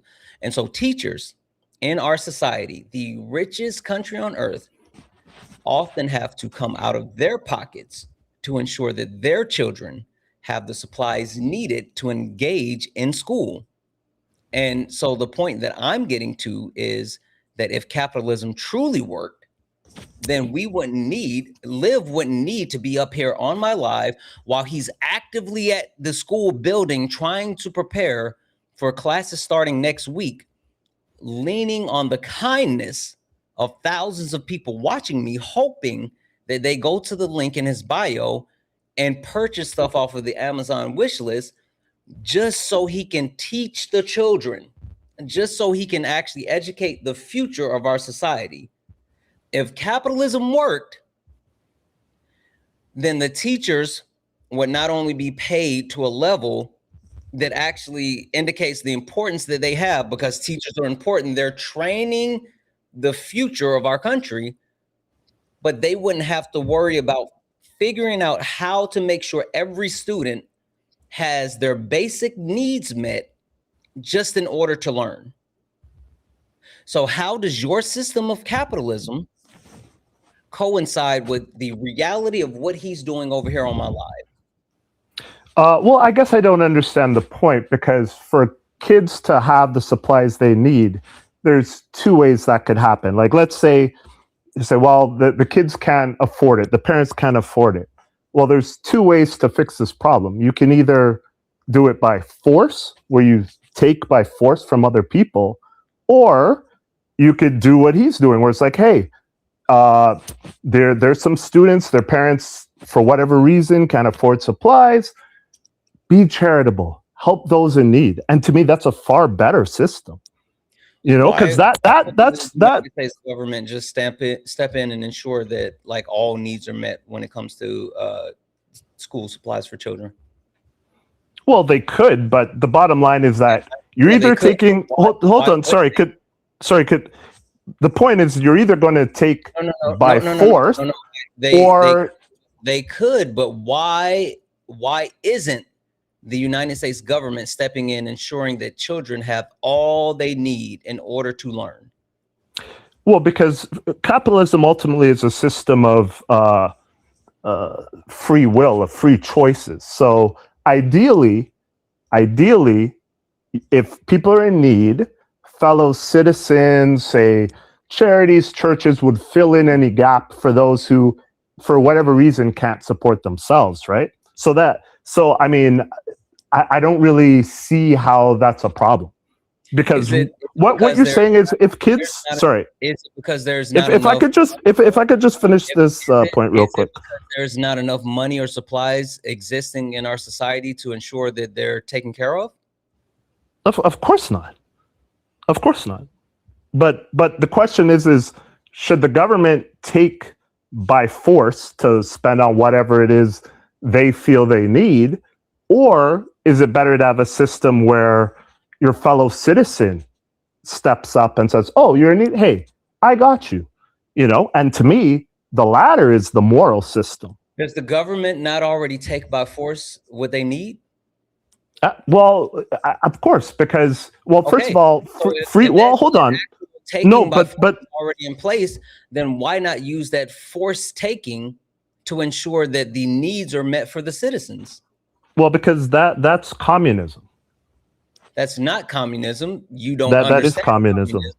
That's literally not communism. That's not how communism works. But again, if the United That's States precisely how communism has always worked. was the United States government a communist society?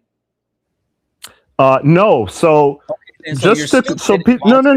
Because we've already established that the United States government is already taking by force.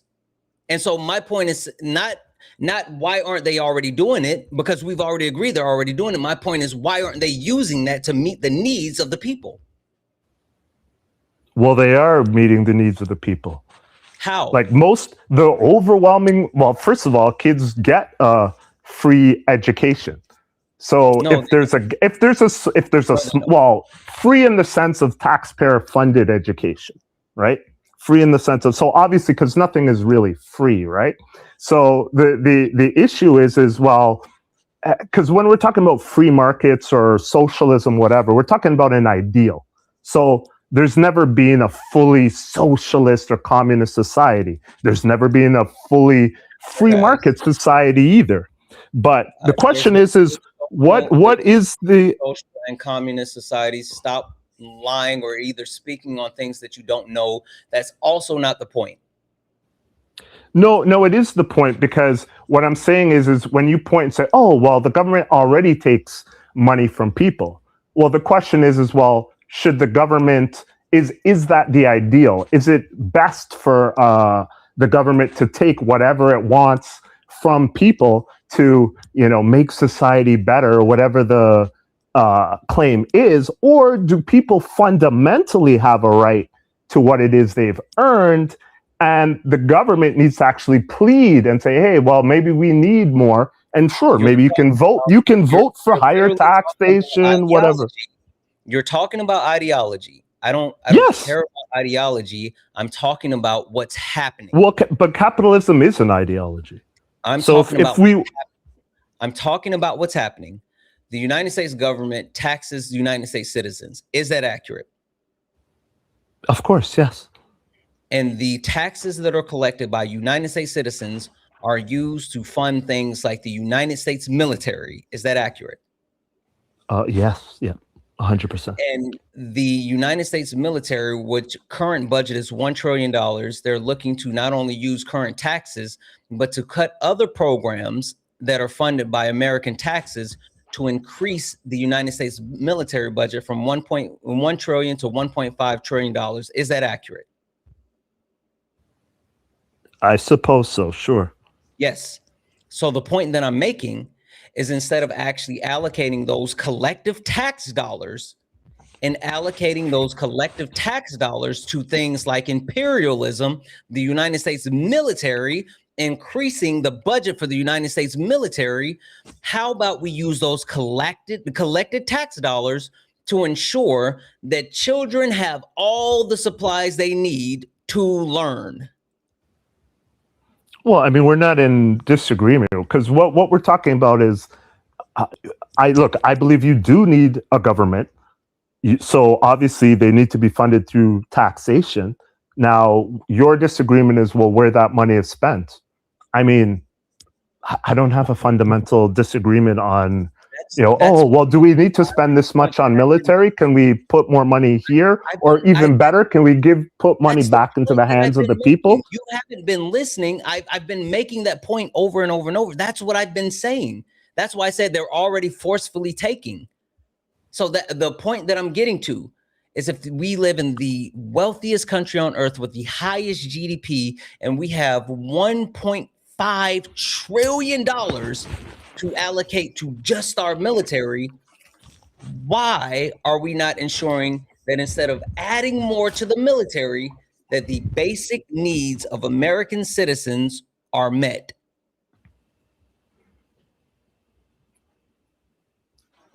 Well, the primary job of the government is protection.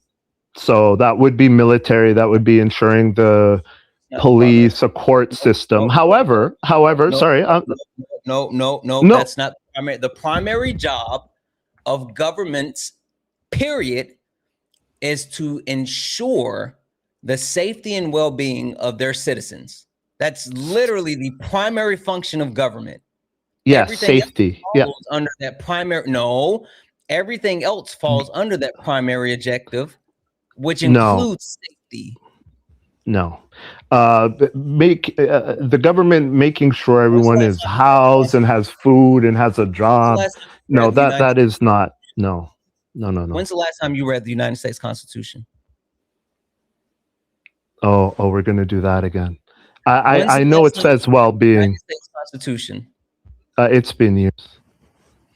I read it yesterday. And not only did I read it yesterday, but I also went through a comprehensive breakdown to understand that, and make sure that I understand what the old English says within the United States Constitution. Okay. You're wrong.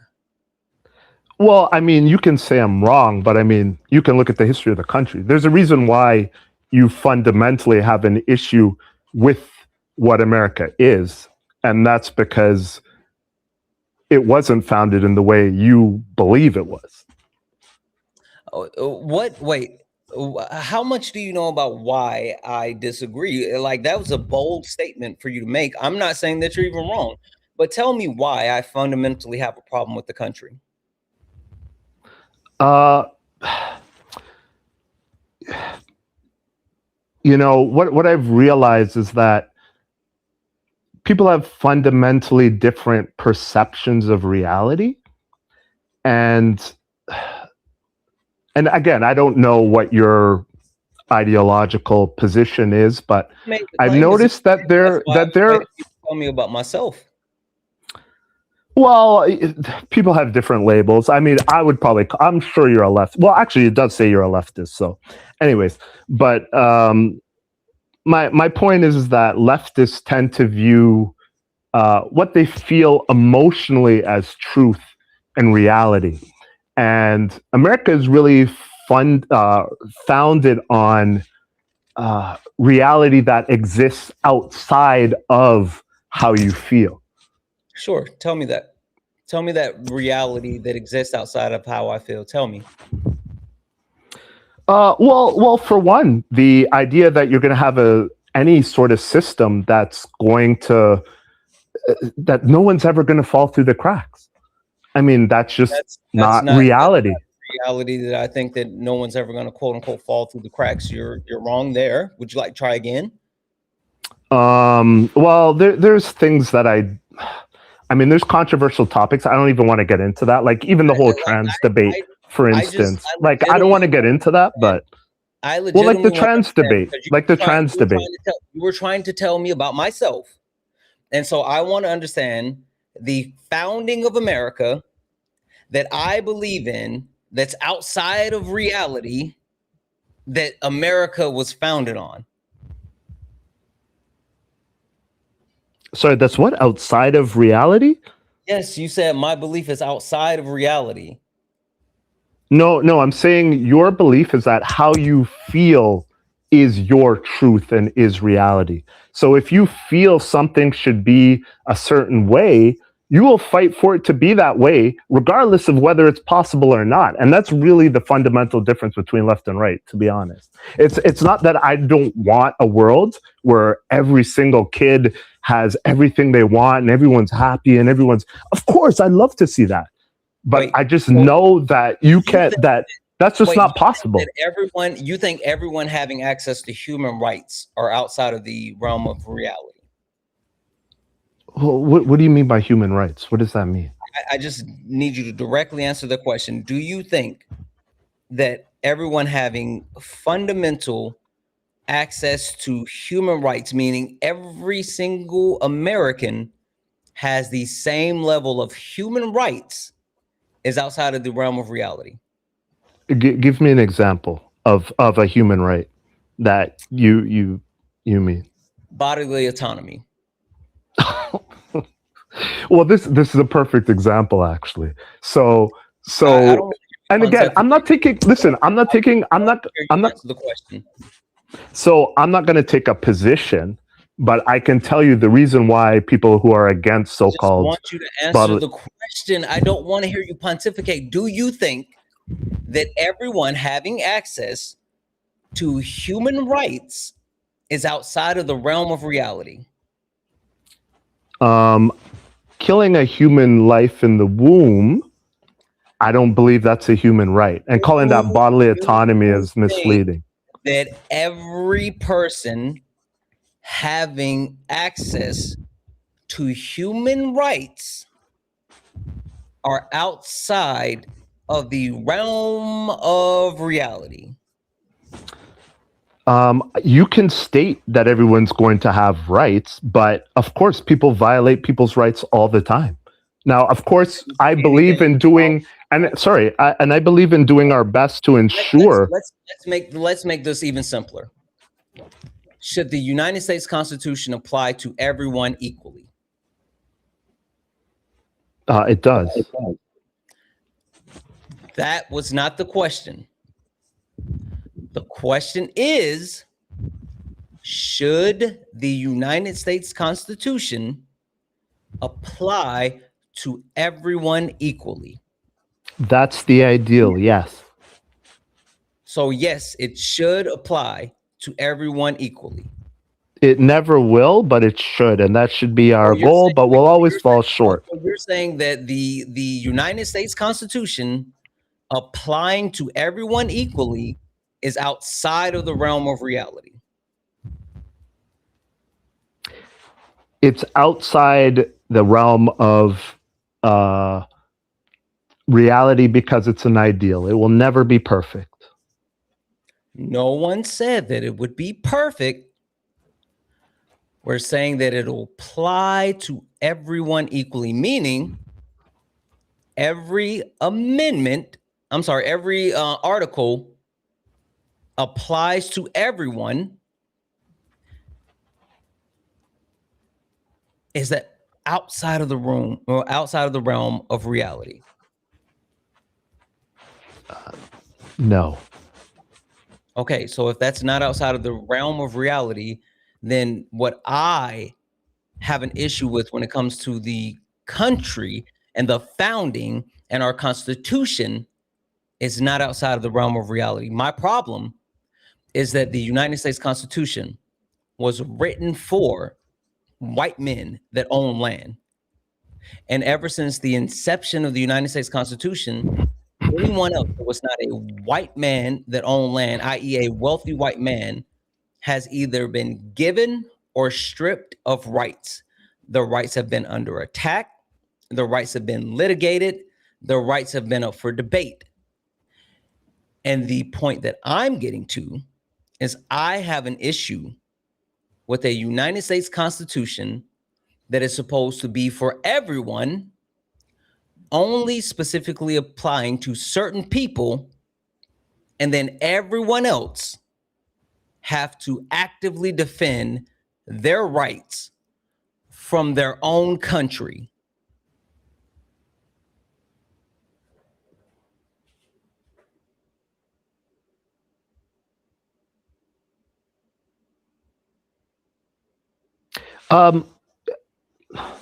Do you think you have like animosity against white men, like especially straight Christian white men?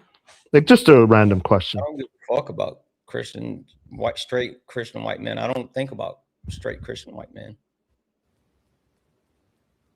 Okay. So you don't have any animosity towards. Why would I have animosity towards them? Like I don't like. I think Well, it seems like you've blamed them for the imperfections that you see in America and its founding, right? I have an issue with the patriarchy. That has nothing to do with individuals. That's a system, bub. I have an issue with the patriarchy. See, Why? you are going based off of feelings, right? And you think that since you are driven off of feelings, that I'm driven off of feelings. I don't care about feelings. I don't even care about my own individual feelings in instances of what's beneficial for the collective. So I don't have an issue with straight white Christian men. I don't have an issue with straight white men. I don't have an issue with white men. I don't have an issue with men. I have an issue with the systems that uphold whiteness, the systems that uphold manhood, the systems that uphold Christianity. And I have an issue with those systems because they marginalize and harm anyone else who do not directly ascribe to those systems. Well, do you think people are responsible for systems, or do you think they sort of come about organically or some other means? All of these systems were not only created, but they are continued to be like managed and maintained. Structural functionalism. Shout out to Solid. If you guys don't know about structural functionalism, if you want to learn more about structural functionalism, make sure you guys get into Solid's Patreon, take his classes. He will teach you more about structural functionalism. But structural functionalism exists within these systems. Who is Solid? We call him Wetzel's Pretzels. He's the guy that always wears a pretzel hat.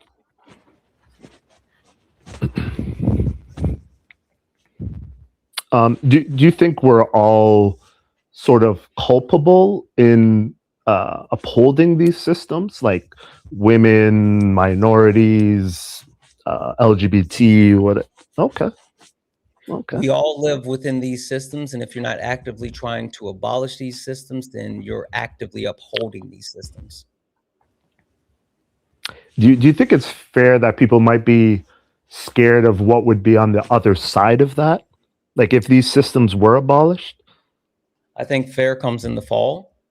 I understand trepidations for people who don't understand what it takes to get the liberation, but I also don't think that fear is going to stop liberation, because the point that I'm trying to get people to understand is that liberation is coming regardless of whether you want it or not. And I'm trying to get people who are timid or even like don't necessarily understand it on board before there's a violent revolution to get to get the liberation. Like I'm trying to pull as many people as I possibly can and get them to understand that it's not a matter of if, it's only when. Like I'm literally trying to get people to understand, as many people as possible, because the fact of the matter is, this is how capitalism goes. Capitalism always ends in imperialism, and then people heads ends up in baskets. Yeah, I mean, look, I definitely see and feel tensions rising. There's definitely, obviously on the left, we know there's things are ratcheting up. We see ratcheting up on the right as well. And I don't know, is there any hope of a resolution that is sort of peaceful and, can we go back to the 80s, the 90s, something? Is that really... Backwards though? Like, I don't understand that one. Well, I mean, I guess I just mean getting to a point where like violence is avoided, basically. Violence is like indicative of our entire country. Like violence was colonizers coming here and killing so many indigenous people that it cooled the temperature of the earth. Violence was stealing black people and forcing them to build our country. Violence was the suffrage movement, like perpetuating women less than. Violence was the civil rights movement, sicking dogs and water holes on black people who just wanted to be able to have equal rights. Violence is literally like putting your knee on the back of goddamn, why am I spacing on his name?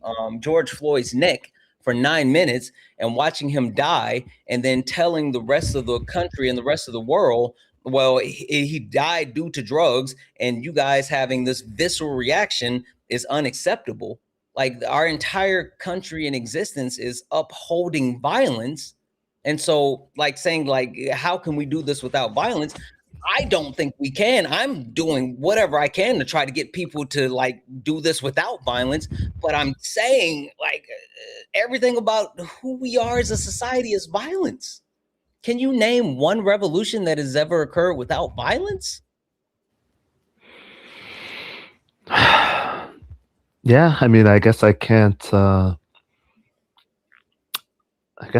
think of one. Yeah. The point that I'm just trying to get to is like people are dying, people are starving, and people are hurting. And like people are only going to die and starve and hurt for so long until there's nothing left for them to live for. And so they will rather die than continue to live the way that they are.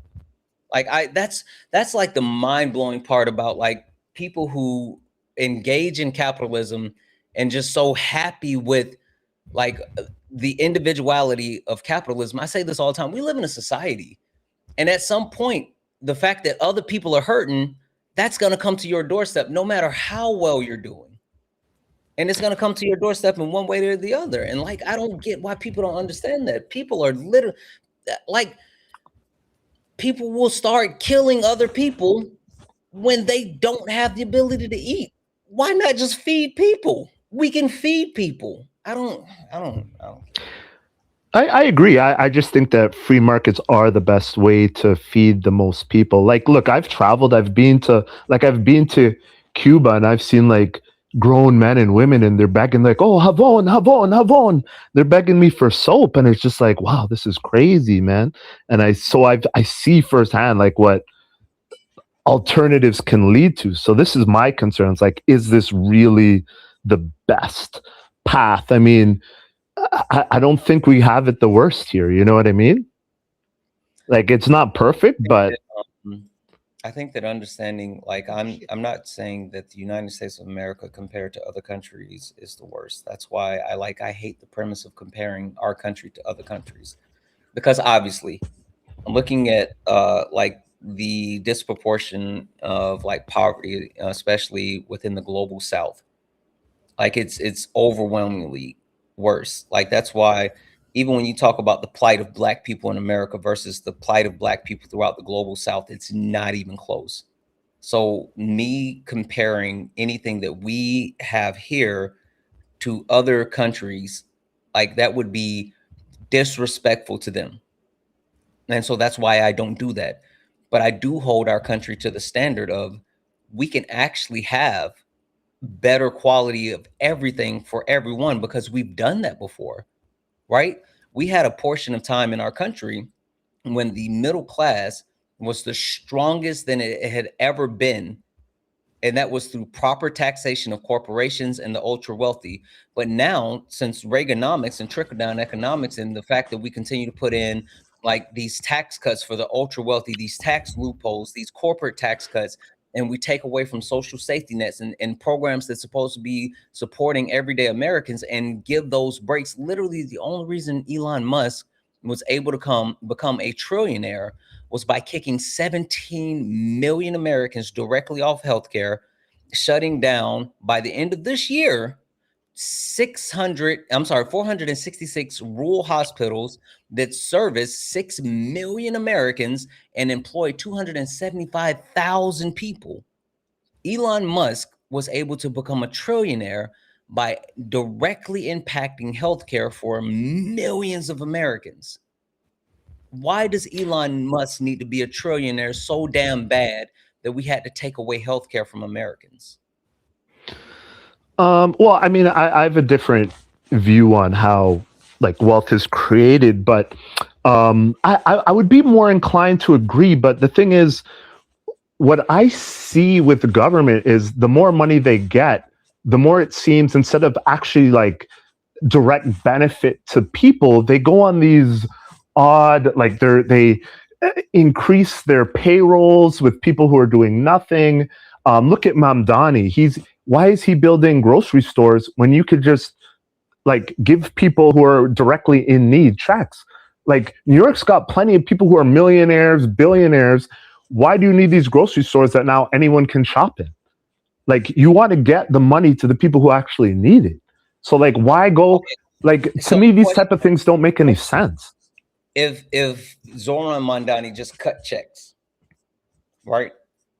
What happens when the money is spent from the checks? Well, no, but I'm saying you can make it a stipend where it's like at monthly. You know, this is a food. I don't want to change that. I'm saying like once you cut those checks, the money spent, what happens? If it's a one-time payment, well, then people would go back to their previous condition, I suppose, right? If they can't. What happens if you actually have grocery stores that set a new standard and reduce the actual market when it comes to how you engage in groceries? My problem is I've listened to his whole thing and he's just game. And let me explain. I would love to answer. What happens when there's more accessibility and cheaper options to the same thing? What happens to price? Well, but that's not what he's doing. Like prices go down, but that's not what he's doing. What happens to price when you create an institution that sells the same things for 30% less and you lock those actual amounts for 30 days? Can other companies continue to operate with such high prices when there's cheaper accessible options for the same thing? Well, they could potentially go out of business. Or well, I don't know what else. Prices, right? Because it's all about price gouging. Like the wild shit about this is that these corporations have already admitted that they're price gouging. Kroger, after the pandemic, openly went and testified on the House floor. The CEO of Kroger openly admitted that multiple heads of CEOs of different like grocery entities came together and made a decision to price gouge at the same time that COVID was happening, because they knew that inflation was going to increase and they could sneak in shrinkflation as well. They literally decided to price gouge, artificially increase prices, and when there was issues with the supply chain, because they knew they could get coverage for doing that. So the issue isn't that the cost of production has dramatically increased.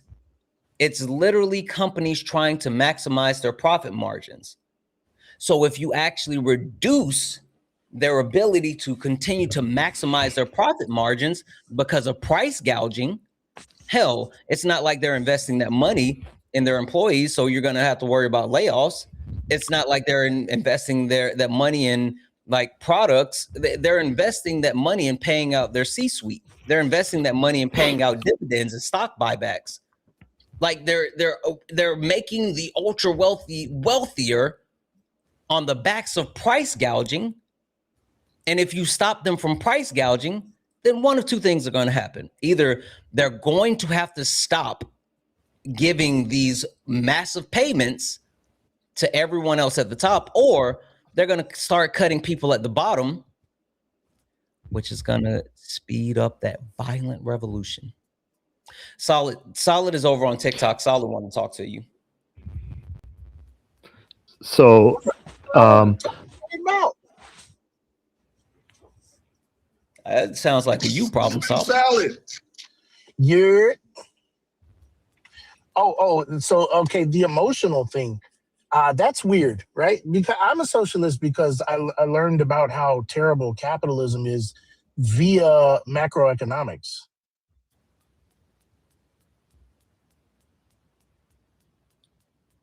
Sorry, what? Am I still on? What am I? Yes, Yeah. Russ. Solid is talking to you. He's over on TikTok. He's talking to you. Oh, okay. Well, do you mind if I just reply to what you just said about the groceries real quick first before I address Solid? So, because I was following this whole process, and yes, you're right. The accusation was that there was price gouging.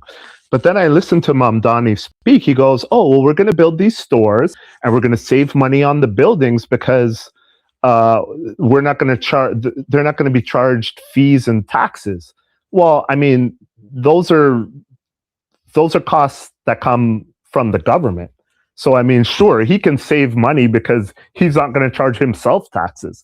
And then the idea was, well, all groceries were going to be cheaper. Now he's saying, well, it's going to be just a basket of goods. So there's only going to be a few. And even worse, he says they're going to be subsidized. So what he's saying is that he's just going to take tax money and lower costs that way. That's not proof that there's price gouging. In fact, it actually admits the opposite. Because why is it, if things can actually be made cheaper, then why doesn't he just do that? What he's admitting to is, look, we're not going to turn a profit here.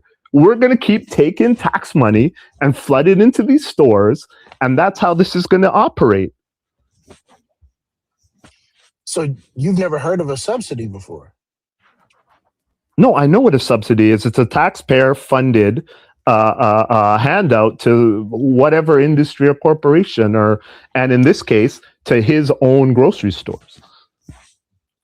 Okay, so grocery stores providing food, being subsidized to do so by keeping prices affordable. That's a problem to you? No. What I'm saying is that the accusation is that grocery stores are gouging, meaning that they're charging prices far higher than they need to. Now, what we're seeing is, well, the Mamdani's like, well, I can make groceries cheaper, but I'm going to use tax money to make it cheaper. Well, how does that prove that there was price gouging? Shouldn't he be able to make it? Shouldn't he be able to lower prices without having to use a bunch of tax money to do it? Were the prices lower or higher before the subsidies?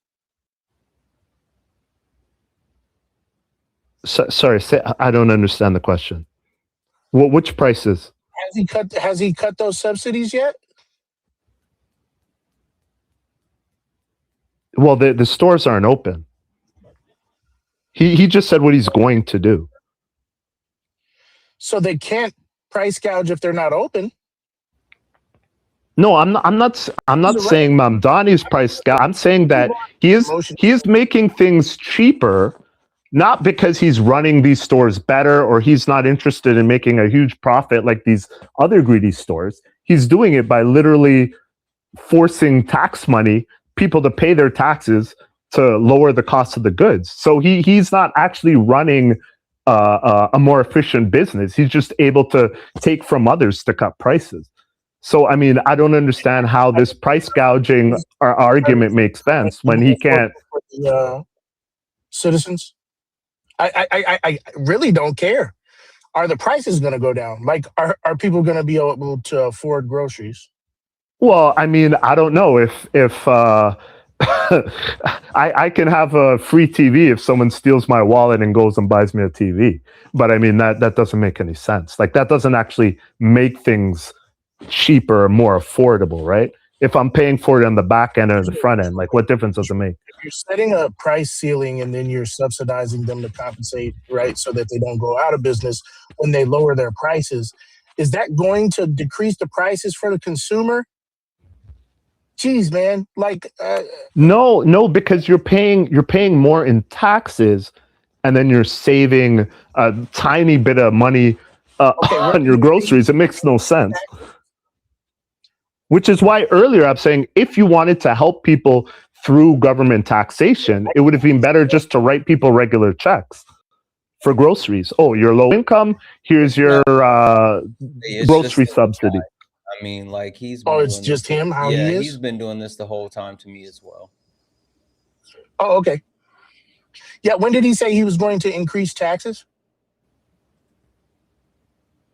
Well, whatever, regardless of whether, regardless. Sorry, it's a bit choppy. I'm not trying to like interrupt anyone. It's your signal. I heard your signal starting to go in and out when you and I were kind of wrapping up our portion of the conversation. Okay, sorry. Is this better? Am I better now? Is he? I'm fine. Okay. So listen, I need to know for whom he was going to increase taxes and if he was going to increase taxes at all. Well, I don't know if he's going to increase taxes, but he made it clear that he's going to use tax money. So regardless, if he's going to cut taxes or if he's going to cut spending elsewhere to do it or borrow to do it, it has to come from somewhere, right? It's a non sequitur. It doesn't matter. How is that a non sequitur? Address price gouging, right? If you brought that up, a plan, right, to prove that there was no price gouging in the first place, it's literally a non sequitur because it has nothing to do with, right? If anything, it does support that there was price gouging, because why is he trying to get those grocery prices lower at all? Now let's move back on to this emotional No, thing. that's a non sequitur. Hold on, no. This is very clear. So the accusation was that grocery stores. Stop trying. Stop doing that. I hate that shit. Okay, fine, sure. Yeah, you lost that. All right, so the emotions thing. The left wants to do things based on emotion and not on hard, cold fact. And then when Santana asked you for some facts, you were just like, you're thinking about a thing and wanting to do with some stuff, right? Can we get into some facts? Sure. What do you want to focus on in particular? Yeah, the like actual nature of capitalism and how it robs the working class. Okay. Just so we're clear, like, how would you define capitalism?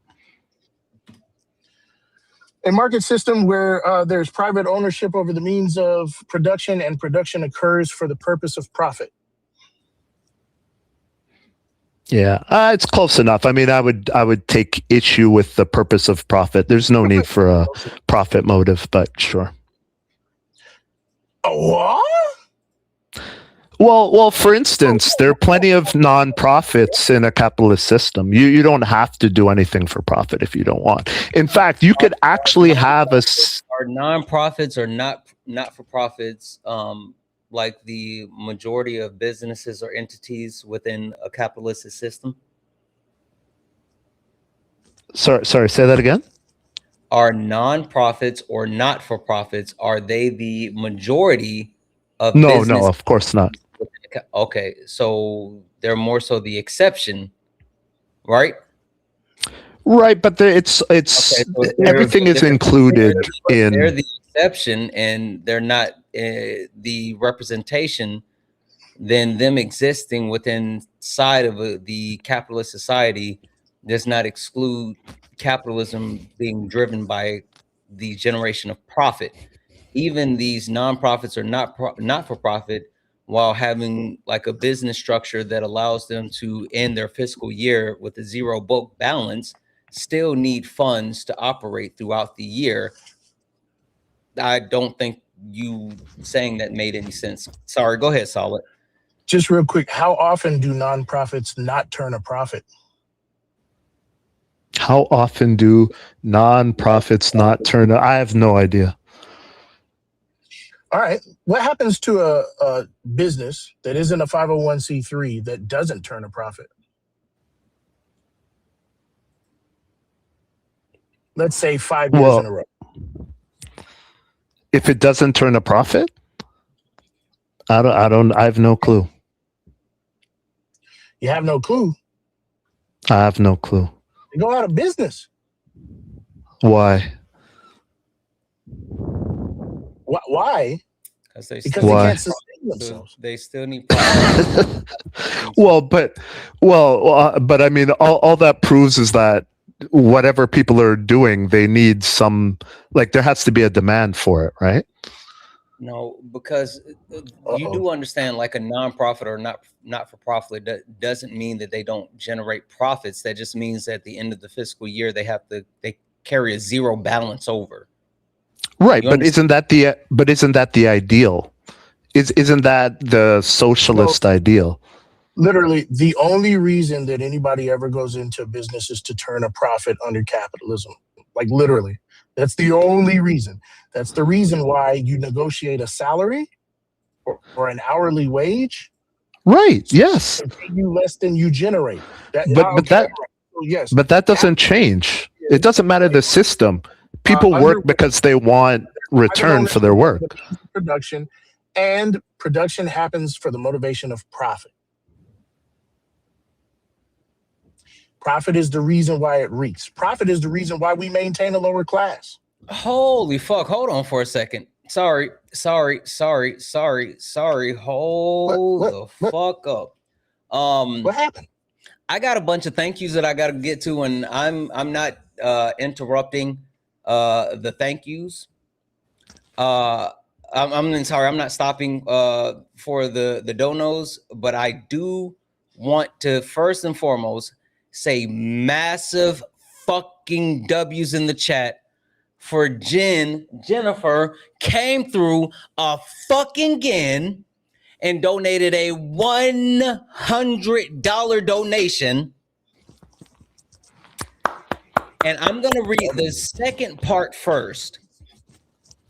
The second part says, thanks for the education every day. First and foremost, Jennifer, fucking W's in the chat for you. Holy shit, you are so appreciated. Holy shit, you are so appreciated. Now I'm going to read the first part of her message. Hey, soup or a motherfucking salad? That's me. Please let Super Solid know I donated to his GoFundMe. Hey, soup or salad, would you like to know how much Jennifer donated to your GoFundMe? How much? $2,000. Wow. Shut up. Shut up. Solid's GoFundMe is now at $21,025. Shut up. Solid. What? You are less than $4,000 away from making our movie. Let's fucking go. Let's go. Fucking W's in the chat for Jennifer, who sent a $2,000 to Solid's GoFundMe for the movie. We're now less than $4,000 away from being able to make our movie. Me and Solid, our movie. This is it's our movie that me and him. I'll tell you what. Jen, at this point, you know what I'm saying? I'll oil up the piggies. You know what I'm saying? Whoa. Like, yeah. Whoa. Okay, my bad. Okay, sorry. You better save that for Only Feet.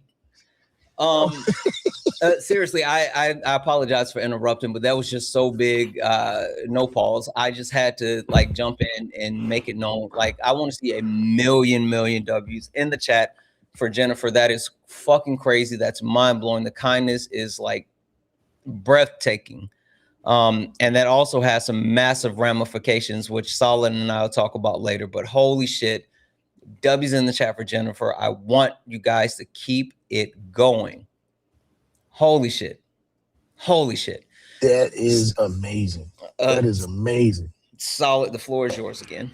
She has no idea how big of a deal that is. It's a huge fucking deal. It's a huge deal. Okay. What's his guy named? Robert? Russ. Okay, Russ. I can't even concentrate, yo. I'm ready to rock. I'm ready to go. My battle buddies are going to be okay. I did an interview with one guy right? A good friend of mine, his name is Fulton, right? He talked and he was prepared. He's well spoken. You know, he was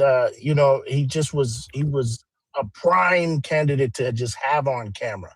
He's got an awesome beard too, right? But I could tell the before and after that he was so happy that anybody even cared to listen to him. You know what I'm saying? And I know when I deliver this news to my battle buddies, they are going to, they're going to do what Donald Trump does. And everybody pretends like he's not doing Eat McDonald's.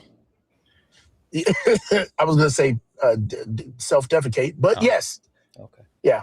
But, incontinence is no laughing matter. All right. Okay, Russ. Oh, gosh, Russ. The problem I'm having fucking here lock in, solid. Yeah, I know. The problem I'm having here is that you don't know what's necessary to have this conversation. I'm talking about profit, right? And you're like, well, there's got to be a demand. Like, do you even know the equation for profit? Oh no, we're gonna do that, huh? Well, it's revenue minus cost generally, but I mean, I don't want to get into like a whole quiz thing. Beautiful. Are wages income or are they? No. If wages are, sorry, you cut off there. If wages are, sorry, are wages income or are they a cost? To whom? To the business entity. Well, they're a cost. They're a cost. Correct. So if we want to keep profit high, we got to keep revenue high or we got to keep costs low, right? Sure. Okay.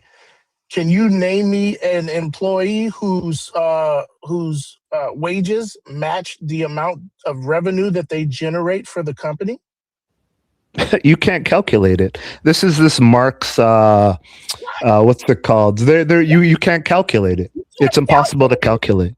It can't be calculated. Possible to calculate proof to yes.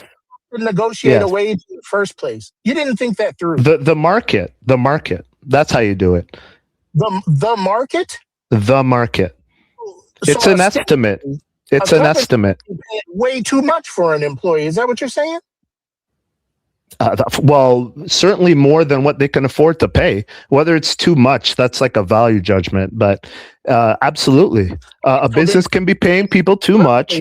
They're not turning a profit, and they go out of business. Less than a fraction of what they generate. Then you didn't think this through. No. What I'm saying is you cannot. Okay, let's go through an example. Let's go through an example. You shouldn't. No. Let's work through an example. Show me that you can calculate the value that an employee produces. You can't do it. It can't be done. Too easy. Russ, I would actually love it if you it's really hard to hear when you're speaking over solid for the people on the other, because right now we're connecting YouTube and TikTok, right? No, you guys I apologize for that. Platforms, and it's hard for that to happen. Also, not gonna hold you. I'm now officially over the conversation because I'm so fucking happy. And I'm not gonna bullshit you. I don't even want to talk to you anymore, Russ, but I'm trying to let Solid finish. So you guys please get to it because I don't even care about the shit that you talking about no more, Russ. But go ahead, you two. Exactly. No, Jen, you're perfectly fine. Listen, I'm gonna say this really quickly, and it's so funny because nothing happened. Right? Nothing happened. But I said this when I started my live. It feels like a Monday to me. I don't know. I started my live feeling kind of blah. And management was messaging me like, "Are you okay? You seem like low energy." And I was like, "Yeah, I don't know why. I have no clue why I've been feeling like that this entire live." But that just made no bullshit brought tears to my eyes. That made me so fucking happy and just gave me the boost of energy that I need. I'm locked in now. So this conversation means fuck all to me anymore. And I'm just trying to let Solid finish his debate. So you're good, Jen. And Santana, you got me hyped. So now I'm practicing. By the way, nothing. I'm gonna hit you offline about the video. Yeah. Just I'm gonna hit you offline. What was I saying? Oh, calculate. Yeah, 5 floor workers. The store makes $100 for the day. 100 divided by 5. That's what's that? $20. They generated $20. Are they a piece? How do you know that? I'll give you an example. Let's take a very simple example. Math.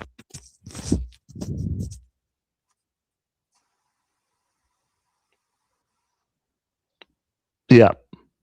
Math is how math. No, Math is no, because people have different roles. People have different roles. So what? So what? What do you mean? So what? Certain roles are worth more than others. Okay. So then CEO, his role, how much you're saying that signing some papers and telling people what to do has more value, has in fact 80% more, or I'm sorry, 30 times more value than the paid worker?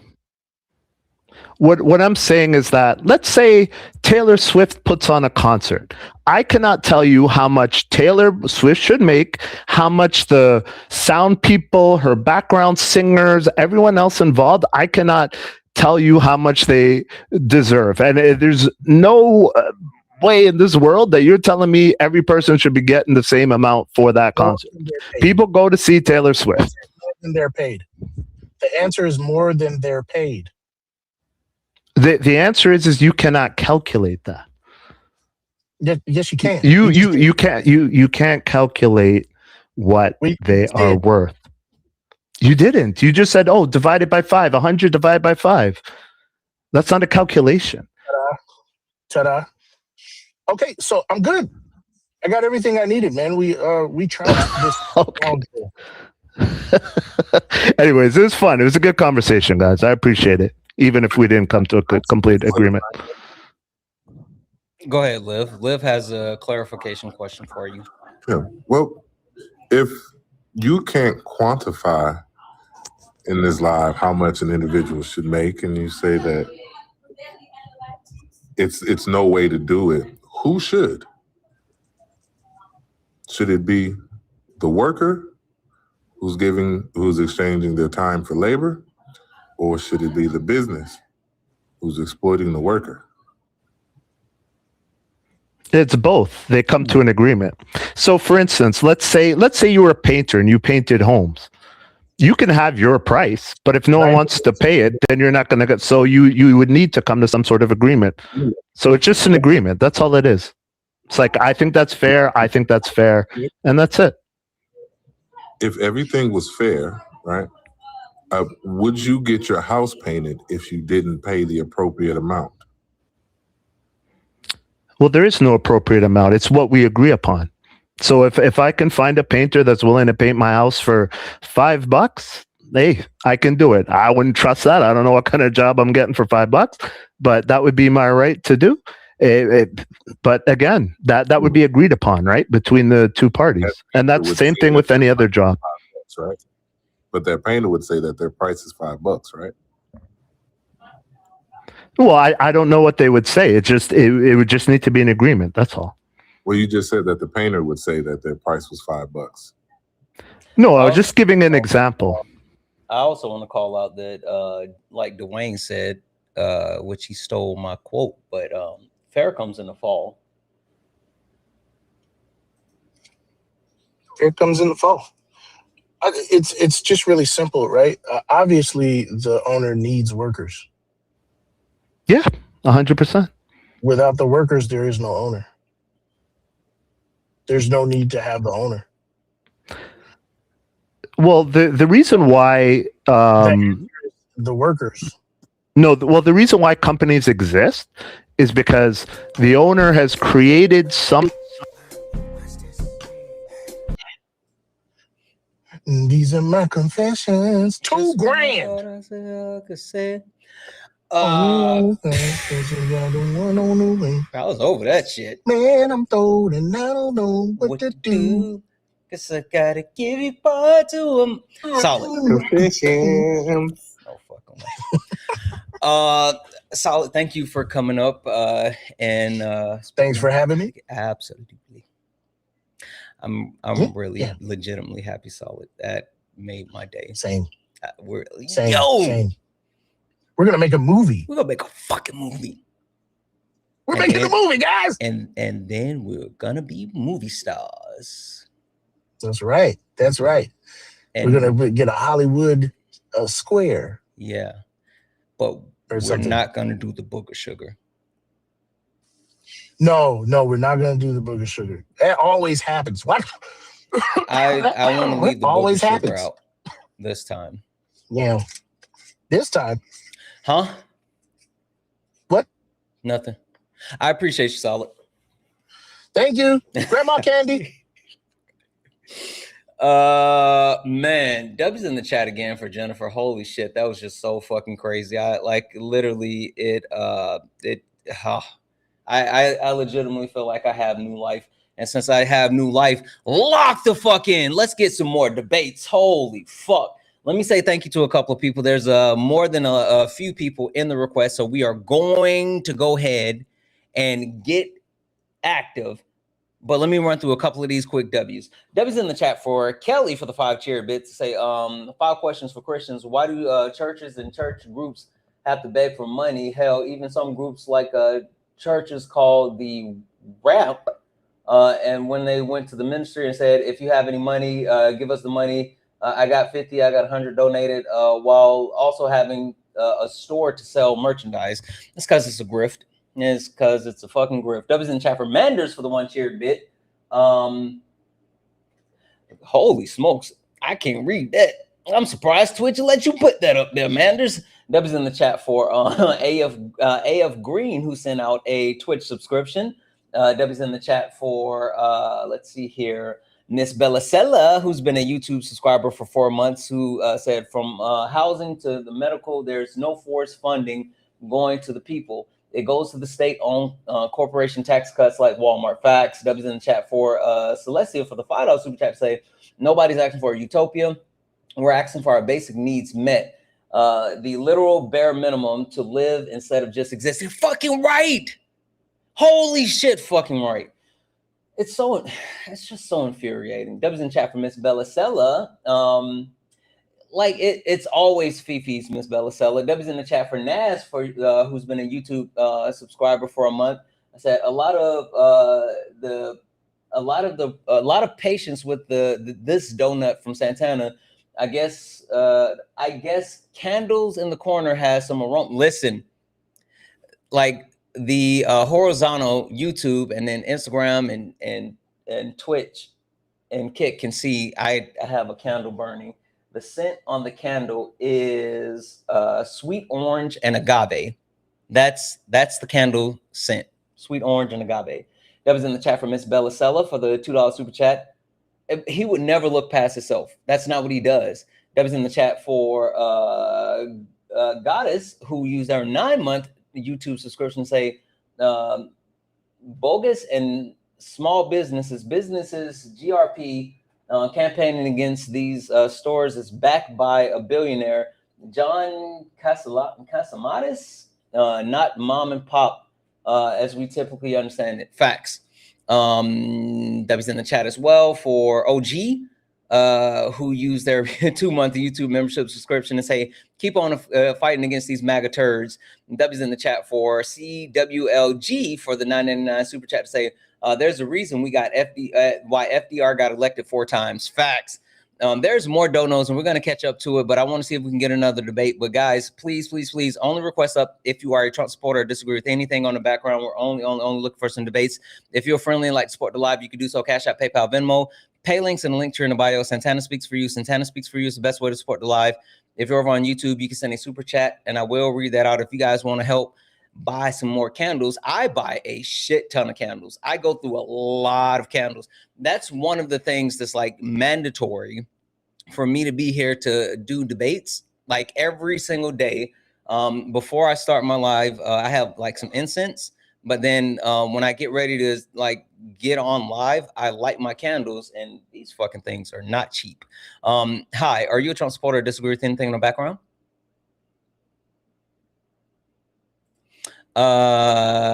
Cindy, are you a Trump supporter or disagree with anything on the background?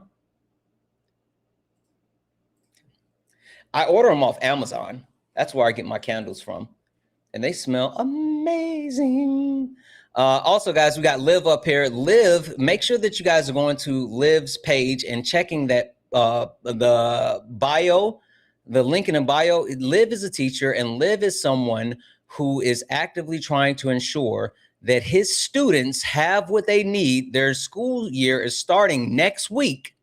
So please, please, please, if you can do anything to help with the Amazon list that's in his bio, please, please, please go do so. You said try Goose Creek candles? Mine is White Barn. Can't be racist if I got White Barn candles. Hi, are you a Trump supporter or disagree with anything in the background?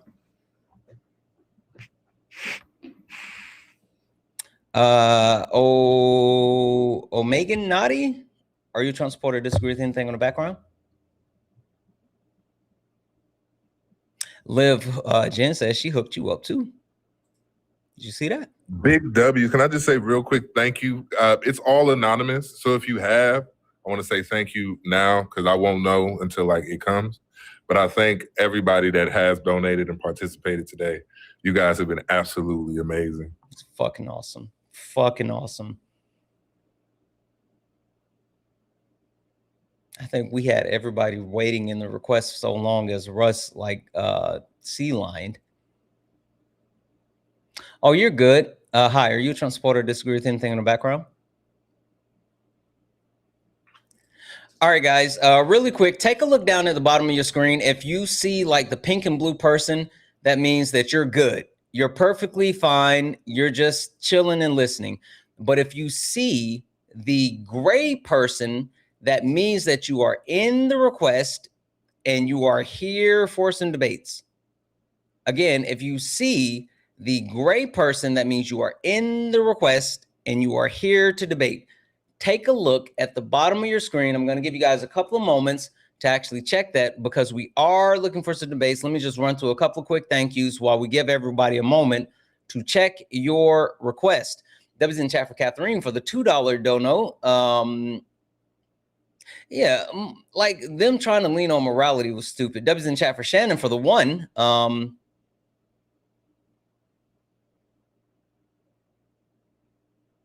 Yeah, Shannon, I'll for sure pass that message on. Thank you, Shannon. Debbie's in the chat for Patricia for the $5. Just make sure it's the school supplies go to. Yes, that's absolutely correct. Patricia, thank you so much for the $5, and that's exactly who it goes to, and it's in his link tree. Debbie's in the chat for Danella for the $1. Like he was tap dancing everywhere. But like we know that's what they fucking do. W's in the chat for Catherine for the $5. My dad, who's an older white man, doesn't think that he gets privileged behavior from people in the wild, despite me and my mom telling him personal evidence all the time. Do you have any studies that I can show and prove wrong?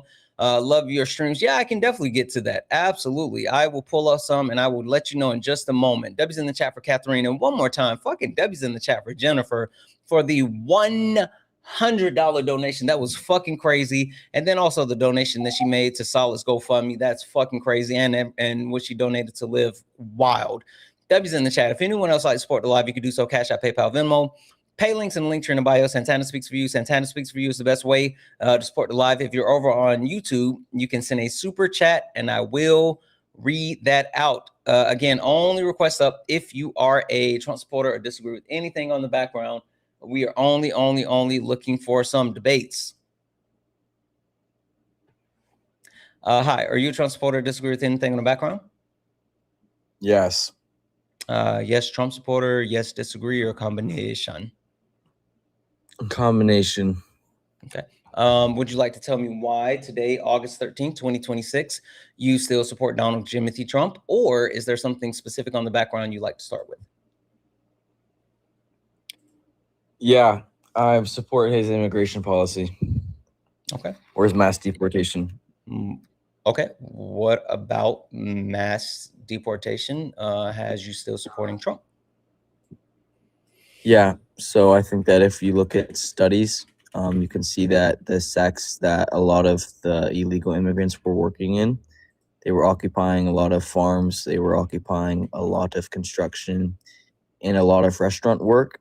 And since mass deportation has occurred, wages have increased 12.9% for native-born workers working in construction. I can get my computer at any time and give you those stats. Yeah, I would love the source for these actual studies that you're citing that has had the increase in wages since mass deportation. That's super interesting. I would actually love to see that. Not even saying like, oh, I don't believe you. I just hadn't heard that one before at all. So I'm actually interested. Yeah, it's a lot of the jobs that the illegal immigrants were having or non-native workers were having. Undocumented immigrants were having, unauthorized, I think is actually what it refers to. Hold on, let me type in my password. I can't multitask. Guys, keep tapping the screen. If you don't mind, let's go ahead and get the likes up to 600,000 likes. Also, make sure you're sending your daily heart me. Make sure that you're hitting that follow button. Look up at the top. If you see the word follow, that means you're not following me. We're on our way to 200,000 followers. So please, please, please follow me. Also, follow me over on Instagram. Santana Speaks For You over on Instagram. We've officially gone past 11,000 followers over on Instagram, which is fucking wild. And follow me on YouTube. Santana Speaks For You on YouTube. We're almost at 26,000 followers on YouTube. Fucking crazy. Oh, and follow me on Twitch. Sorry, you have the source? Yeah, hold on. Give me like 20 more seconds. Okay, no worries. I'm going to thank a couple of people then, and then by the time I finish, you should be G to G. W's in the chat for Angie for the $15 donation saying, can you give this a Liv? I sure will. I sure will. Liv, you got a Venmo, right? I'll pass it over to Liv. I'm sure he has a Venmo as well. W's in the chat for Darius for the one.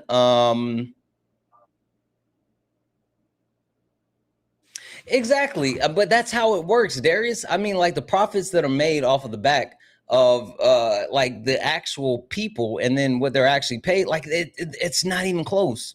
Not even close. And W's in the chat. W's in the chat for Bradley. What up, Bradley? For the 5 said, I'm paying you for dealing with a crack gander. Calculated that. That's how Bradley does it. I'm paying you for dealing with the crack gander. Calculated that. W's in the chat for Bradley. Thank you so much for wait, make sure you donate followers. Donate followers? The fuck are you talking about? W's in the chat for Bradley for the $5. W's in the chat for Joseph. What up, Joseph? For the $10 donut. Say 9 films and 3 stage productions under my belt. I want to make a movie with y'all. Solid? Solid? Joseph said he's in. 9 films, 3 stage productions. Solid. He said that he's in. W's in the chat for Bradley. And last but not least, W's in the chat for Brad, who sent a $5 donation saying, this donut complaining about tax dollars going to subsidies of subsidized food for people, but nothing to say over taxpayers' money going to senseless wars. They don't care about the wars. They just don't want poor people to eat. They don't. W's in the chat for all the donuts. Again, if anyone else likes to support the live, you can do so. Cash App, PayPal, Venmo. Pay links in the link tree in the bio. Santana Speaks For You. If you're over on YouTube, you can send a super chat. I will read that out. Make sure you guys are checking out that link in Liv's bio and taking care of his Amazon wish list. Okay, sorry. Floor is yours. What's the source and the title? Yeah, so it's USA Today. Santana, can I say one more thank you? Yeah, go ahead. Yeah. Hey, we have our Dean of Culture here. I just wanted to say another big thank you to everybody that's been supporting, and a thank you to you. Yeah, sorry, well. Marshall, give me 1 second. I'm gonna put you on mute for a moment, okay? Hey, hello, everybody. My name is Mr. Fields. I just wanted to get on. I know you all are busy, but I just wanted to get on and just give a huge shout out to you guys and a big thank you for helping us through last school year. As we prepare for another year, I never take it for granted. Any help that we get, I never take it for granted. And I just wanted to show my appreciation and tell you guys that we really, really appreciate it on behalf of myself and all of our colleagues. Thank you again, and God bless you. Absolutely, absolutely. Well, thank you so much, and I appreciate you allowing us to be a part of this and allowing us to actually do something positive. So thank you, thank you, thank you. Really quick, to the US whatever person, stop being weird and spamming. Like there's literally someone up here to debate right now. I'm not gonna let you up because there's someone up here. You're not in the request, and like that's not how it works. I'm sorry. Is it Marshall or Marshall? I apologize. Marshall. Thank you. What you said, USA Today. So it's USA Today, and the title is Construction Wages Reveal a Growing Divide in America's Job Market. And it was 12.9% increase in construction. A divide in what? Wages reveal a growing divide in America's job market.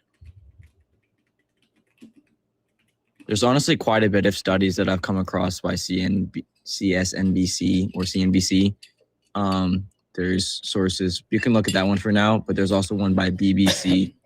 There's Wait, like a few that when did this come out? so. Because when I type in that specific title, USA Today, construction wage review, a divide in America's, I can't see the rest that's in there, but the first thing that pops up is the USA Today article that it says construction wages outpace most industries as job market, which that's from 6 days ago. But what you're saying, wait, the one that you're saying is on AOL.com. It says AOL.com, construction wages reveal a growing divide in America. That's AOL.com. Okay, mine says it's coming from usatoday.com. Yeah, I typed in USA Today, and then I actually typed in the title. Like I said, it's giving me some other stuff. When was this actually published? I tried to switch my tabs, and now my computer's been loading for freaking like 30 seconds. But I think it was produced as 6 days ago as well, or somewhere like beginning of August. I see something from X, from Twitter. Okay, it's up again. It came out August 7th, 2026 at 5:11 p.m. Okay, let's see. Okay, so the one that I see that came out on the same day, it says construction wages outpace most industry jobs as markets. Yeah, that's like what mine says too. Okay, so it's not the title that you originally said. No, my title is, but it just says that within the article. My title is Construction Wages Reveal a Growing Divide in America's Job Market. Okay, all right. Give me a second here. And it's by Jason St. Angelo, I think. Yeah, in USA Today. Okay, all right, I got it.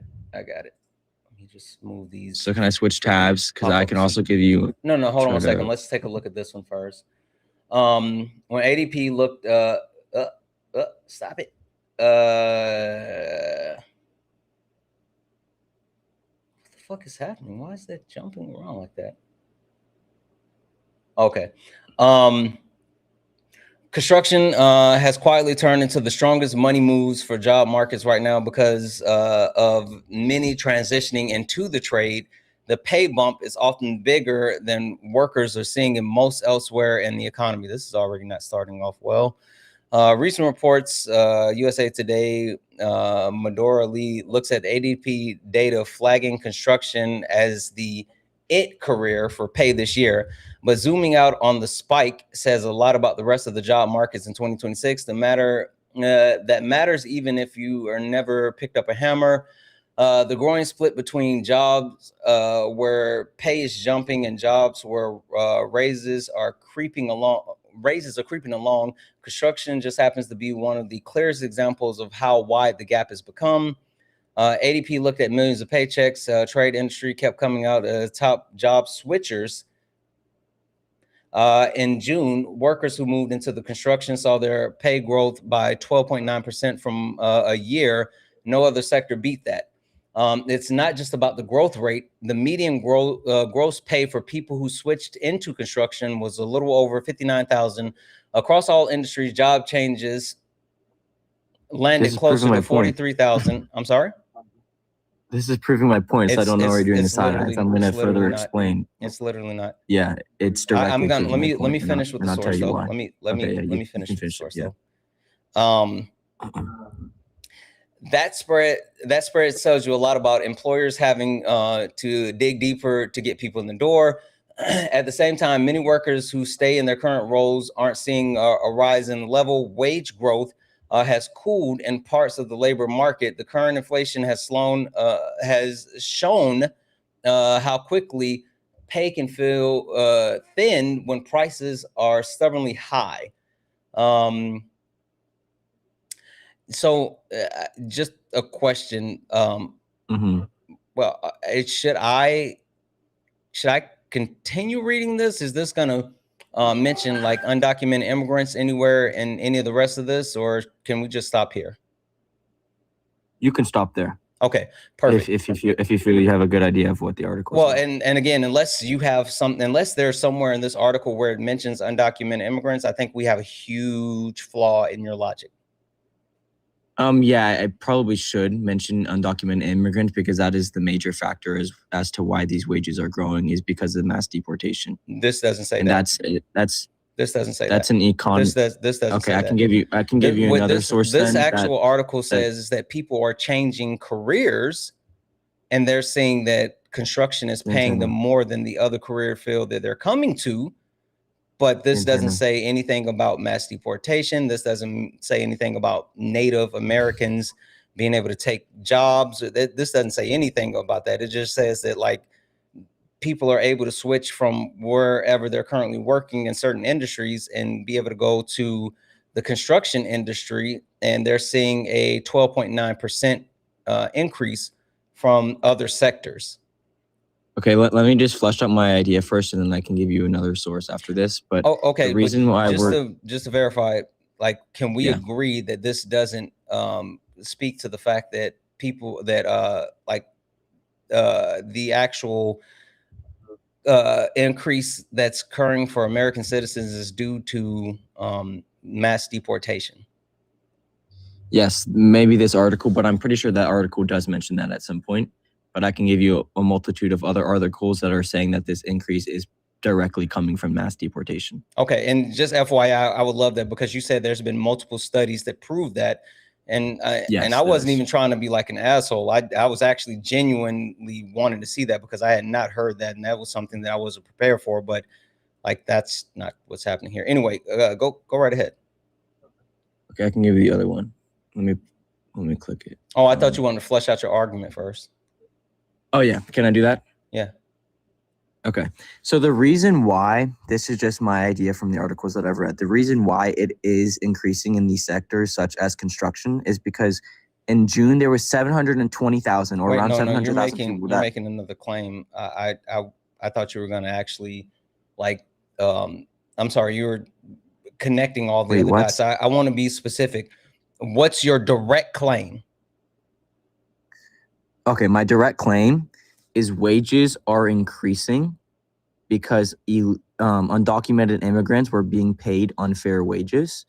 And now since they have been deported, the people hiring are now having to pay fair wages, which has led to this increase.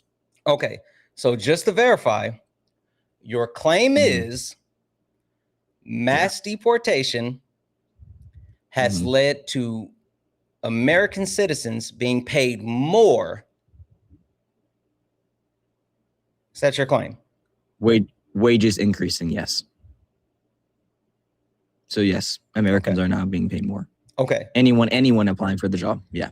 Okay, and so when you say being paid more, we're eliminating people leaving lower paying jobs to take this, and we're talking about them paying Americans more while not hiring undocumented immigrants, correct? Yes. Okay. Yes. Okay. Yeah, sure. Whatever proof you have for that, we can take a look at it. Okay, perfect. So here is one. This is, so you're going to hear stuff that is going to be proving my ultimate point, but then this is going to be saying that in the long run it will be bad, but I can give you other sources Sure. for why I think in the long what's run the it will be source good. in the title? But this is, sorry, it's CNBC, and the title is Trump Immigration Policy May Be Shrinking Labor Force, Economists Say. This was also quite a while ago.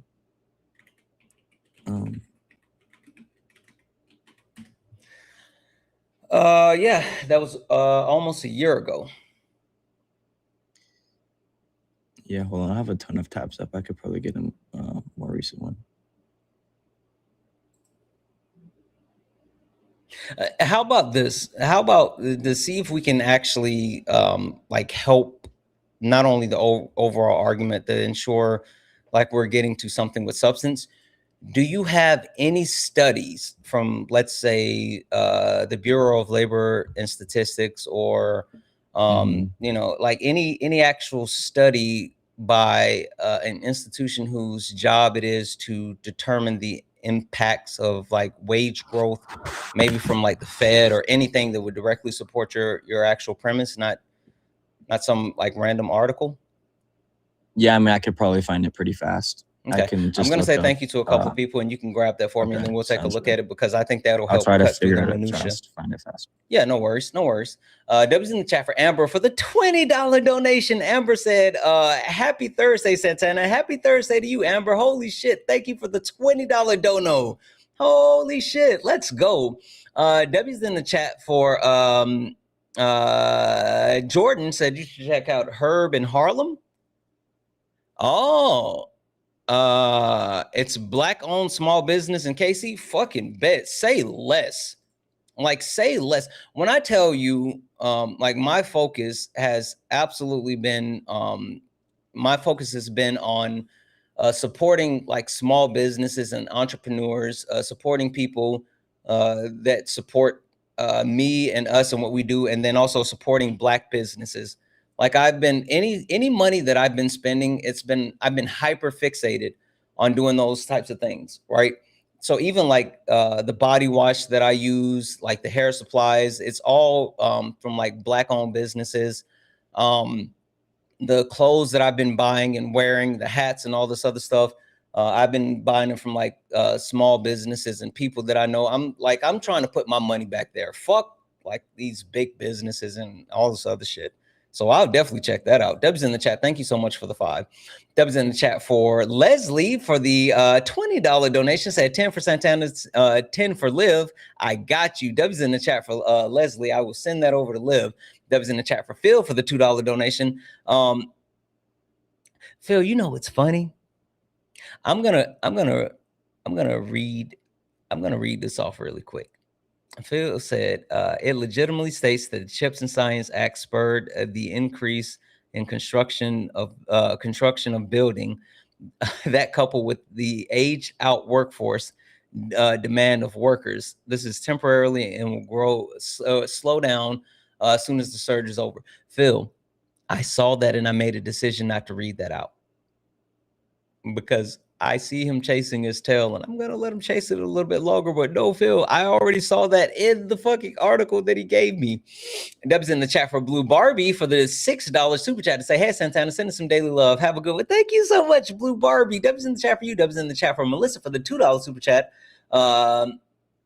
Yeah, no, they like, their ego is fucking wild, and they don't know anything though. Like Melissa, they don't know shit. Deb's in the chat for Sid for the $5 super chat to say they support mass deportation, even though the kids sent to the detention center are getting pregnant. Wonder why?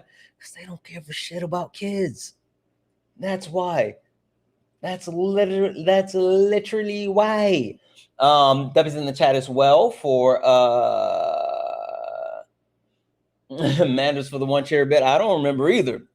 Deb's in the chat for Quite Violet for the one cheered bit. Ooh, I'm gonna check that out. I love good candles. And Deb's in the chat for One Mighty Pen for giving out a YouTube subscription. Deb's in the chat for all the donos, guys. If anyone else would like to support the live, you can do so. Cash App, PayPal, Venmo. Pay links in the link tree in the bio. Santana Speaks for You. Santana Speaks for You is the best way to support the live. If you're over on YouTube, you can send a super chat and I will read that out, guys. Look up at the top. If you see the word follow, that means you're not following me. Hit that follow button, turn on notifications so you know when we go live. We go live all the time. We're trying to make it to 200,000 followers. We're like at 140 something thousand. So far, we got 160 new followers on the stream. Go ahead and hit that follow button. Listen. You know you like it here. You know you want to. You know you want to stay. You know you want to hang around. You might as well hit that follow button. We have a lot of fun here. Come on. Hit that follow. There we go. I see you. Hey, Piro, Audacious, Everluma. Sorry, I'm Taylor. Hey, we locked in now. Hey, we locked in now. Only request up if you're a Trump supporter or disagree with anything on the background. We are only looking for some debates. Only request up if you're a Trump supporter. So it's pretty. Hold on 1 second. Every Marshall. time I'm looking. Hold on 1 second. You good, Liv? I already know why you're saying holy shit. Can I say? Can we get all of the? No, I'm just fucking with you. No, you can't be more excited than me. Go ahead. Oh, Jennifer, thank you so very much. I'm going to spend every penny on our young people. Big W to Jennifer with the $500 donation. Let's fucking go. Every penny is about to be spent on our young people. Let's fucking go. W's and Jennifer, I'll say this. Jennifer has been extremely, extremely kind. I mean, absolutely amazing. Like our community has been ever grateful for everything that Jennifer has been doing, and not just like showing up and showing out in every aspect, but like showing that like community is so important. Community is so important because like we need each other. And hell, I honestly, I don't have the words to express the amount of gratitude that we have for Jennifer. So 1,000,000 fucking W's for Jennifer. 1,000,000 fucking W's. No, we're lucky, Jennifer. That's us. We're lucky. W's in the chat for Jennifer. All right, Marshall, you got the source? I mean, my computer is running every time I'm typing in something. It's just not loading. But would you agree or disagree with the claim that I made? I would disagree. That's why I wanted to see a source to prove it.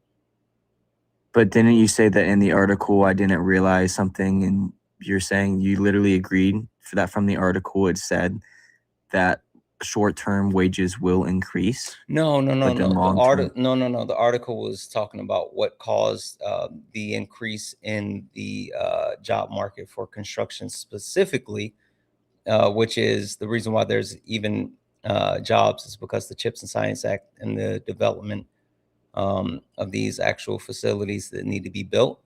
But that doesn't actually prove your point, because again, remember your point was mass deportation was leading to more Americans being able to take these jobs and make higher wages, which isn't even close to being true. Okay, I can for sure 100% prove that to you. So when I do prove it to you, you're just gonna have to accept it. Sure. Okay. That's kind of how like empirics work. So you want me to give you the BLS source that is saying that construction is increasing, or do you want me to give you a study that shows it's because you just asked for a BLS report? So now No. That's no one's looking for construction increasing. Again, remember your claim is that that's what you just asked me. So why did you ask for a BLS report? Yeah, I was trying to help you out. I said, do you have the BLS or maybe Fred that shows that the mass deportation has resulted in higher wages for American citizens because they have been able to take these jobs due to undocumented immigrants being deported? Okay, I thought you wanted me to provide you a statistic that showed that the construction wages were increasing. I thought that we could agree on that, though. I'm not disputing what's happening within construction. I'm disputing mass deportation causing what's happening in construction. Okay.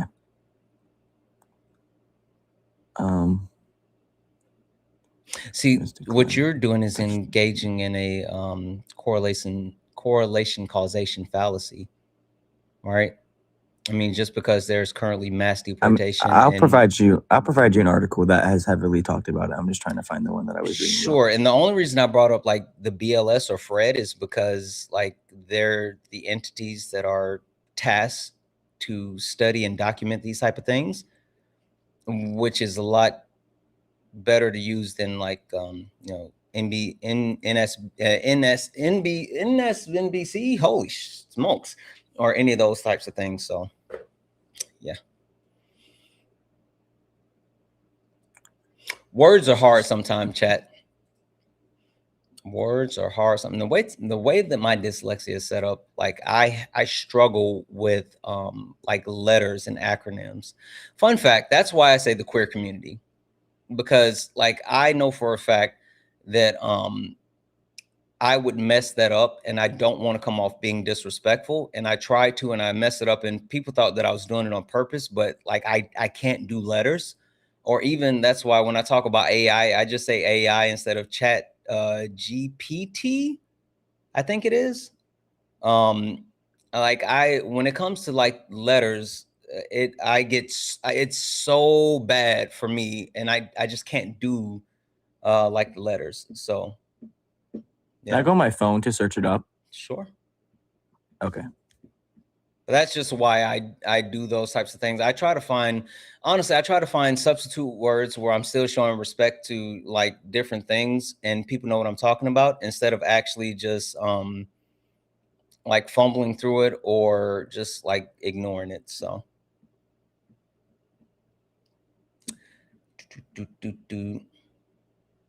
you always say chat GPT. I do too. No bullshit. I do too. GPT. I don't know why I fucked that up so bad. Like it happens every single time. I don't know. Yeah, acronyms. It's just like, yeah.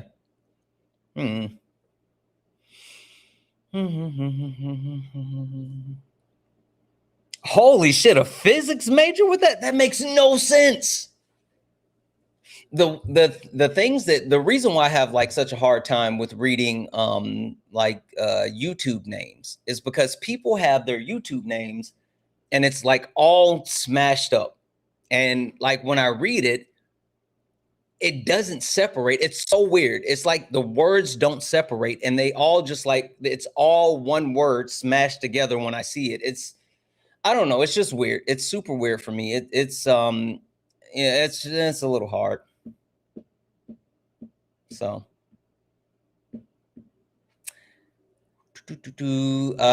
only request up if you're a Trump supporter or disagree with anything on the background. We're only looking for some debates. Only request up if you are a Trump supporter or disagree with anything on the background. We're only looking for some debates. W's in the chat for Jared for the one. Hey, Jared, you start Monday? Fucking go. W's in the chat for Jared, who starts the new job on Monday. I can't wait. Jared, you got to let me know how that goes. That's fucking awesome. That's fucking awesome. W's in the chat for Jared. Thank you for the one and good luck. W's in the chat for Joseph for the $25 donation. Saying also, pause where you are on Discord. I have a new project I really need your help with. Message you about it. Got it. Got it. W's in the chat for Joseph for the $25 dono. I will definitely check that. As a matter of fact, I'm going to sit down and address that when I because I got some other stuff that I need to do. I got to force myself to get some stuff done today. W's in the chat for Melissa for the $1 donation. Said I have dyslexia, just like dyslexia, only with numbers. So in math class, it's super difficult, especially when they add letters and numbers. Yeah, you know what's funny? I have no issues with numbers. Like I'm actually really good with numbers. Like really, really, really good with numbers. But then when it comes to like again those words, it's just for me, it just seems like all the words are mashed together. And then I have to try to separate. It's funny. So I'll give you guys a little bit of inside baseball. I'll share a little bit more about me. A lot of times when I'm kind of like struggling or I can't really make out what the word is or whatever, Kay will send me the word, and then she'll send the word phonetically with the actual word separated, and then I can actually see the word. Like, she's helped me out so many times as far as like separating it so I can see. I don't know. It's just like my eyes, when I see certain words, it just like the word just smashes together, and it needs to be like separated in order for me to read it. It's just the weirdest shit. I don't know. Were you able to get that source? Yeah, so there is no direct source saying that mass deportation will be the ultimate cause for why wages are increasing. However, there are sources that say due to a less amount of supply within a market, there will be an increased amount in wages. But it's not directly saying because of mass deportation. So we want to let that claim go. We're gonna toss that claim in the trash, right? I mean, sure. It's just a little weird why wages are heavily increasing in farming, in construction, and in restaurants. Well, which are the you three haven't main proved sectors. that like wages have increased in restaurant or farming. We were just looking at construction, and even with the actual construction, it's not weird. I mean, I specifically left that portion out of your source that directly says it's because of the Chips and Science Act. In the USA Today article? Mhm. That's why I said, when I was like, should I stop here? Like, I knew what the rest of it had said because I kind of skimmed ahead and I saw it. And so I specifically on purpose stopped there. No, but yeah, that's what it said in the USA Today article. Okay, so can you tell me why, in your personal opinion, you think there is increased wages in things like farming, construction, and restaurant? I don't know Wages. if there is Why the in rest of the farming economy is kind or of in the stagnant restaurant. wages? I don't know it to be in farming or in like the restaurant industry. That wasn't my claim, but I can tell you with like construction, it's specifically directly connected to the Chips and Science Act. Let's see. Deb's in the chat for Phil, who sent a $2 donation and look up construction jobs with the fastest growing wage from construction coverage. Report was in 2025, said from 2019 to 2014, wages grew by 21% to 63,000 mean and dipped in Q2 of 2025. Holy shit. So even if you look at a historical view from 2019 to 2024, what Donald Trump has done has, even while like construction has improved, it still hurt the market. That's fucking crazy. That's wild. That's not good. But you said the Chips and Science Act. Why are we talking about something way prior to that? No, we're saying that even from 2019 to 2024, the growth as far as wages in the construction industry was doing better, but then it took a dip in Q2 of 2025 when Trump had taken office. And the only thing that has increased the wages since then has been the Chips and Science Act. Okay, so I just have a question for you. Do you think that people who are here illegally or unauthorized people, do you think that they're being paid fair wages in things like construction? I don't think anyone's being paid quote unquote fair wages. Okay, that's not my question. I'm saying compared to native-born I'm telling you, people. I don't think anyone. So no, they're not. I don't think anyone is being paid. Okay, I'll switch my wording. Do you think that they are being paid the same amount as native-born Americans? No, because they're undocumented, so they are exploited to a further extent. Yes. Okay. So this is my thing. So we can see that in June there was a ton of people who left the labor market. There was 700,000. Hey, are people. you trying to somehow fix this claim by patching things together? I'm just going to give you my argument. If you're about to do that, I don't care. I only care about empirics. I don't care about like you trying to make a I can give you empirics. I can give you empirics then. So in June, do you need a claim for this? In June, do you think that 700,000 people left the labor market? Do you need a claim for that? A source for that? No, just FYI, are you trying to salvage your original claim? No, I'm still supporting my original claim. Okay, so you are trying to salvage your original claim. Yeah. Okay, then I just need a source to actually prove your original claim. I don't need you to like say more words. I just Okay, need then an I actual guess source. I'll say I'll abandon it for now. So let's be talking about what I'm talking about now. Do you need a source for me to say that in June there were 700,000 people or 720,000 people, I think, that left the labor market? No, I'll trust you on that. Okay. And then in June, the unemployment rate was 4.2%. Okay, yeah, I know that's true because I fact checked that one already myself. Okay. Okay, perfect. And then July, we had a loss of 23,000 jobs. Okay, where are we going But with this? unemployment went down to 4.1%. Yeah, because people continue to leave the job market. Yes. So people are leaving the job market with mass deportations, and yet That's not true. unemployment is going down. That's not true. That's not true. Give me a source that proves that the mass exodus from the job market is due to mass deportation and not due to people aging out of the job market, because that has It's a mix of both. Oh no, Yeah, that does okay, have lots to okay. do with it. Give me a source to show me that mass deportation has had a massive impact on people leaving the job market. Okay.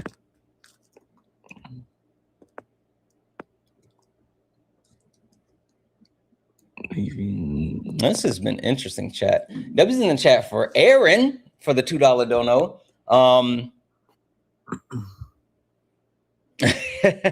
I can't say the first part because that's ableist. I know you're using as slang. You said call it dyslexia. I think that's how you want to say it. Yeah, I'm with it. I don't know why they make that word I so am hard super for someone that sexy. has. I also have to. No. They were trying to do a play on words. Debbie's in the chat for No, I know. Hannah for the $3 donation saying, have you ever tried using font Comic Sans? I remember reading somewhere that Comic Sans is easier for dyslexic people to read. I don't even know what that is. I have never checked that out, but I will. Debbie's in the chat for Hannah. Thank you so much for that. Debbie's in the chat for Amanda for the $5 donor saying, long-time listener, first-time donor. Sorry to hear it. My father passed away Friday. And your streams are keeping me from spiraling, and just want to say thank you, Amanda. First and foremost, I'm sorry for your loss. I know losing a parent is really hard, and like that's something that's it should be a fact of life, because there should never be an instance where a parent buries their child, but it doesn't make it any easier when a child has to bury their parent. So Amanda, I'm really sorry to hear the passing of your father, but I'm really happy that at the very least that you're here with us, and we can give you any type of solace and just take your mind off of anything just for a few moments. So you are loved, you are appreciated, and you're amongst community. Thank you for the dono. Thank you for being here, and I hope that you find some peace really soon. W's in the chat for Amanda, guys. Seriously, W's in the chat for Amanda. W's in the chat for Lucas for the $2. Say thank you for supporting the trans community. Like, stop it. You guys don't have to thank me for that. That's my responsibility. Like, we have to protect each other. Like, that's what community does. Stop it. Thank you for the $2 dono, but you do not have to tell me thank you. W's in the chat for Brandon for the $20 donation, saying this kid was already cooked on Oscar's burn. Yeah, I can believe it. I can absolutely believe it. W's in the chat. Thank you so much for the 20. W's in the chat for Garrett for the 5. Said people make an argument about unfair wages for undocumented immigrants, which I agree. But do they support raising the federal minimum wage? Fun fact, a majority of Americans actually do support raising the federal minimum wage. I would actually attest that mass amnesty would give us a quicker pathway to ensure that guarantees increased wages for all Americans. But they don't want to talk about that. They just want to be xenophobic. W's in the chat for Laura for the $10 donation, saying, Senpai, notice me. That was actually fun. I've been training for moderation and love it. Oh, shit. W's in the chat for Laura. What are the new mods? Let's fucking go. Yesterday, my friend and I have been helping, had a major surgery, remove a tumor after years of chemo. I appreciate you and the community for all the support you receive. Listen, Laura, first and foremost, thank you for that. And thank you for being here. Thank you for being a part of our community. And I'm happy to hear the surgery went well. Like, that's super important. Super, super, super important. And Debbie's in the chat for Aaron for the 10 to say, I was unaware. No, you're okay. You're okay. You're okay. You're okay. You're okay. Aaron, thank you for the 10. I always say this, like, so Aaron, I'll share, and I'll just use this as a teaching moment for all of us. A lot of people don't know that the term LAME or SLOW or DUMB, those are ableist terms. And you might even hear people say those things in other spaces, other creators, and all this other stuff. I don't word police people, but I do ensure that here in my space on my platform, I don't use those words. I've had to learn that those are ableist terms, and I work every single day to ensure that they're not in my lexicon. And so I take the stance as far as if you know better, you do better. And so if you didn't know that, I'm not going to blame you for saying those things. But that's why when ops come up here and they say, oh, that's and I'm like, yeah, we don't say that here. Either respect the boundaries or you can leave. I just live by the premise that if you know better, you do better. And that's the biggest thing for me. So Aaron, you are good. And everyone else, you guys are good too. It's just understanding how these different things actually affect people, especially I'm big on trying to make sure that we don't cause bilateral harm. Bilateral harm is something that is not beneficial, especially because there's so many different types of people that actually share spaces with us and that participate in our community. And so I just want to do whatever I can do to stay away from bilateral harm. And W's in the chat for hold on, where am I? For Quite Violet. Yeah, it's fucking crazy. And it's just the way that I see it. I don't know. And Debbie's in the chat for all the donos. Guys, if anyone else would like to support the live, you can do so. Cash App, PayPal, Venmo. Pay links in the link tree in the bio. Santana Speaks for You. Santana Speaks for You is the best way to support the live. If you're over on YouTube, you can send a super chat. I will read that out. Guys, let's go ahead. I think we can get 1 million likes today. Can we go ahead and get the likes up? Can we tap the screen? We're almost at 600,000 likes. Can we get the likes to 1 million likes today? I know we can. Look up at the top. If you see the word follow, that means you're not following me. Hit that follow button. Turn on notifications so you know when we go live. We go live all the time. And make sure you guys are going to Liv's bio, and he has a Amazon wish list in his bio for his school. He is making sure that his kiddos have everything that they need going into the school week next week. So please, please, please go into the link tree, show him some love, and make sure that you are knocking out anything that you can knock out. Last but not least, only request up if you're a Trump supporter or disagree with anything on the background. We're only looking for some debates. Only request up if you are a Trump supporter or disagree with anything on the background. We're only looking for some debates. Okay. Do you have that source? Yes, I have to say it is a little bit annoying how even if I say something that's common sense, I have to go and prove it, and then you go read off donations for 5 or 6 minutes, and then I say something again, and then I have to go find a source. Life's tough. Get a helmet. Stop making bad claims. Okay. So it's by Yahoo News. The title is More Than 1 Million Migrants Have Left the U.S. Workforce in Wake of Trump's Immigration Crackdown Report. The point still stands. It's from 2025. But what do you mean? How does my point still not stand? It actually stands even more. Hey, question for you. There is no way that you're question for you. Yeah. Question for you. When you brought up the job markets and the actual reduction in the job markets, you said what, 2 months? Because it's still currently happening. Quick question. When you June and July. When you June and July of 2026, right? Yeah. Okay. So a source that is from 2025, would it be able to account Remember, for, I said would it be able to account for those actual exodus in the job market in June and July of 2026? So I think you're confused because you were reading off your donations. Remember, I said that I'm going to get back to that point, but for now, you just asked me to prove the point that the 700,000 people and the people that were drastically leaving the labor force was due to undocumented immigrants. So that's the point that I'm proving now.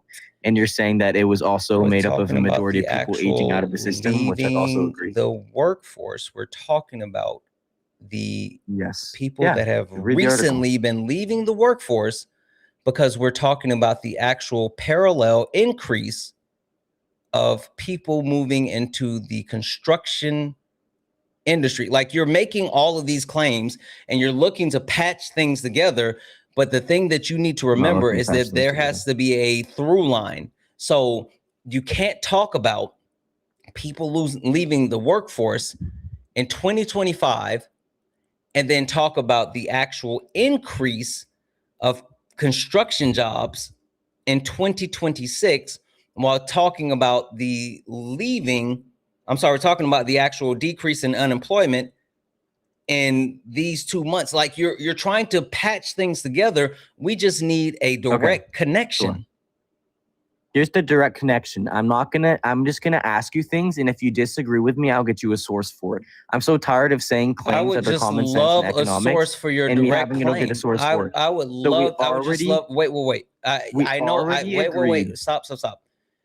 You're crying and you're crashing because I won't just let you say random shit that you just decided to make up, and then you tried to cope by calling out me reading out donations. The only reason I read out donations is so you could go find an actual source for the claim you made up. Like, no matter if I would have read off donations or sat here quietly, you would have still had to go try to find a source for something that you made up. This is all cope, and I don't care about you making the wildest thing is, right? You should be able to read sources and datas and studies and then formulate your opinions. What you're doing is formulating your opinion and then trying to prove your opinion with sources, and then getting mad when I say your source doesn't actually prove your point, or I'm saying like, hey, what do you have? Like, you can't be mad at me that the shit that you're trying to give me doesn't say what you said it said, and it doesn't prove you right. KansasCityFed.org.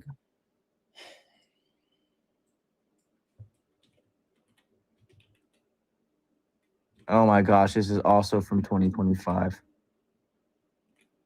What the hell?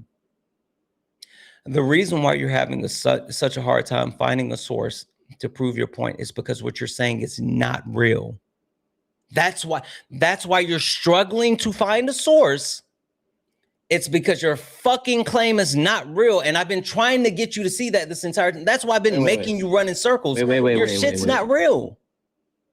It is real, because you would agree with me that in 2025 there was a large number of immigrants leaving the United States. Is that true? Yes or no?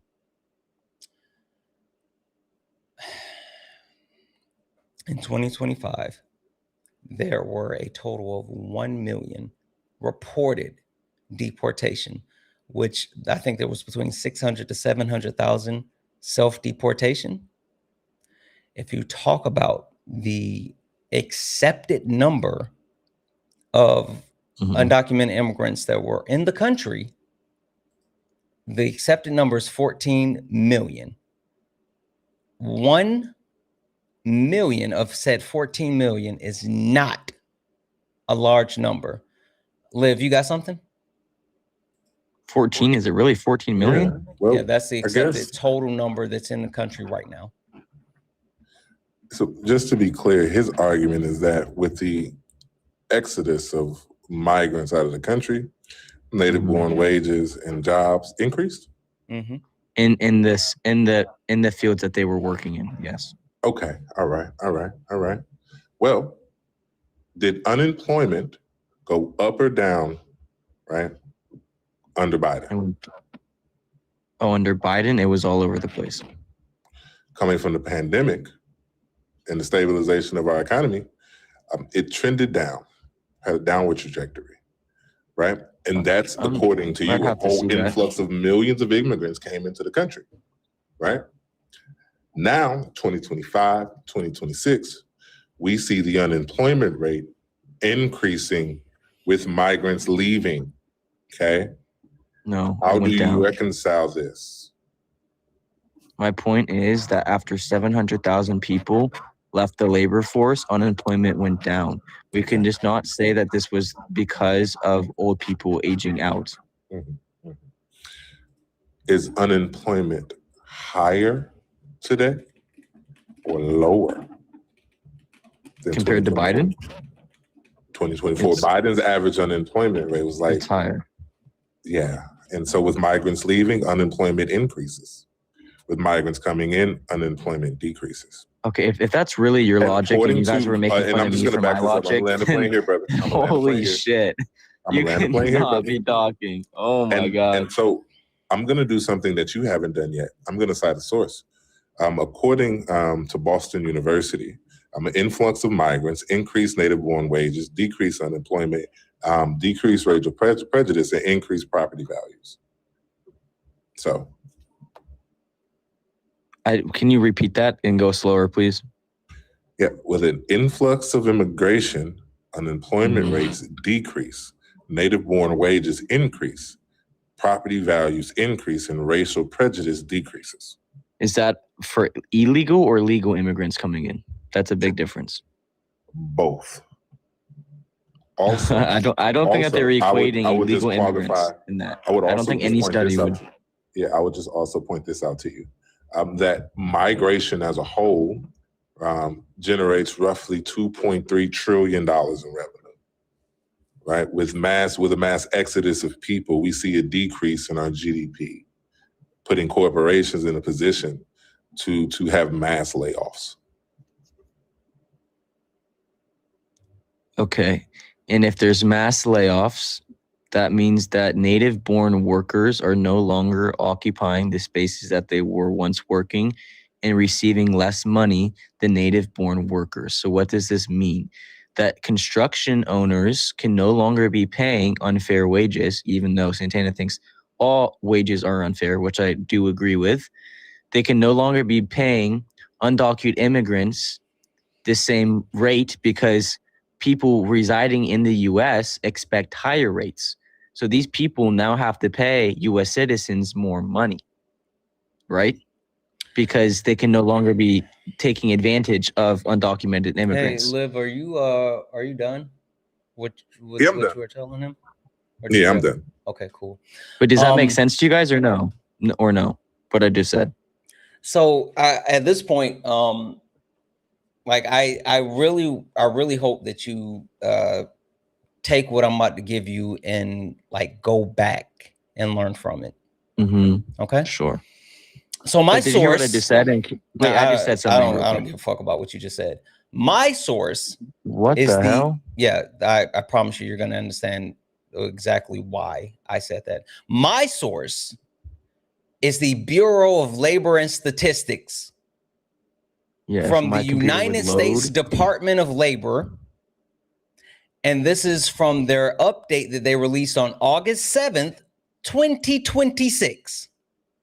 Okay. And this talks about the people that have left the job force and the decrease in the unemployment rate going down to 4.1%. Can you please display it on your screen?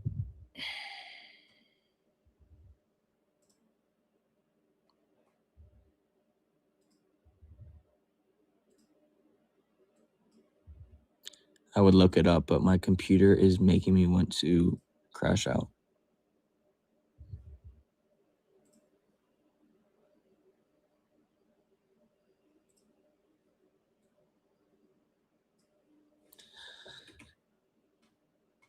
Oh yes, that will be interesting too, because I'm assuming that graphic displays which. I don't want you to assume anything. I just want you to stop and listen. Why do you think that I've been I just want you to stop and listen. I don't need you trying to. I don't need you to. I'm just gonna mute you because you're not needed for this part. I don't need you hedging your bets. I don't need you trying to actually display any of the other things that you don't know. I'm just going to actually cover the information that's listed here. You can stay on mute. It's okay. I'm just going to read this off. So this comes from the Bureau of Labor and Statistics. This was actually released on Friday, August 7th, 2026. And this was directly for the unemployment situation, July of 2026, where it dropped to 4.1%. It looked at the actual changes that occurred in the job market and the reasons for said changes in the job market, right? And the one thing that I want to call out is if you look at the implications of what happened. Sorry, let me start here. The actual reduction in the workforce, among major workforce group, the unemployment rates for teenagers 12.1%, and the people who are Hispanic 4.1% declined in July. The joblessness rates for adult men 3.9 and adult women 3.7, and people who were white 3.6 and black 6.3 or Asian 4.0 showed little or no change overall. Amongst unemployed, the number of temporary layoffs increased from 153,000 to 921,000 in July. The number of permanent jobs changed little at 1.7 million. In July, the number of people jobless less than 5 weeks edged down to 2 million and down by 344,000 over the year. So I'm going to skip the rest of this. This doesn't matter, but this is the point that I really wanted to get to. The labor force participation rate at 61.4% and the unemployment population ratio at 58.9% changed little in July.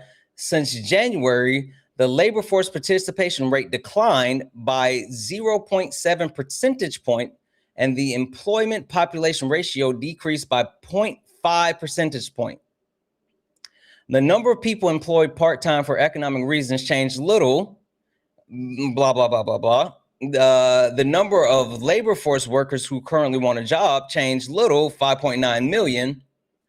Amongst the labor force who wanted a job, number of people marginally attracted to the labor force changed little at 1.8 million, right? So the question I would then have is like, hey, where are all these people who are they're counting in these actual numbers? Well, if you come down here, you can actually see it. You can see the breakdown of employment status, unemployment rates, reason for unemployment, duration, unemployed people part-time, people not in the labor force, right? This talks about like the specific fields. This talks about like the employee percentage. This talks about the hour and earnings, all this other stuff. Hey, Marshall, question for you. Where in the counting of people leaving the labor force did the Bureau of Labor and Statistics account for undocumented immigrants leaving the labor force? They didn't count it at all within any of their numbers?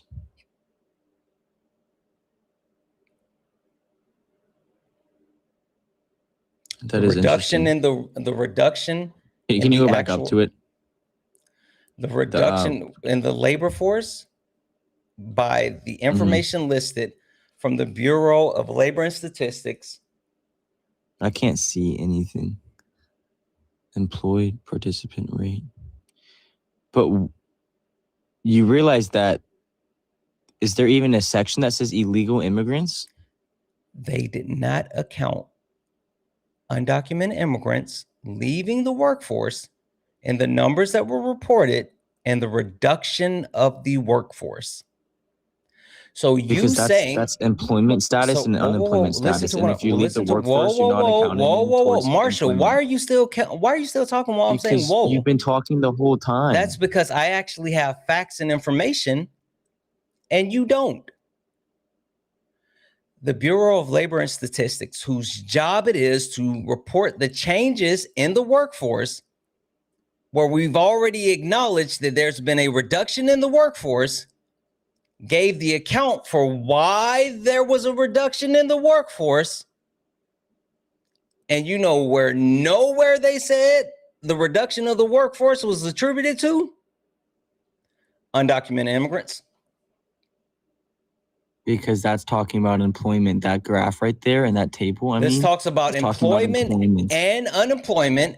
And I gave you the information up here where it talks about people leaving the workforce. Like we talked about that. There's multiple sections here. This is the full breakdown from the Bureau of Labor and Statistics. And it talks about how the unemployment rate dropped slightly to 4.1 and what caused that. Okay, so then what you're saying, you're equating two different things. Because if we're talking about labor participation, and then you're showing me a table that's talking about employment and unemployment, if illegal or if undocumented immigrants leave the labor force, they will no longer. Whose job is it to? Oh my gosh! Wait. Holy Whose job is it? shit. Stop it. Whose job is it to track labor participation?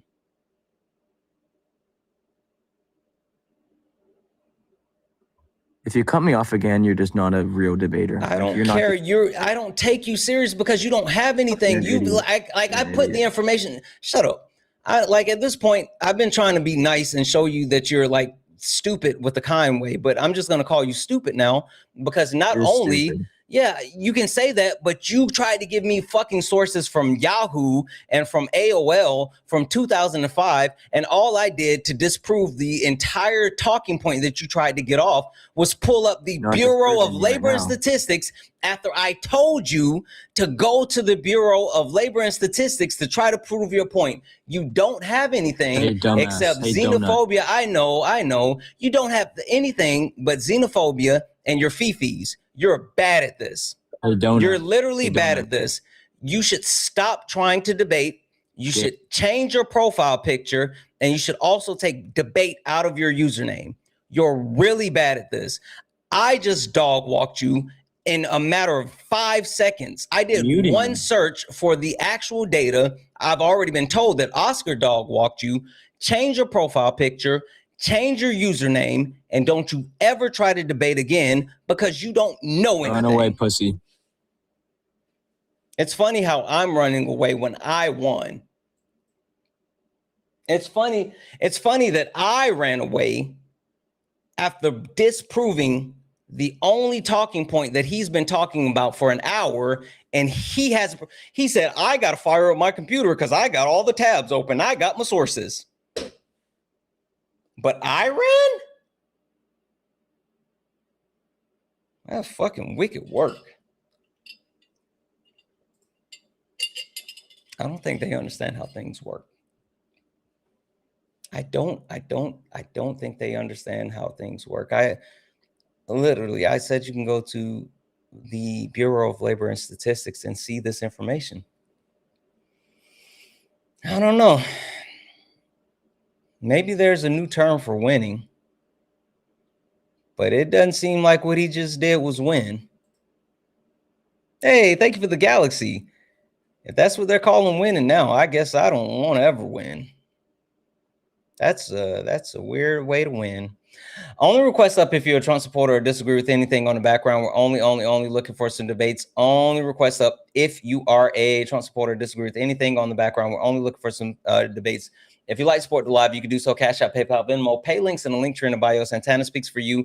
If you're over on YouTube, you can send a super chat and I will read that out. Guys, keep tapping the screen. We're at 600,000. I think we can get to we can get to 1 million likes today.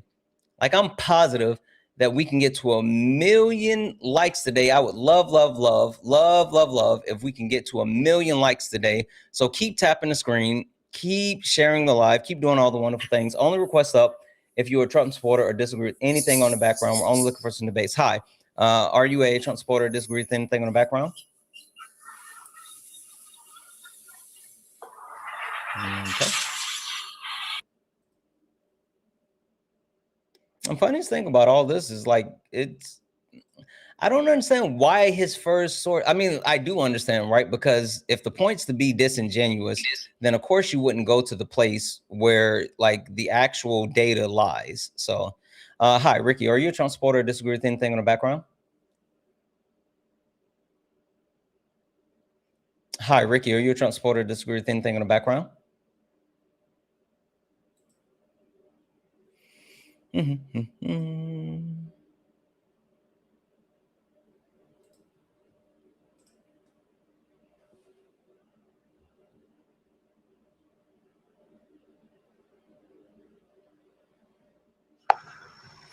Hi, are you a Trump supporter? Disagree with anything in the background?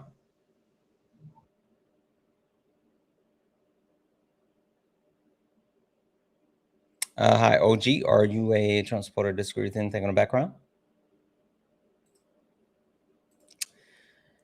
All right, guys, if you don't mind, please take a look down at the bottom of your screen. If you see the red and blue person, I'm sorry, the pink and blue person, you're good. You're good. That means you're just hanging out. You're just watching the live. But if you see the gray person, that means you are in the request. You are here and you are ready to debate. So if you are in the request and you're here and you're ready to debate, then let's do it. But if you see the gray person, that means you're here. Right? Don't actually, like, get out. Get out. W's in the chat for Justina. I love and appreciate you guys so much. I do. And I'm telling you, stop thanking me for that. Thank you for the one. Thank you for the one, but stop thanking me for that. I mean that. I truly mean that. Thank you, thank you, thank you. Only request up if you're a Trump supporter or disagree with anything on the background. We're only looking for some debates. Ooh, this is interesting. This is interesting. I got an idea. I got an idea. I got an idea.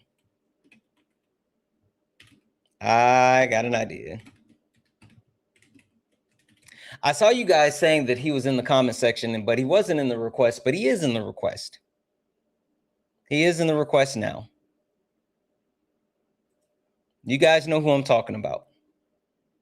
The person that was literally in the comment section just randomly crashing out. What I miss? You missed the crash out.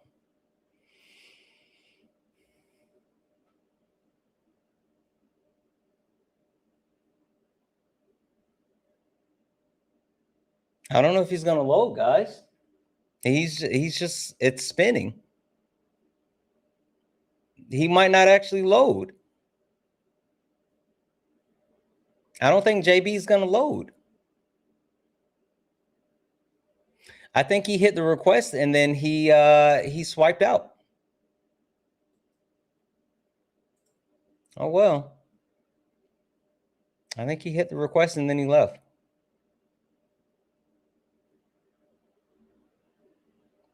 Oh well. Oh no, there he is. He might have just had an issue with loading in or something like that, but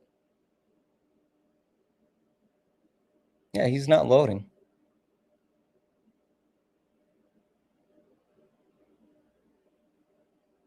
Maybe if he mutes and unmutes, turns his camera on and off.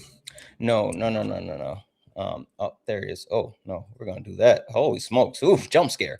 JB, welcome back. How are you?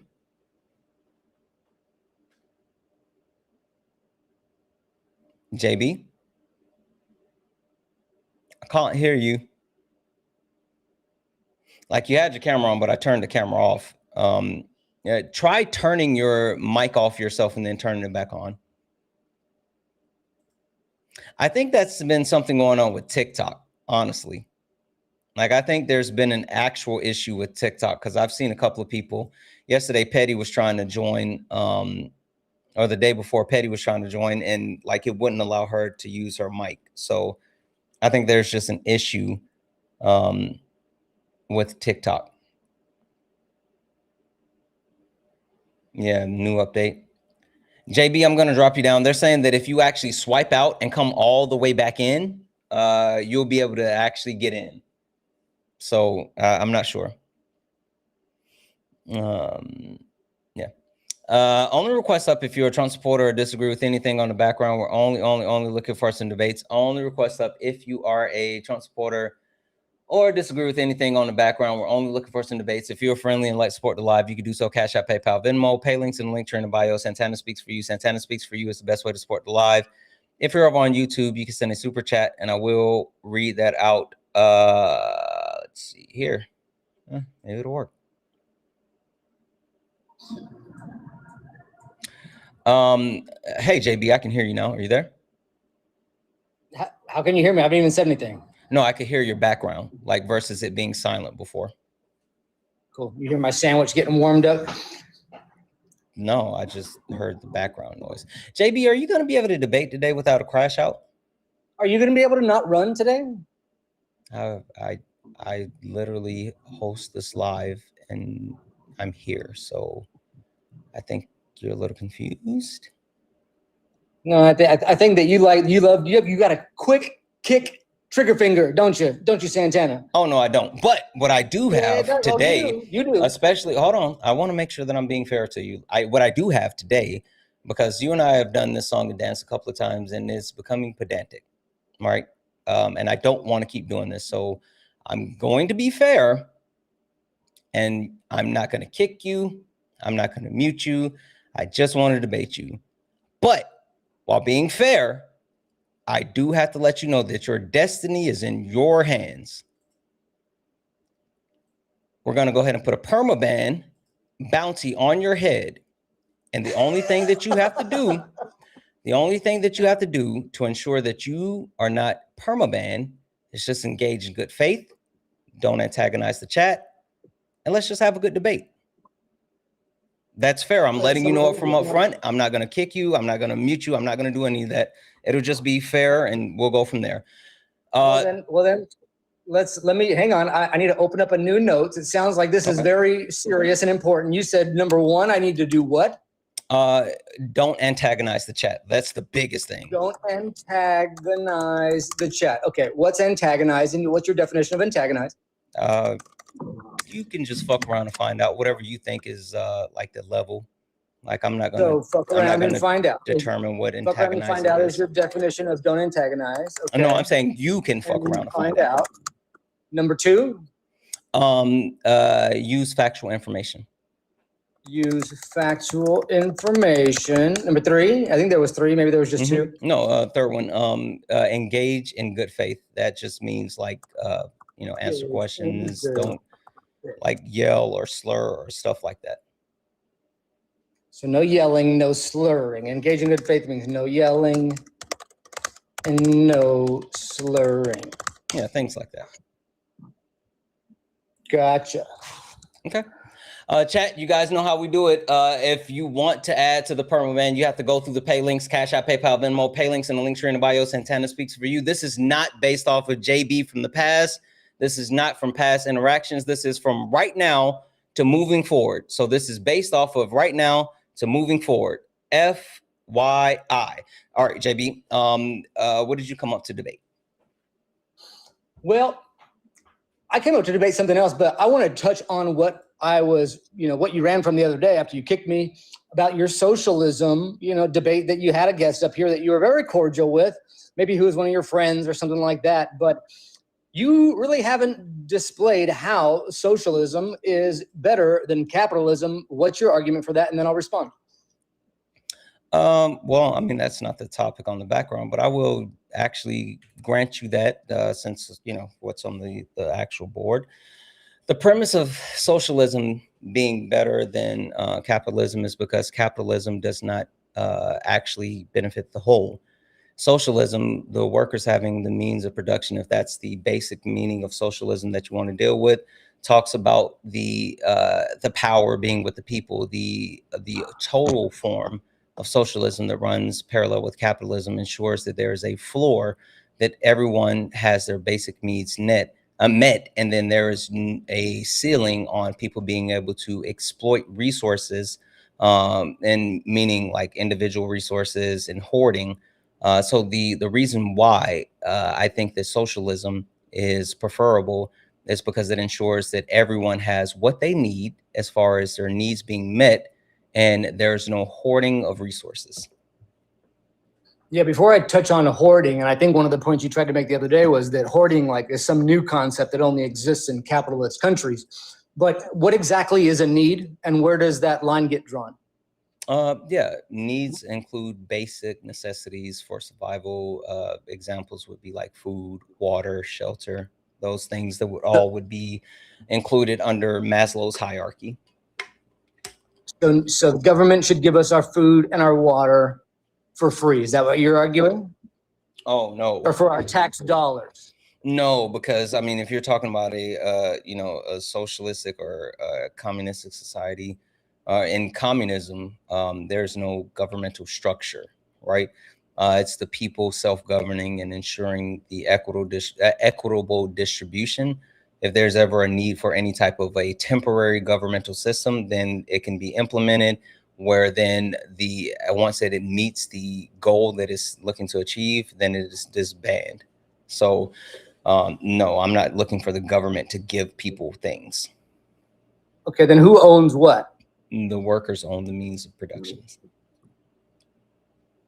Okay, and who decides what people need? The actual necessity of life decides what people need. No, well, somebody has to make a decision, right? Wait, what? Who decides what people need? You see, you're saying that hoarding is like an outcome of capitalism. Wait, are you saying who decides what basic needs are? Who decides what people need? Are you again, I'm trying to get clarification so I can answer your question. Are you saying who decides what basic needs are?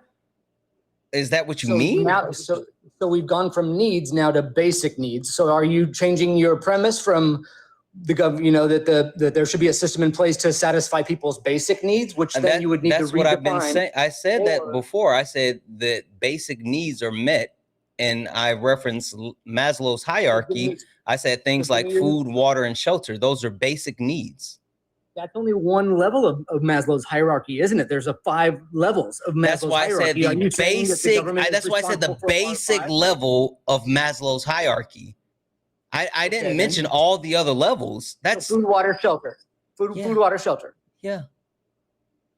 That's it? No healthcare? Food, water, shelter, no healthcare, no anything else? I said to ensure that basic needs are met. Those weren't the only 3. I gave you examples of basic needs. Access to healthcare. Access to healthcare would be a basic need. So now we're at 4. We're at food. Or do you think that I'm going to list out every single basic need? Universal healthcare. Well, I mean, if I think you're confused. No, I think that if you're proposing a change in a system and then you get upset when we demand an accounting for what that system would provide, in a sense that you're specific, that seems a little problematic for you and you're getting upset. But you've given me 4 things. I've got a list going. Is there anything? I just want to make sure that you understand this, JB. 1, you wanted to know why I thought that socialism was preferable to capitalism. You didn't say, hey, Santana, how do you make socialism work? And so now you sitting here saying that like you're making a list of all the things that would be included in the system. I think that's 1, like wildly simplifying the premises as far as what I'm saying. And 2, I think it's really bad faith that you're trying to, that would be like me saying, hey, JB, name every aspect of capitalism. Is that not a silly statement of me? No, what I'm making you do here is support your conclusion that socialism or communism is greater than capitalism.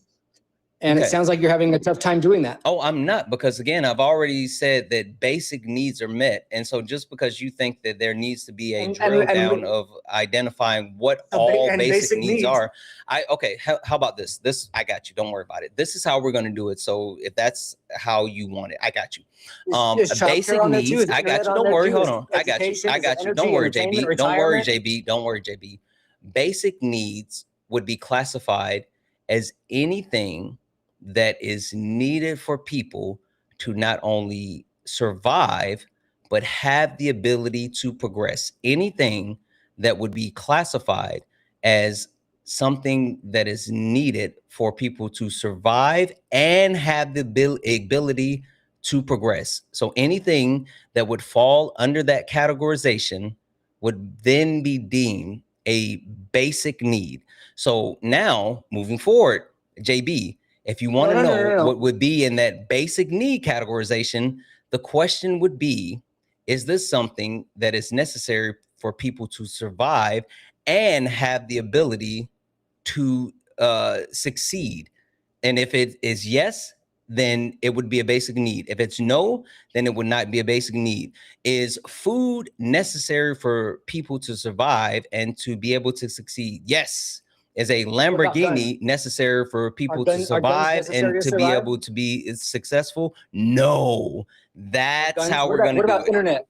What about internet? Is internet necessary to survive? Is that a part of our basic society and how we work today within our society? Yeah, I'm asking you. Is that a part of the basic society and how we work in society? Is that something that somebody needs to survive and thrive and succeed, like you're saying? Because your definition was very obtuse. Is that, no, it's not. No, it's not. Again, I gave you the parameters. It's not. It's literally not. I gave you the parameters of how you can actually answer your own question. I'd say no. You don't probably need internet to survive. Do you need entertainment? Okay. To survive? So quick question here. Quick question here. You say you don't need internet to survive. Cool, cool, cool, cool, cool. Do we live in a global society? Yeah, we live in a global society, but somehow do we use the quote unquote internet? Do we use the quote unquote? Do we use the quote unquote internet? Do we use the quote unquote internet to do things like run the way that we travel, the way that we institute medical access, the way that we actually engage with other portions of society? Do we use the internet for those things? Then let's assume your premise is correct, that people need internet to survive. Does that mean the government's going to provide internet to every single individual, or is there going to be a hub where people can go to get the internet that should probably be a little bit cheaper? What do you think is the best way to do this? I'm so confused as far as why you are talking about the government, because I've already been clear as far as explaining that the government has nothing to do with the society. So somebody out of the kindness of their heart. But two, now it sounds like you are looking to actually shift the direction as far as saying, well, we're not talking about basic needs anymore. We're talking about other unnecessary stuff. Yeah, you're in not my doing opinion, well. We haven't been talking about needs since internet got brought up. But this is one of your things that you say that we need, right? So I'm asking you the mechanisms of delivery. So don't accuse me of shifting the goalposts. No, I mean, again, the question that you don't want to, so you understand what basic needs are now. No, I don't, because internet isn't a basic need. Somehow humans have survived and thrived for thousands of years without it. So make an argument that we need. Do we thrive and survive currently without it? And thrive. Do we survive and thrive without it? Made your point. You haven't sufficiently made your point. Do we survive and thrive without it now, JB?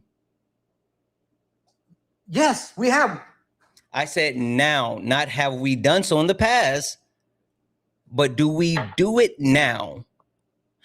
If you're asking me if we use the internet now, then yes, of course we use the internet now. Okay, so if the standard is, it is a necessity for function in everyday life. That's where the hang-up is. It's not a necessity. Would you die if you didn't have the internet tomorrow? People would die, yes. At what point would you die? Yes, people because would you die. don't have the internet, Santana? Yes. How many days would it take for you to die? People would die immediately. Not people, you.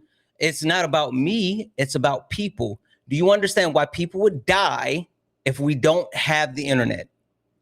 Explain to me how people would die if we don't have the internet, Santana. Because you think the internet is just going online and going to Pornhub. That's not what it is, you donut. The internet is the ability to access and transmit that data on a global scale. The internet is used for things that keep people alive. The internet is why planes can stay in the sky. The internet is why fucking the bullet train in Japan is able to go. Those things are made possible by the internet. Just because you only understand, just because you only understand the internet being the thing that gets you to be able to get your jollies off does not mean that's what the internet is. But JB, what's even more better than having the internet is having you gone forever. That was cathartic. Holy shit, that was cathartic. Holy shit, that was absolutely cathartic. Holy shit, that was cathartic. That felt so good. I feel like I need a cigarette now. Holy shit. Oh my God. I feel like I need a turkey sandwich after that. Oh my God, that felt so good. Oof. Oof. Jeez. BJX360 said you ran. Oh, you don't know how things work around here, do you? Mute, come up here. Tell me how I ran. You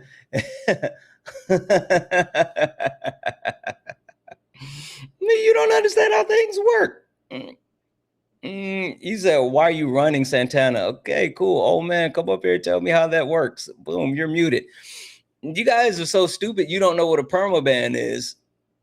Oh my God, that's fine. That's fine. You guys are so stupid. You don't understand how permabans work.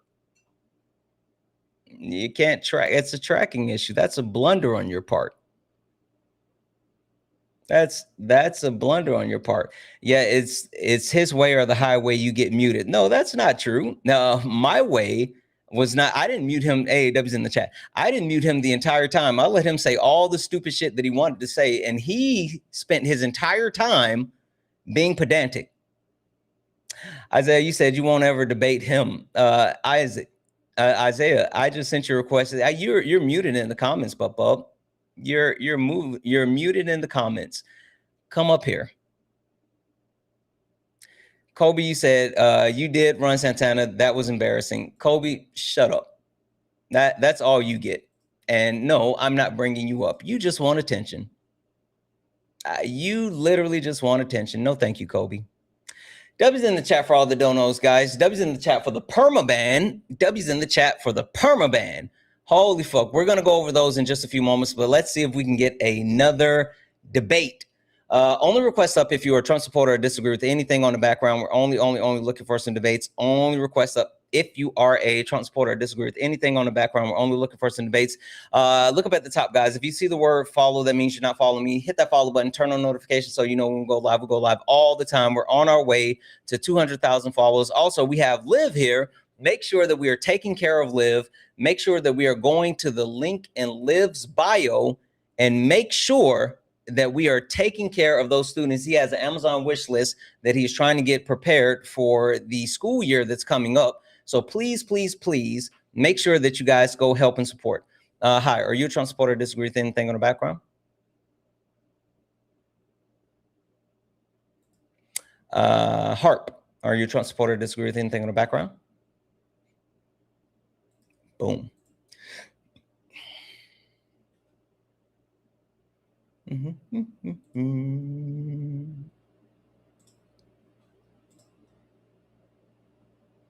How are you, Trump supporter, or disagree with anything on the background? I just want to get some more clarity on your take on the Bible being slavery.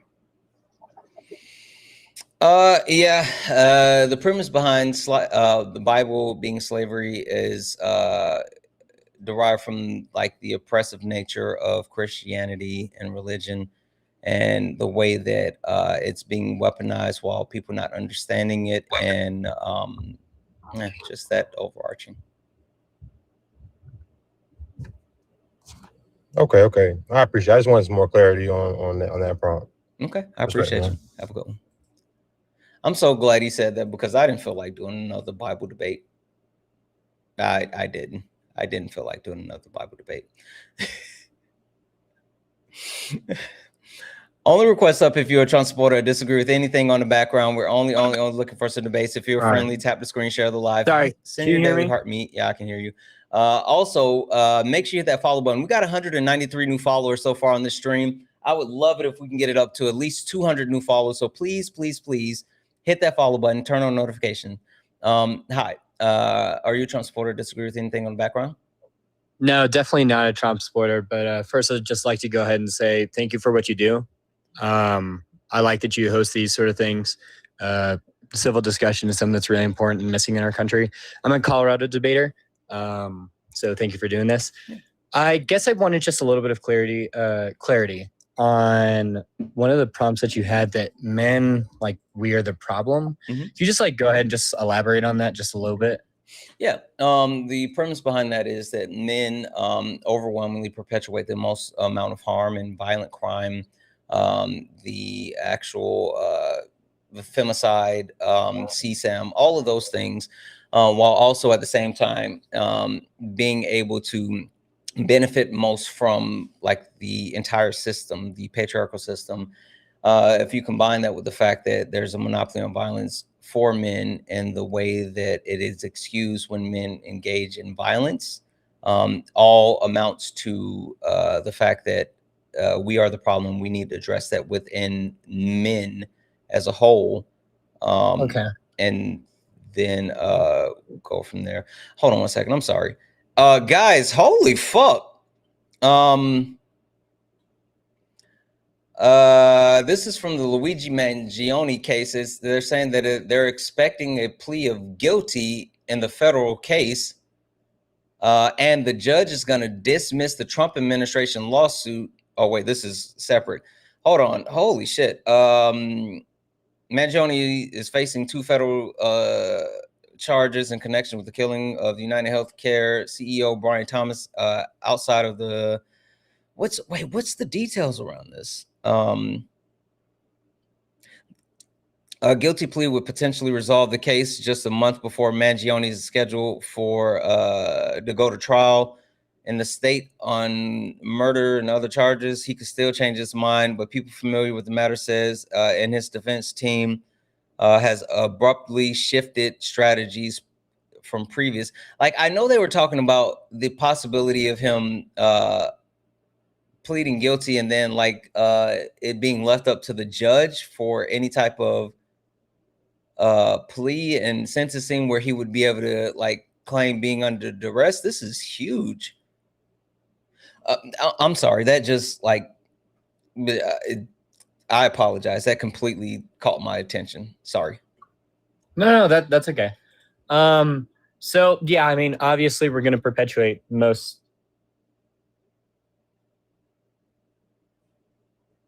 terrible things within society, right? Like, that makes sense. I think, I guess my question is, if that's the case, how would you, I mean, it's a fact, but how would you go about it? How would you go about solving it? How would you go about, because you said like men, we need to work in it. We need to work on ourselves to get, you know, the things that we do that are bad down. And so if that's the case, then what's kind of your pragmatic solution there? Abolish the patriarchy. So like make everything within society equal? Yeah, we have to completely overturn these systems, these social norms and things like that that continue to separate into different categories where people are marginalized. Okay. Do you think that like all men are necessarily the problem, or do you think there are good examples of male role models who are actively trying to? So, for example, let's say like I am a person who recognizes my privilege as a man, and is actively saying, "Hey, I stand for abolishing patriarchy. I stand for equality, and I want, I recognize my privilege and want to do something about it." Would that still make me a bad person, even though, or would that still make me the problem, even though I'm attempting and I recognize the problem that men in general might create, or even my own faults? So like, one, I'm not subscribing bad to anything. I just want to make sure that I call that out. But also, have you ever heard the term like it's all men until it's no men? No. Okay. The premise behind It's All Men Till It's No Men talks about the proportional harm that's being perpetuated by, I'm sorry, the harm, why did I say proportional and then perpetuate? The harm that's being perpetuated by men as a collective. And so men as a collective has the representation. And since men as a whole has a representation, then it is expected that men on an individual basis are going to be harmful. And so while trying to point out, like, you know, someone, even if you are someone that is acknowledging your privilege due to patriarchy, if you're someone that's trying to actively abolish patriarchy, that does not exclude you from reaping the benefits of patriarchy while it still exists. And so until the system is like completely abolished and there is no disproportional representation for being assigned or being deemed to be fulfilling the social norms of being a man, then like an individual basis wouldn't matter. Like we have to fix the whole, and until we fix the whole, there's no individual part that should be othered. That's why when I say we are the problem, I include myself. I don't talk about like you guys. Okay. I just wanted some clarification because it sounded like okay, like all men are equally bad is kind or equally problematic or equally problematic is I guess what I kind of. I think the issue that a lot of people have with this I kind of took that from the prompt. So I'm yeah, glad and that see that's what I was about to say. A lot of people think that this is like an individual thing, or this is indicative on the character of individual people. This is not personal. This is not individualistic. Hey, Dubs in chat for Don. This is simply talking about the material reality that we live in, like, and how things actually exist. So like sitting here thinking that like we're pointing to someone being good or bad, or like, you know, that's why I don't talk about that. It's the actual impact of the things that are happening due to the patriarchy and these actual gender roles. Okay. Yeah. Thank you. I do agree. I do agree with that. But I'm glad you could clarify that for me. If we could we talk about the Republican prompts that you have on your page? Are you a Republican? Well, I don't necessarily agree with the prompt that like Republicans, you know, hate their country. Are you a Republican? I would say that I'm an independent. That's not a thing. Sure it is. You can be a registered independent. You can be a registered independent. Either you're with the fascists or you're not. Do you fuck with fascism? No.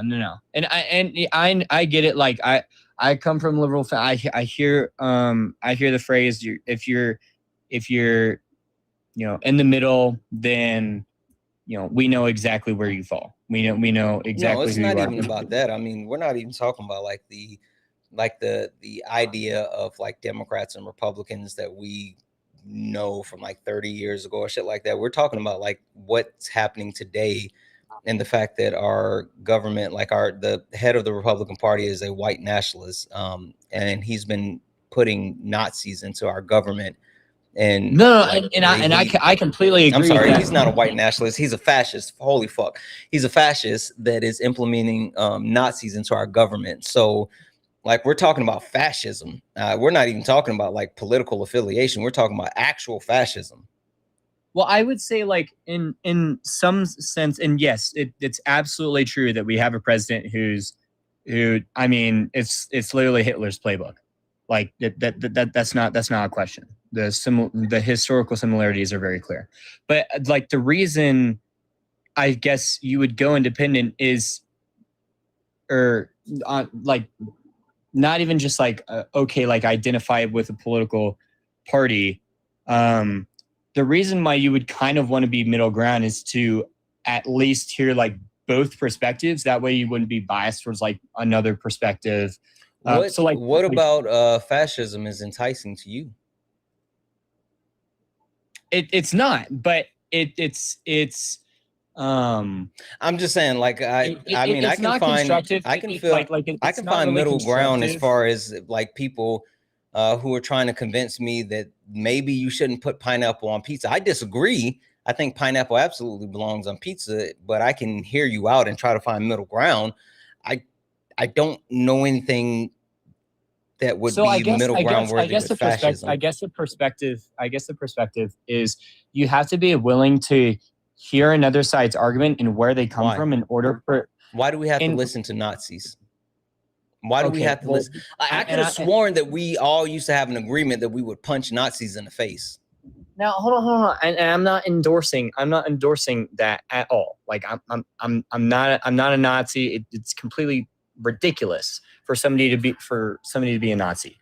But what is important within discourse is being able to unbiasedly hear both perspectives, and that means, okay, what does it? Well, you want to unbiasedly hear the perspective of a fascist. Hold on. Hear me out. Hold on. One second. I want to make sure. I want to make sure I'm not mischaracterizing what you're saying, because I do want to make sure that, like, I understand what you're saying. You want to hear the perspective of a fascist to see if there is any common ground, or at the very least to understand their perspective as far as where they're coming from. No, sir. That's not what I'm saying. So what I think is important is to see and hear, okay, well, what are the incorrect things that they're valuing? How did they, so for example, how did a Nazi end up becoming a Nazi? Was it because they were raised by their parents who were Nazis, and what values did they incorrectly believe, or the wrongs that they ended up taking in order to get to that point? All of those are important for us to hear, so that then we can prevent that from happening in the future. But if we just close our ears to somebody that says, hey, I'm a Nazi, and don't actually listen and hear how they got to that terrible position, well, then there's nothing constructive that we can do to prevent that within the future. Punching them in the face isn't going to bring them over to the good, rational, humane side of society. You think I want to bring Nazis to, like, my side? No, that's not what I'm saying at all. What I'm saying is it's important to educate those people about. You think I want to educate Nazis? I don't believe that so somebody has to get to being a Nazi. Nobody's born a Nazi, right? They have to have propaganda spewed to them. They have to grow up in an environment. Do you think you can save a Nazi? I would say, why wouldn't we try? Because they're a fucking Nazi. Yeah, you're right. Their values and their ideas are absolutely horrible, but it would be incredibly inhumane and unjust for us to just push away somebody from society and not try to re-educate them about the hate that they've been spewed towards as a child. Some of these people have no idea what their values are actually causing in the harm. You know what this is above my head? On society. It's a brick wall. It's a wall. It's a wall. Nazis get the wall. I don't give a fuck about trying to re-educate Nazis. I don't give a fuck about trying to save Nazis. I have no compassion for Nazis. But the idea isn't okay. So what I'm not, and I want to clarify, right? Because I am not trying to say Nazis are good. I'm not trying to say that we should not I would try curb to push stomp away a Nazis. fucking. I would make a Nazi bite the pavement. Absolutely. Like I need to make sure you hear me when I say this. Yes. I need to make sure you hear me when I say this. When I said I thought we used to agree that we punch Nazis in the face, I'm making sure that you know I don't give a fuck about saving a Nazi. I care about saving a lot of people. Hell, I even still care somewhat about saving MAGA. I don't give a fuck about saving Nazis. Okay, so not even a little bit. Okay, and what I'm saying is we're not that far apart, Santana. We are miles apart. You want to save Nazis? Okay, but you have to hear the context for which I gave. So Santana, imagine there's a little kid. We on the same page? There's a little kid, right? Little kid, born in Nazi Germany. His parents, his father's a Wehrmacht soldier. His mom is, head of the Nazi community.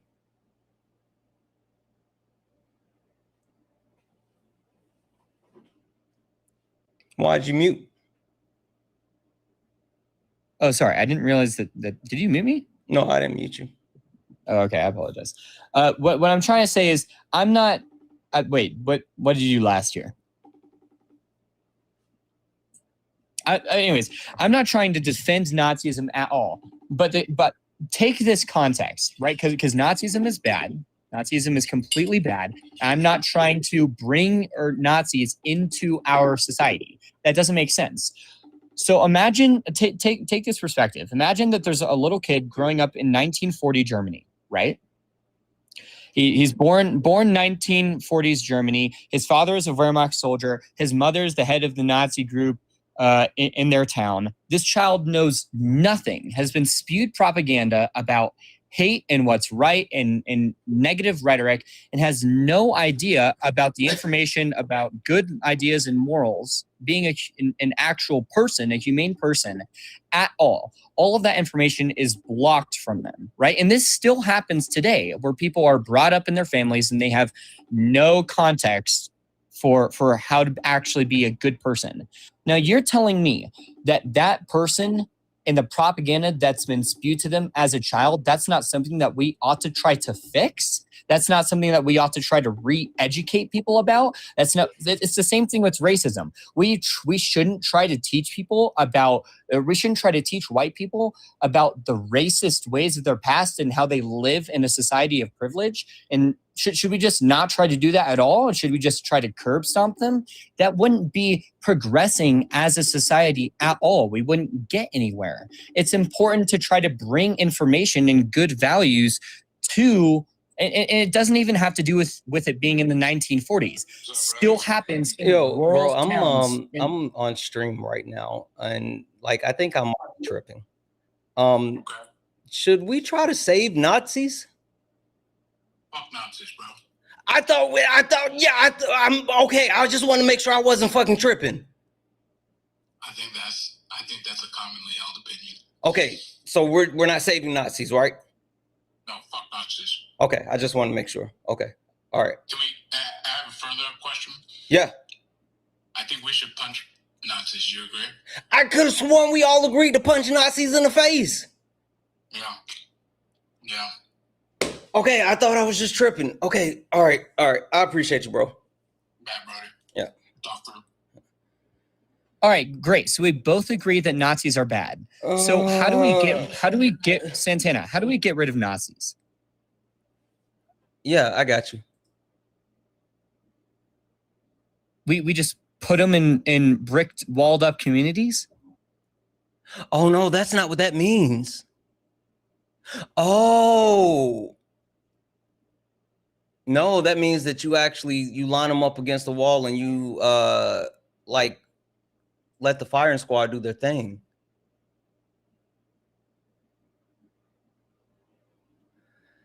I'm confused. I am confused.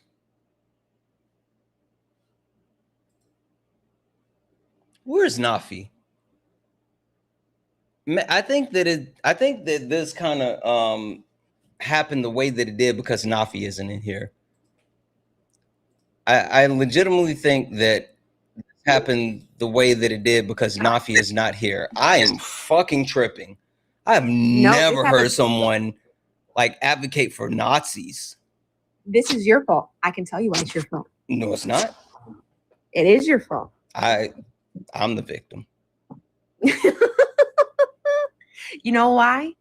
Why? I'll tell you why. I can tell from the men conversation exactly what he was doing. Really? Right? Yes, automatically. I already knew where it was going. Why do you think I was crashing out in the comments? I saw you. I was crashing out. Okay, I'm confused. Because he wanted a cookie.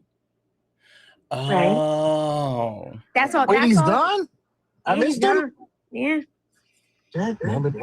He wanted. That's what he was up here for. He wanted you to tell him he was a good guy. He wanted a cookie, and you gave it to him. No, I did not. Okay, I'll take that. When you said it's not a moral claim. For me, when they say, "Am I a bad guy?" I'm like, "Yeah, you are, because you're a guy." I like the only reason I say that is because like I want to make sure that people understand that it's detached from whether they think like it's good or bad. I like it. That's such a cop out saying like good or bad. Well, for me, I say I don't care. If you want to say like, do you think oppression's bad?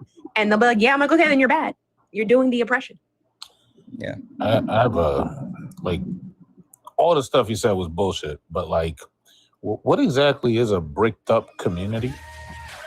I have no idea what it is. I have no idea what it is. L30. This is a warning shot. I know it's in Florida. Yo, shut up, Solid. L30. First and foremost, fuck those music gifts. I am blocking people. I'm taking your money because you know W Griff, but I am blocking people. So friendlies don't send those gifts because they suck. Yeah. Okay. It's closing time. Like I think that we got to close on that note. So like, yeah, that's wild. Liv, are you here? Yes, sir. All right, Liv. Closing time is pluggable. What you got for the people? Man, if you go, I want to thank everybody for all of the donations and contributions today. I saw that Amazon wish list go down. We appreciate you. Our young people appreciate you. And just because the opportunity, Santana, everybody in here, if they go to thelastcookout.com and they use the code Santana Speaks, they'll get 25% off. That's 25% off. Use code Santana Speaks. All right. But thanks again, good brother, for letting me come hang out with you today. Absolutely. Super solid, Jeff. Ari, y'all already know what it is. Appreciate y'all too. Peace. Yep. Absolutely. Perfect. Ari, pluggables. Hi, friends. So first and foremost, we know why people become Nazis. I just want to make that really freaking clear because that was irritating me. I was like, we know exactly why people become Nazis. That's not foreign. That's not unknown information. We know exactly how they become Nazis. And when they become adult Nazis, I don't give a flying fuck. Get the wall. Oh. Wow, they made that a song? Yeah, this person doubled down though. After saying, "Oh, I'm sorry." Yeah, fuck you. I'll take the money, but fuck you. That was in chat for Nancy for the Galaxy. Sorry, go ahead, Ari. No, you got it. I was like, TikTok, you really put that out there? All right, this was supposed to be a kid's app. I guess not. But yeah, so I run a book club, guys, where we understand how people become Nazis. So if that's your thing and you want to learn about white supremacy, because all Nazism is white supremacy. If you want to learn about that shit, capitalism, socialism, racism, sexism, all the isms, phobias, check out my Discord. It's for the free, right? There's an application process because you got to be 21 plus and no Nazis. No Nazis. Because they get punched in the face, count their teeth, as Solid would say, and when they face the fucking wall. But yeah, so no Nazis. The current book we're reading this month is Wretched of the Earth by Franz Fanon, where we talk about imperialism and colonialism and things like that. So if that's your cup of tea, check out the Discord. It's a pressure-free book club where I don't force anybody to read a chapter or reach a chapter. Come at your own pace because I use the Discord as a space to unpack what I call literacy trauma because I think our education system does a terrible job of teaching literacy. So I started from the groundwork, which is developing a love of literacy. So if you're just trying to build back that relationship with literacy and you want to learn, check out the space. I also play video games. If that's how you want to learn as well, maybe reading books is not your cup of tea, and maybe watching me play video games where we do analysis of the video games. I play video games on Wednesdays. Last night we played Silent Hill where I screamed a lot, but we still did analysis at the end of what the monsters mean. So if that's your mode of learning, check it out. Also, we do documentaries. So if that's your mode of learning, we also do that. And that's another way we ingest information.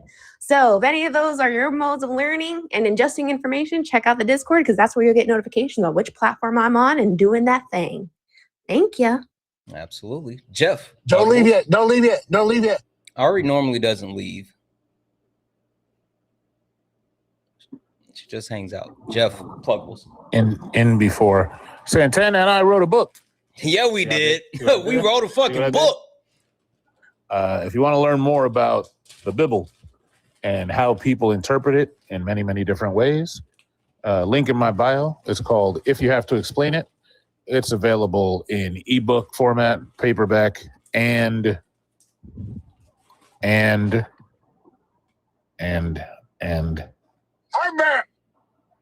anybody? I'll say it. Audio book.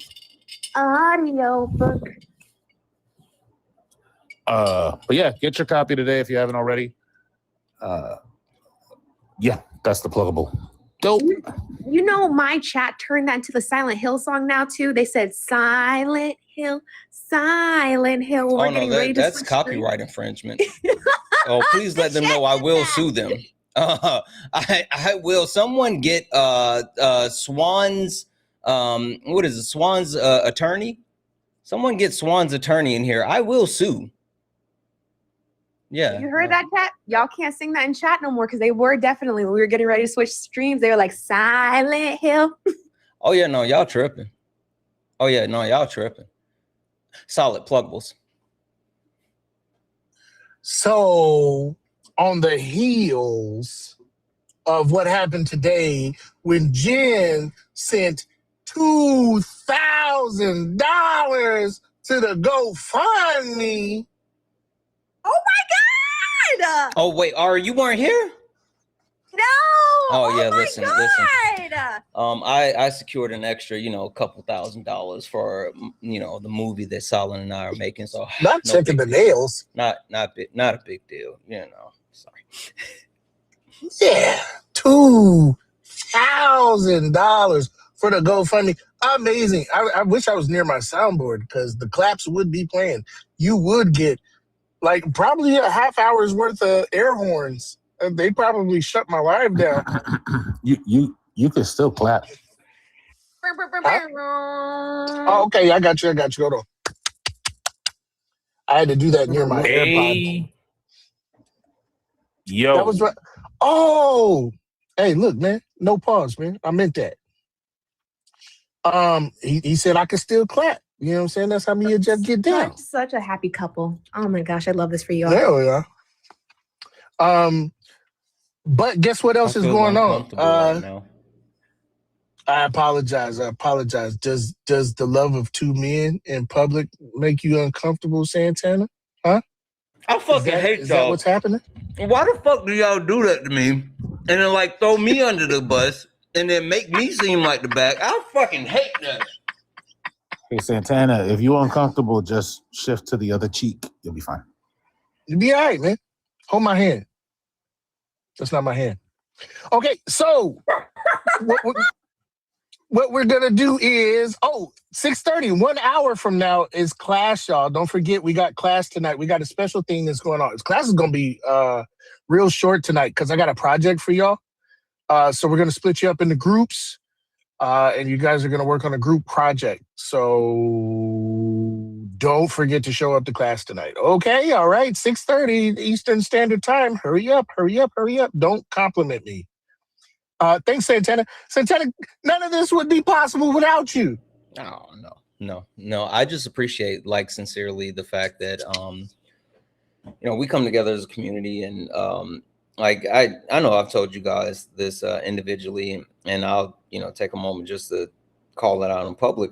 I think it's such a good thing that so many people are getting to do so many different things that are going to make massive impacts. Ari and her book club is I am astonished by the amount of people that are actually flocking to literacy and flocking to the Discord and flocking to just being able to learn and grow. That's breathtaking. The fact that Jeff announced his book on the live And since then, it's been like just an overwhelming amount of support for something that's so important, right? Like Jeff has so much knowledge. It's funny. Management and I were talking yesterday, and like there's a clear agreement that Jeff is like a supercomputer or some shit. And so the overwhelming success and support for like the book and everything, J Mims and End of a Species, like it's crazy. And then Solid, you know, not to downplay what Ari's doing, not to downplay what Jeff is doing, but like the fact that Solid is making a movie that highlights people who are supposed to be like our heroes, the group of people that are supposed to be the ones that are like looked at with reverence and held up and all this other stuff. And, you know, America, for all the imperialism that we engage with in the United States of America, we pretend as if the people that's doing the imperialism for us are heroes, but they're treated with so much disrespect. And then you put on top of the fact that they're Black, and you see the lack of respect even amongst peers. It's fucking mind-blowing. And like him actually opening up a vein to share that experience and elevate the voices of those people, it's going to be something that, in my opinion, is not only going to shift the course of like our communities as a whole, but like how people view what's happening. I think it's so important. But the fact that we've been able to come together as a collective, and I've been able to share in like any of this with any of you guys, I mean, like, I don't deserve it. I'm just here making stupid jokes. But the fact that you all have been so impactful and done so many, and don't forget Sean. Sean fucking, if you guys didn't go to Sean's YouTube, Sean posted a fucking YouTube video. Sean posted her first YouTube video. Go to Sean's YouTube and make sure you're watching Sean's YouTube. Make sure you subscribe. Make sure you check out the video. Make sure you leave a comment. Make sure you hit the thumbs up. Like, I'm telling you, I'm so happy. And like, even people within our community as well, people are like, hey, I started a nonprofit. Hey, you know, I passed the bar. Like, the amount of things that we're doing as a collective is just amazing. And I'm just proud of everyone. Honestly, I'm just proud of everyone. Listen, Santana said in his video, he said, ain't nobody fucking my clique. Listen. Yeah, Officer Potato Head told me, I thought we could be friends. You got me fucked up. Ain't no way. He got me fucked up. Ain't no way. All right. I'm getting ready to shut this down. I got to do some thank yous, but anything else from either one of you before I do that? I have one more thing that I forgot to mention. Yep. So guys, if you guys don't already know, Puerto Rico is in a water crisis to the point that they are rationing out water.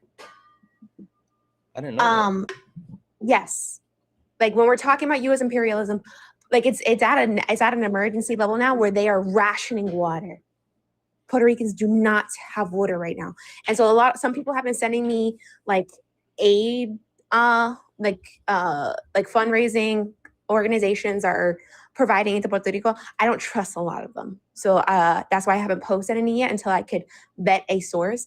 And so any of the ones that are saying that they're claiming water, I'm gonna be honest with y'all, a lot of them I do not trust. A lot of them are like Christian backed or government run. And we know what happened with Maria and the government run initiatives. So I do not trust those. I'm going to be very honest. So what I did, if you follow my link tree, I put in a nonprofit that I have donated personally to before. It's called Talir Salud. It is literally a feminist nonprofit in Puerto Rico. Literally, the logo is Atebe, our Taino goddess, right? So if you're ever wondering, if you ever heard me talk about Atebe, the Taino goddess, that is who their logo is. And they are a feminist nonprofit that supports the, obviously liberation of women, but two, that does a lot of community hands on the ground work in Puerto Rico. They were really huge during Maria. This is where I started first donating to them. And so they're who I trust to do the work in Puerto Rico. And so I put their link in my bio. So if you guys want to donate to support Puerto Ricans on the island, they are boots on the ground on the island doing the work. And yeah, Just wanted to let y'all know. Absolutely. Thank you for having me, though. Thank you, Ari. I appreciate you.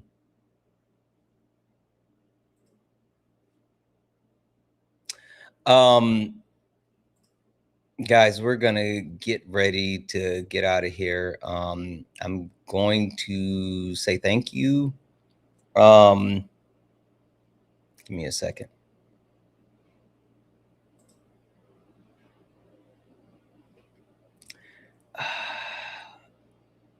Hold on. I really want to do a thing.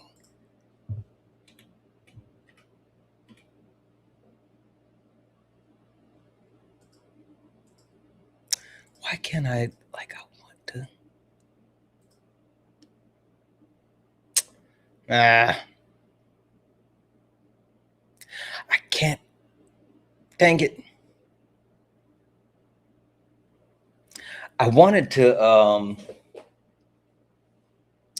co-host, but I can't co-host with this person. Fuck it. There's like so many people that I have to thank, and there's so many donations that I have to thank, but I really want to do a cool thing. So for everyone that sent donations, I'm going to actually, I'll reach out to you individually and say thank you to each and every one of you. I promise you, because there's so many that we have to catch up with, but I want to do a really cool thing, and we might not have time if we don't do it. If we don't do it, we might not have time. But I want to do a cool thing. One second.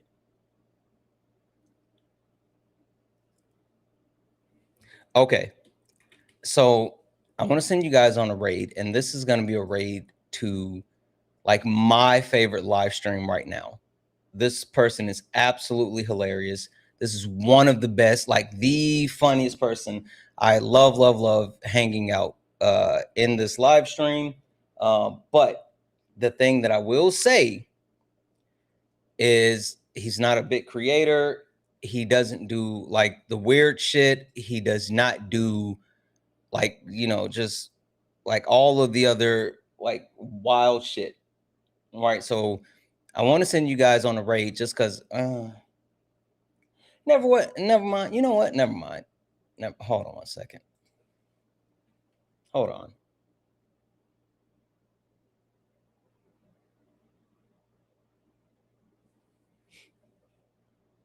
Because like some of you guys are weird. Yeah, not all of you, but some of you.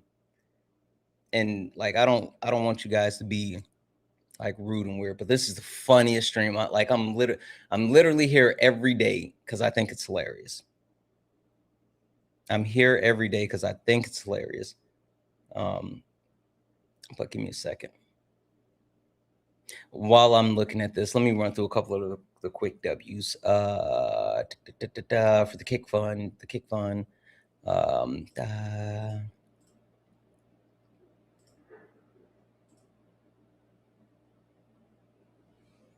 hold on.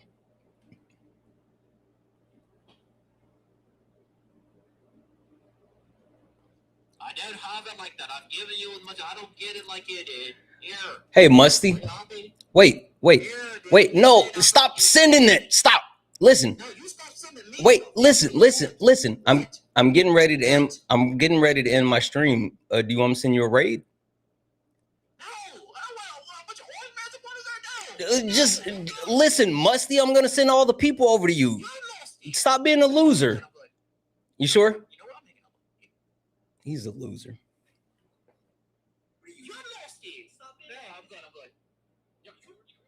All right, I'm not gonna send you guys there, but this is the funniest fucking live stream. I'm telling you, I sit and laugh the entire. He ended the stream. It's the funniest fucking live stream ever. I'm not gonna.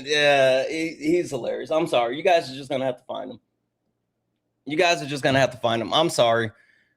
You're just gonna have to find him. He's fucking hilarious though. Literally the best. And I'm saying this, including my own stream, including like everybody else.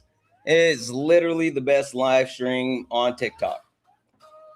Now, literally the best live stream on TikTok. He is fucking hilarious. I get so much joy out of every one of his streams. Sorry, guys. It's because people go in and like be weird, and we don't want to be weird. Like this person is being weird. Yeah, I went on to block you. You can fuck off. I went on to block you. You can fuck all the way off. Okay. What's his name? I can't give you his name because you guys like there was a couple of people that came in and they were being weird, and I don't want them to be.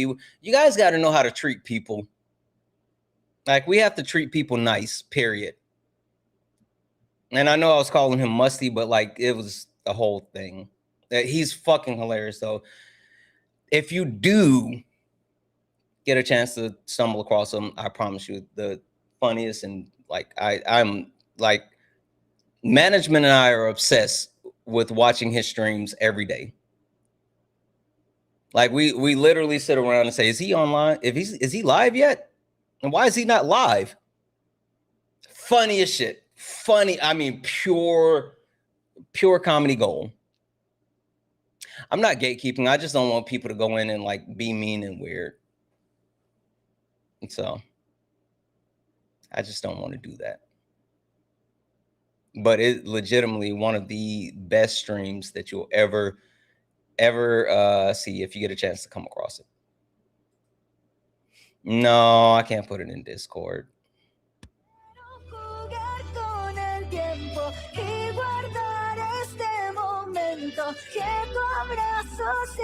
These people think they're funny. I don't give a fuck about you sending me your money. I'm blocking you after you do it. You guys, you must not know how I grift. Do you ever join the panel? Maybe. I will say he doesn't keep me up long though, because again, people will come in and be weird. But it's hilarious. It's hilarious.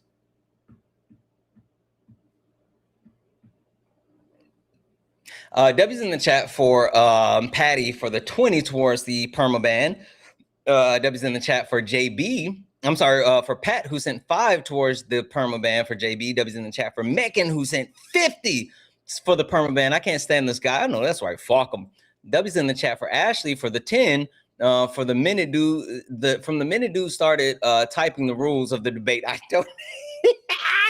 Yo, he was fucking annoying out the gate. Like out the gate, he was super annoying. W's in the chat for Brittany for the 5. Sometimes I feel like the definition workers on the means of production is accurate, but a little broad and truly wraps your head around it. Can you give a real world explanation of what that would look like? I think would help. So Brittany, the reason why I give that type of definition, like certain people have like said, hey, you got to stop using those types of definitions. The real reason why I do that is because I try to meet people where they are. And I think that if like, it's hard for people to like understand or contextualize it when one, they haven't looked into any of it, and two, like I'm still really fresh and really new and still learning, and like I have to be corrected by like the people that I trust all the time, right? All the time. And so I would defer to the people who are way more knowledgeable than myself. But the reason why I'm not going to give a real world example just yet is because we're still working on something really cool. So I'm going to hold off.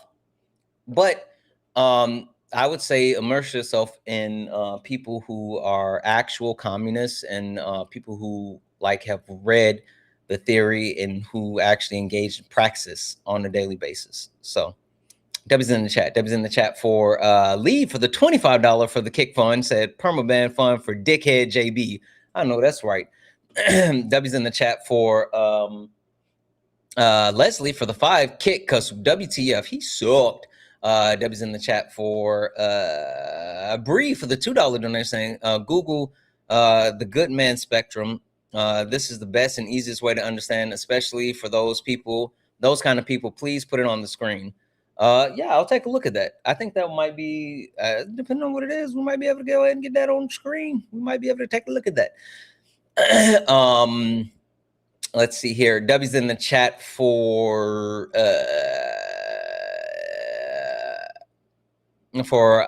I think it's Abicia for the 10 for the perma ban.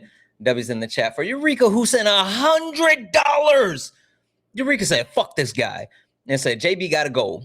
Love you, mean it, Santa. I love you so much more. W's in the chat for Eureka. Holy fuck. W's in the chat for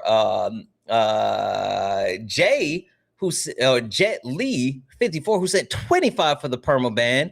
And like fucking crazy, Don sent $150 and said, bye, JB. That is nuts. That's nuts. W's in the chat for Lamar for the 10 for the perma ban. W's in what book you want? Oh, I'll tell you guys that in a second. W's in the chat for Alicia for the 2. Said it never stops. I appreciate the hell out of you. W's in the chat for Jocelyn for the $1, saying what is bro waffling about? OMG, which one? Who was waffling? They all waffle. W's in the chat for Nicole for the 1, said, how do we buy your book? Oh, endofaspecies.com. If you go to endofaspecies.com, the book is on endofaspecies.com. W's in the chat for Jay. What up, Jay? Who sent a $5 donut? Saying every time you say live, I think you're talking about the donut lip. Oh no. We're talking about live to be great. Live to be great. W's in the chat for Joseph for the 10 to say, I'm totally serious about wanting to do the movie. I can fly myself out of the word. Like, I'm gonna send this to Solid right now. Hold on. Because Solid, are you still here? Is Solid somehow still here? I know he said he had to go feed the kiddos.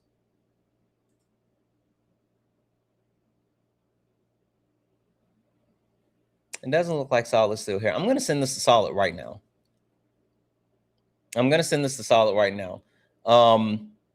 Like I don't know what he's actually doing as far as how he's going through the process, but like the thing that I've learned is that we have so many super cool and talented people within our community, and like the way when I tell you, there's no way that I would be where I am today if it were not for the people that are in our community, because there's been so many different aspects of like the things that I've been able to do that's powered off the back of just like the genuine support of people just saying, hey, can I help you with that? And I'm like, yeah, fuck yeah, because I don't know any of this. Well, this is what you do. So like, I think that's so important. And like, so I just sent that over to Solid, and I'll make sure that he knows about it. W's in chat for Joseph for the 10. And W's in the chat for Phoenix Eyes for the $5 super chat to say, if you have to take notes on now not to be a dipshit, you've already lost. Facts. That was in the chat for Lord Tabiyoshi for the $50 YouTube super chat. They say back shots. Jesus exclaimed and held his legs in the air in the bathhouse. Hey, Nancy, that was in the chat. Thank you for the galaxy. Jesus was out there washing them feet. Hey. Jesus was out there washing them feet. Gotta get them feet clean. Testicles. W's in the chat for let's see. Manders for the 100 cheer bits to say they updated my resources at work and based on my suggestion and called me a subject matter expert, which is my new role. Fucking crushing it. That W's in the chat for you. That's fucking awesome. Holy shit, that's so cool. W's in the chat for Manders for the 1. Yes, Curvestone. What the fuck are they doing? I don't get it. W's in the chat for Manders for the additional 1. We all love Ari. W's in the chat for Manders for the 1. I'm not shaming anyone. I didn't shame anyone. I ain't shame nobody. I ain't shame nobody, baby. Nobody, baby. Anyway, listen, guys, we're gonna get out of here. So tomorrow, I don't know. I might be around hanging out with some of my TikTok friends and all that good stuff or whatever. Oh, book. So I finished Feminism is Everybody. Feminism is for Everybody by Bell Hooks, right? Okay, so I haven't started a new book, and that's on purpose. The reason why, and it's connected to what I was about to say, tomorrow management and I will be traveling. And I'm going to be streaming in the morning, but then we'll be traveling after that. And the reason why I haven't started a new book is because what I'm doing this weekend, first and foremost, doing something super fucking cool this weekend.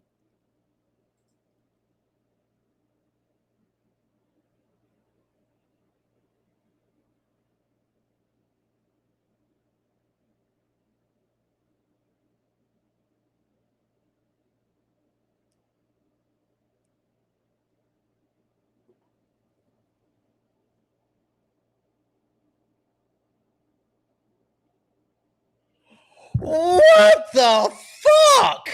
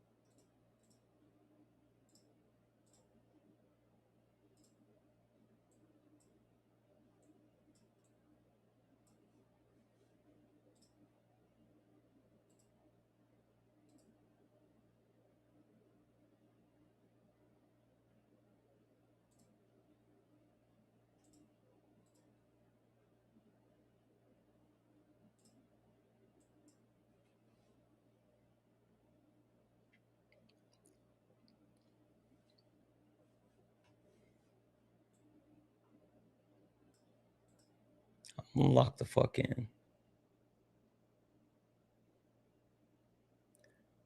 I'm locked the fuck in. When I tell you it's go time, I am locked the fuck in.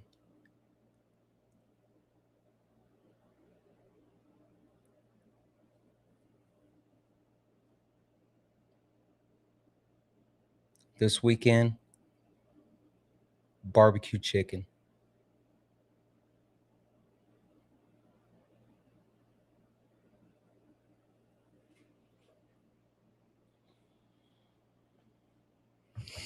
This weekend, management and I will be traveling. I can't say what I'm doing, but it will be one of the biggest things that I have ever done.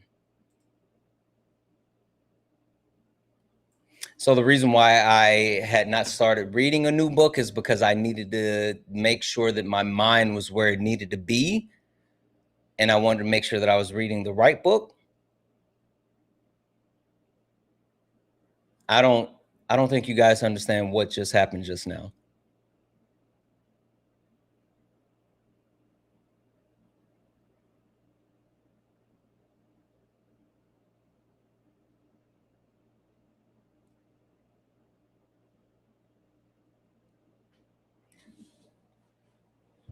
I don't even think you guys understand what the fuck just happened.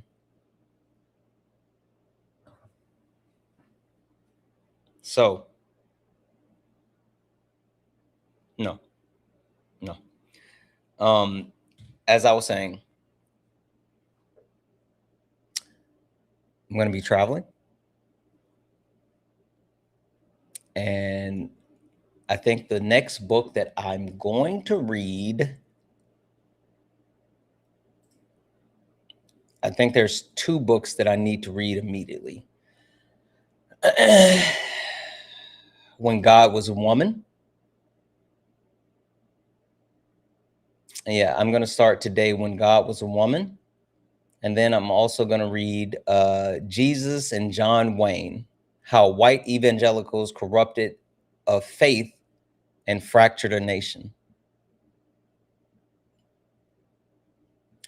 Ari, if you have any other book recommendations or that are like that run parallel with those books, I would love it.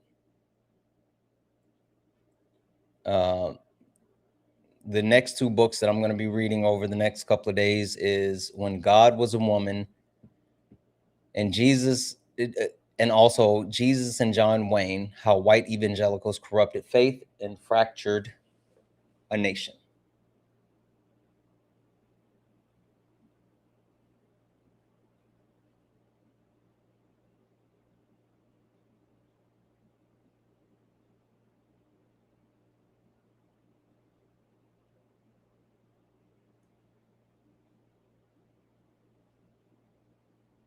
Yeah.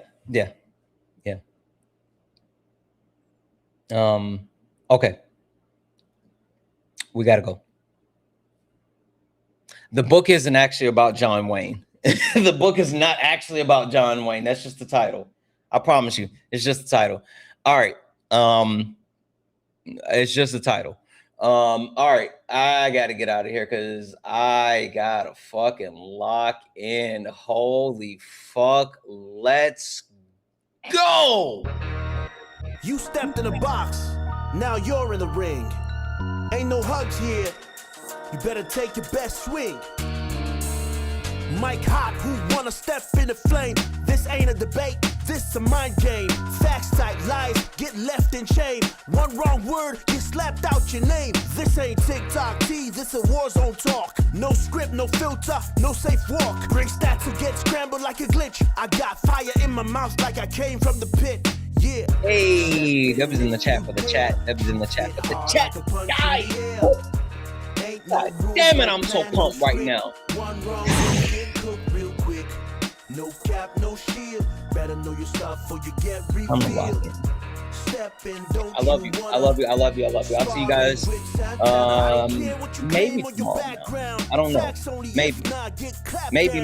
I don't know. I fucking love you. Thank you all for being absolutely fucking amazing today. It was a crazy day, and I appreciate the hell out of each and every one. Thank you for all the gifts, like the stairs. Thank you all for being absolutely amazing. Thank you all for being here. I love you all, and as always,